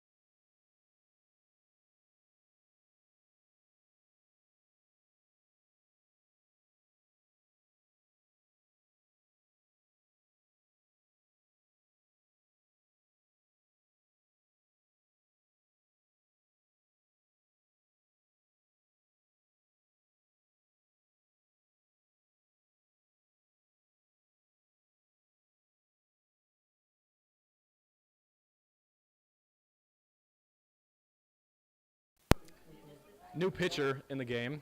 It's number 5, Joey O'Brien. He'll face the Vikings' number 5, Jason Ballard. Pickoff attempt. Reich back in there safely.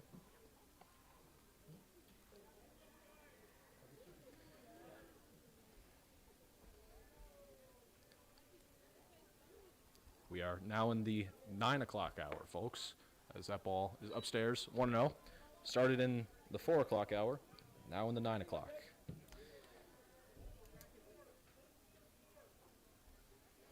$11 innings of baseball and a combined 26 runs will do that. 1-0 pitch to Ballard. Hit on the ground to Miller. Miller to lay at second. Ballard safe at first. Using his wheels to beat it out. It's going to be a fielder's choice ground out.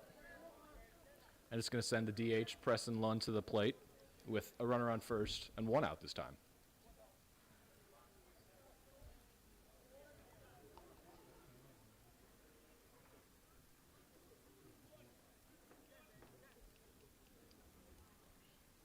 Lund walked his last time up. He then came around to score. Pickoff attempt. Ballard safe at first. The Andrew players in the dugout have taken a liking to just screaming, "Got him," after every pickoff attempt, even when it's nowhere near close, but, you know, whatever makes you happy. Another pickoff attempt. If you didn't hear it, they screamed, "Got him" again. They did not.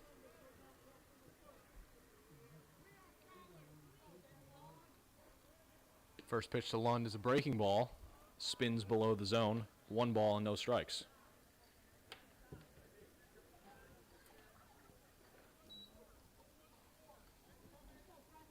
Jason Ballard on first. 1 out here in this bottom of the 11th.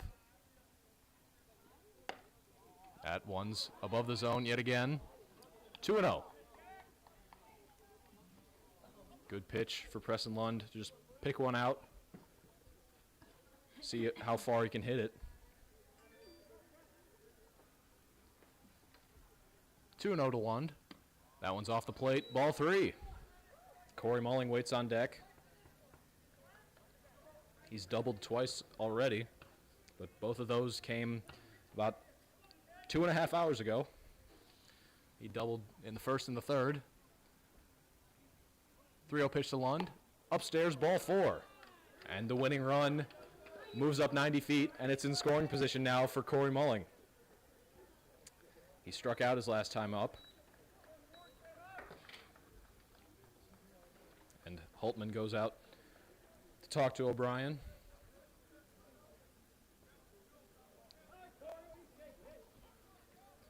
If Mulling can single one into the outfield, Jason Ballard will likely be waved home unless it's hit sharply. But if it's just a little dribbler up the middle, Ballard is going to get waved home. Would not be shocked if that's what happens here. Mulling hits a single up the middle and then Ballard comes around to score.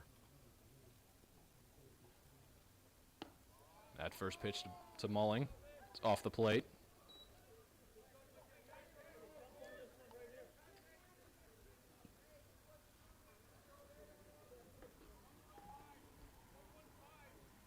One 0 to Mulling. O'Brien comes set. That one got the outside corner, evening the count at 1 ball and 1 strike.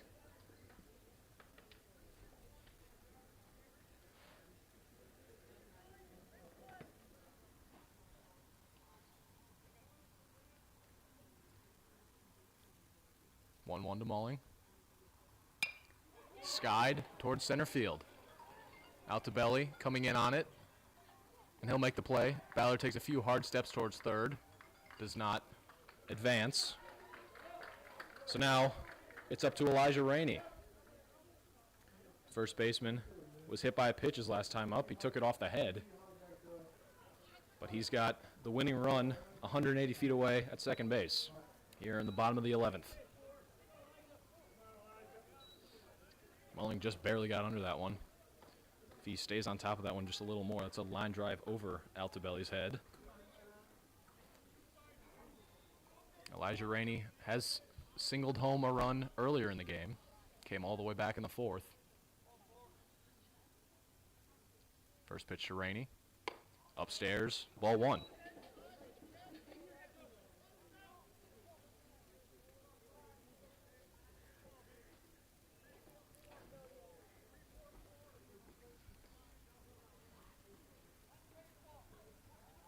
Rainey ahead in the count 1-0.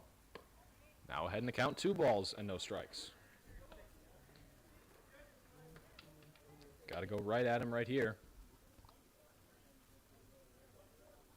If Rainey can pick out a pitch that he likes, he can end this ball game right here. 2-0 to Rainey. Upstairs, ball 3. Third base is unoccupied right now, but after one more ball to Rainey, it could be occupied by Jason Ballard. Ballard on second. Lund on first. Rainey at the plate with a 3-0 count. He watches strike 1. Had the take sign on the whole way. Was never going to swing at that pitch. But now he has the green light, able to swing away as he has a 3-1 count on him. 3-1 to Rainey. Strike 2 on the outside corner. Fans here did not like that one. But now it's a full count. 2 outs here in the bottom of the 11th. Runners will have a head start. They'll take off on the pitch. So if Rainey hits a little blooper, Ballard's going to score. Full count pitch. 2 outs. O'Brien spins. No dice. Nobody was covering. Full count pitch to Rainey. 2 outs, bottom 11. Swing and a miss. And we will go to the 12th. tied at 13. It's the Andrew Thunderbolts and the Homewood-Flossmoor Vikings.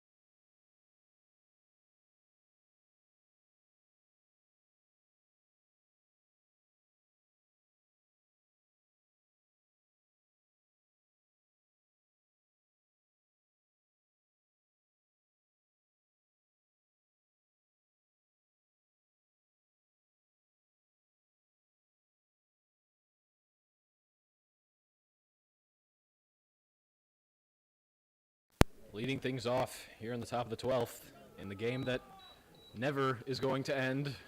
It's going to be Jack Lincante. Lincante started this game about coming up on 5 hours ago, which is insane to think. He watches the first pitch from Nieder, low and outside. To put it in context, folks, there could have been 2 complete MLB games that have started and finished. Full 9 innings between the start and finish of this game. And it still hasn't finished yet. That one's hit on the ground. Tate charging. And he's going to be safe at first base. A little jam shot single on the infield for Jack Lincante is how the top of the 12th is going to start.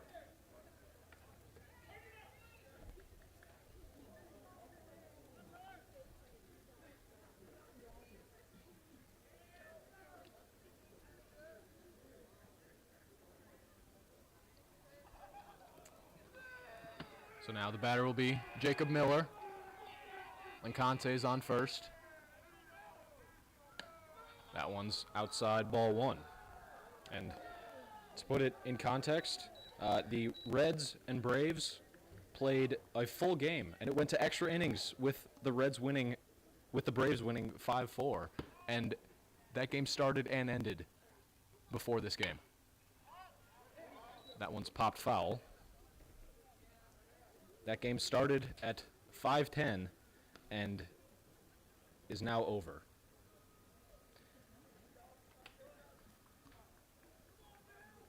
And they went to extras too.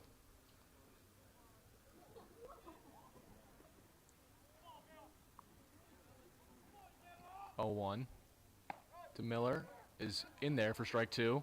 That one got away from Moore, but not far away enough from Lincante. Count as 1-2, not 0-2.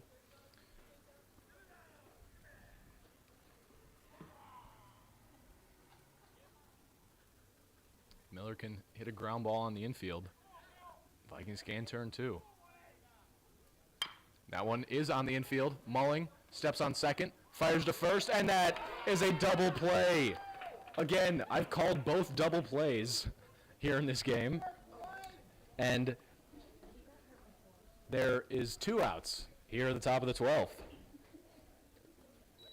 That's big for the Vikings as it erases that leadoff single. And it's going to send Ryan Cahill back to the plate. Cahill is re-entering. He was pinch hit for, but now he is back.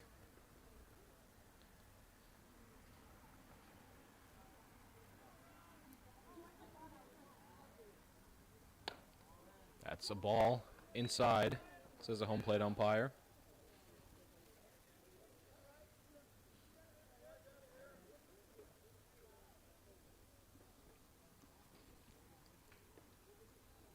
No runners on, 2 outs, 1-0 count to Ryan Cahill. Cahill takes a strike, evens the count at 1-1. In the Vikings' home half of the 12th, they'll have their 7, 8, 9 batters, Josh Moore, Isaiah White, and Rob Tate, to the dish.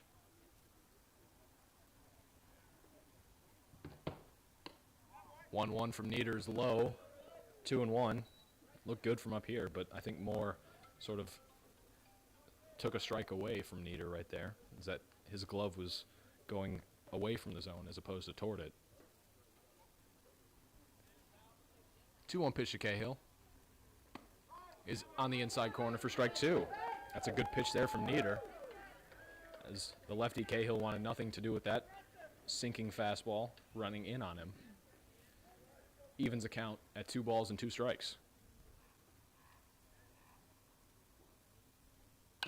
That one's hit on the ground softly.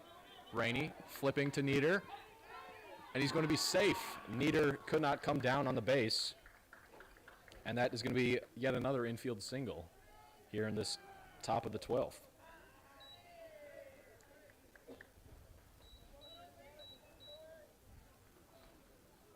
But now it's going to send the pitcher, Joey O'Brien, to the dish. O'Brien has not had an at-bat today. Is there a bigger situation that you could ask for to come off the bench and hit?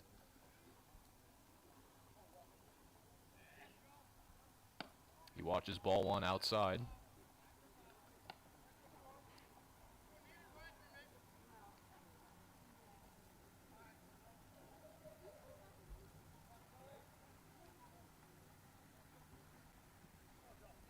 One 0 count on Joey O'Brien. As he takes ball 2 upstairs.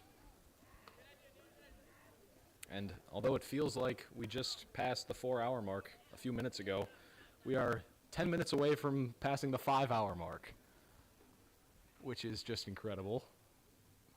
But first, we have to get through this top of the 12th inning. As that ball is outside, 3-0.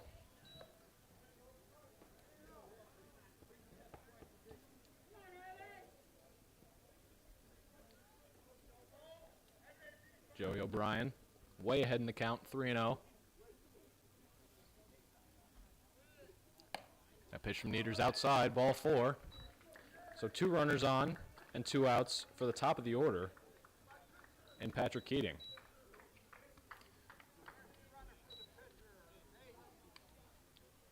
Tyler Roney will pinch run for Joey O'Brien, the pitcher.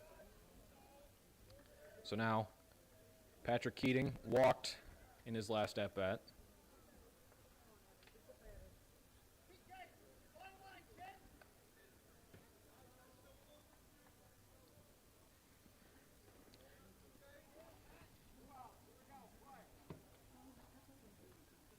Runners on first and second, 2 outs here in this top of the 12th.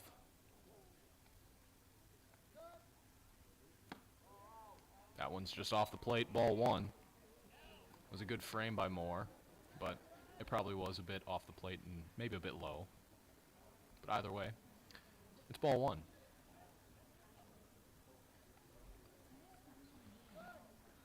One 0 pitch. Fouled back. 1-1. Good play off the net by Josh Moore.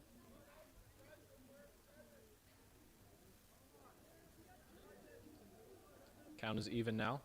A ball and a strike. On the leadoff man, Keating.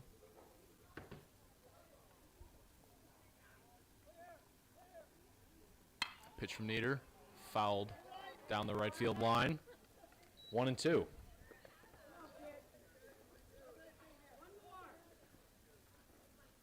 Nieder trying to come in, shut the door for 2 2/3 innings. 1 out away from getting out of this jam here in the top of the 12th. 1-2 pitch. Sprayed down the first base line by Patrick Keating, keeping the count at a ball and 2 strikes.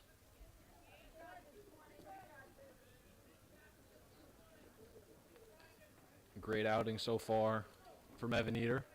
Looking to cap it off with a win. He's got to deal with Patrick Keating.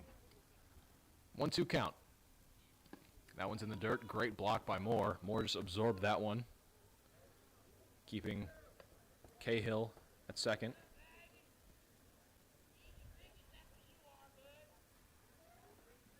And then Roney, obviously, behind him at first. Count is even now. 2 balls and 2 strikes. Pitch from Nieder's off the plate. 3 balls and 2 strikes.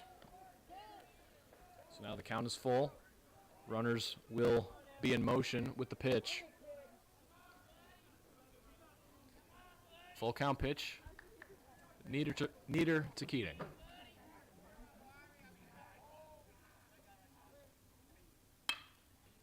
Fouled off down the first base line this time, keeping the count at a full 3-2.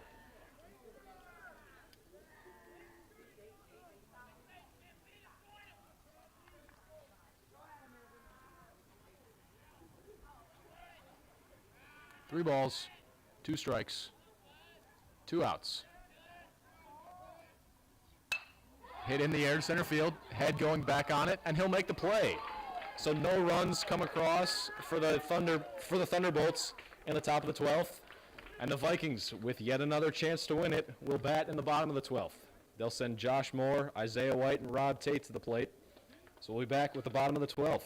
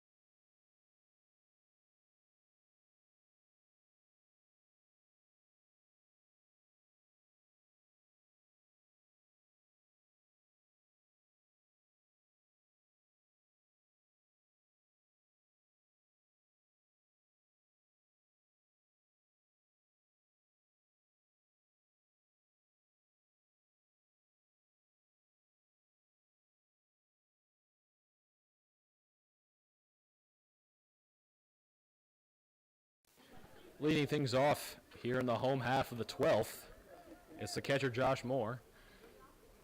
Moore was hit by pitches last time to the plate. And he's hit by a pitch again. Joey O'Brien plunks Josh Moore to start this bottom of the 12th, and that is a great sign for the Vikings. Moore has speed, and he's going to stay out there. He's not being courtesy ran for. His speed is needed right now, as Isaiah White is the batter now.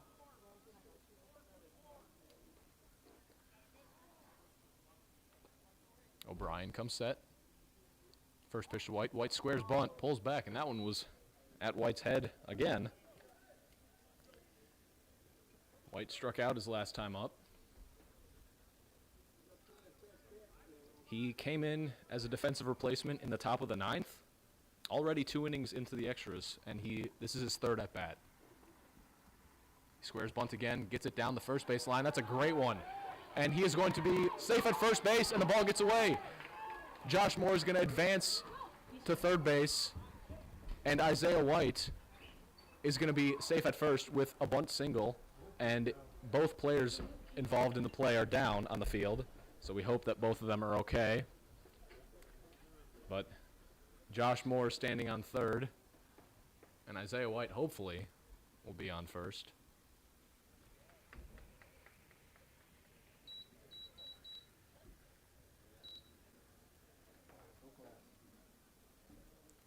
I believe that the second baseman Ryan Lay's leg was stepped on by Isaiah White, and that caused White to roll his ankle. White is up and moving around, so is Lay. They're both walking gingerly. White is now jogging gingerly. Both players are up on their feet, though, so that's a good sign. They're both able to put weight on it. I'll do my best to keep you updated. I believe both players are staying in the game.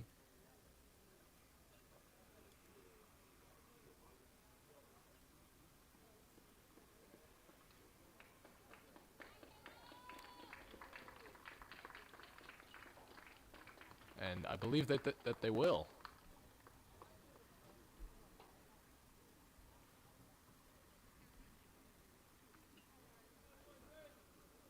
And that was not the second baseman Ryan Lay. I thought it was, because it was bunted towards the first base line.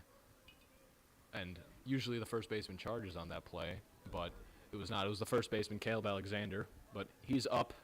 He's walking again. Isaiah White is over there at first base. So after all that, both players are okay, thankfully. And Isaiah White is at first, Josh Moore's at third, and Rob Tate is at the plate with a chance to win the game for the Vikings. The winning run, standing only 90 feet away with nobody out.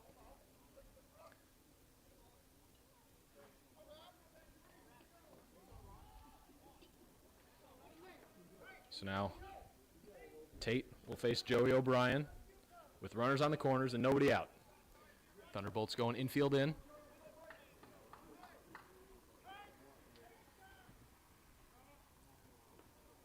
First pitch from O'Brien is swung on, and that should do it, and it will. Rob Tate ends this ball game after 12 hours, and right as the timer hits 5 hours, the Vikings win 14-13, thanks to a Rob Tate walk-off single in the bottom of the 12th. The Vikings snap their 5-game losing skid. They're back in the win column. They're now 7-6.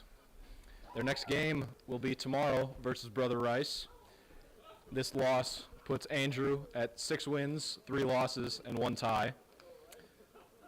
But after 5 hours, the Vikings do emerge victorious. So for everybody here at the HF Viking baseball team, I didn't think I would have to say goodnight, but good night, everybody.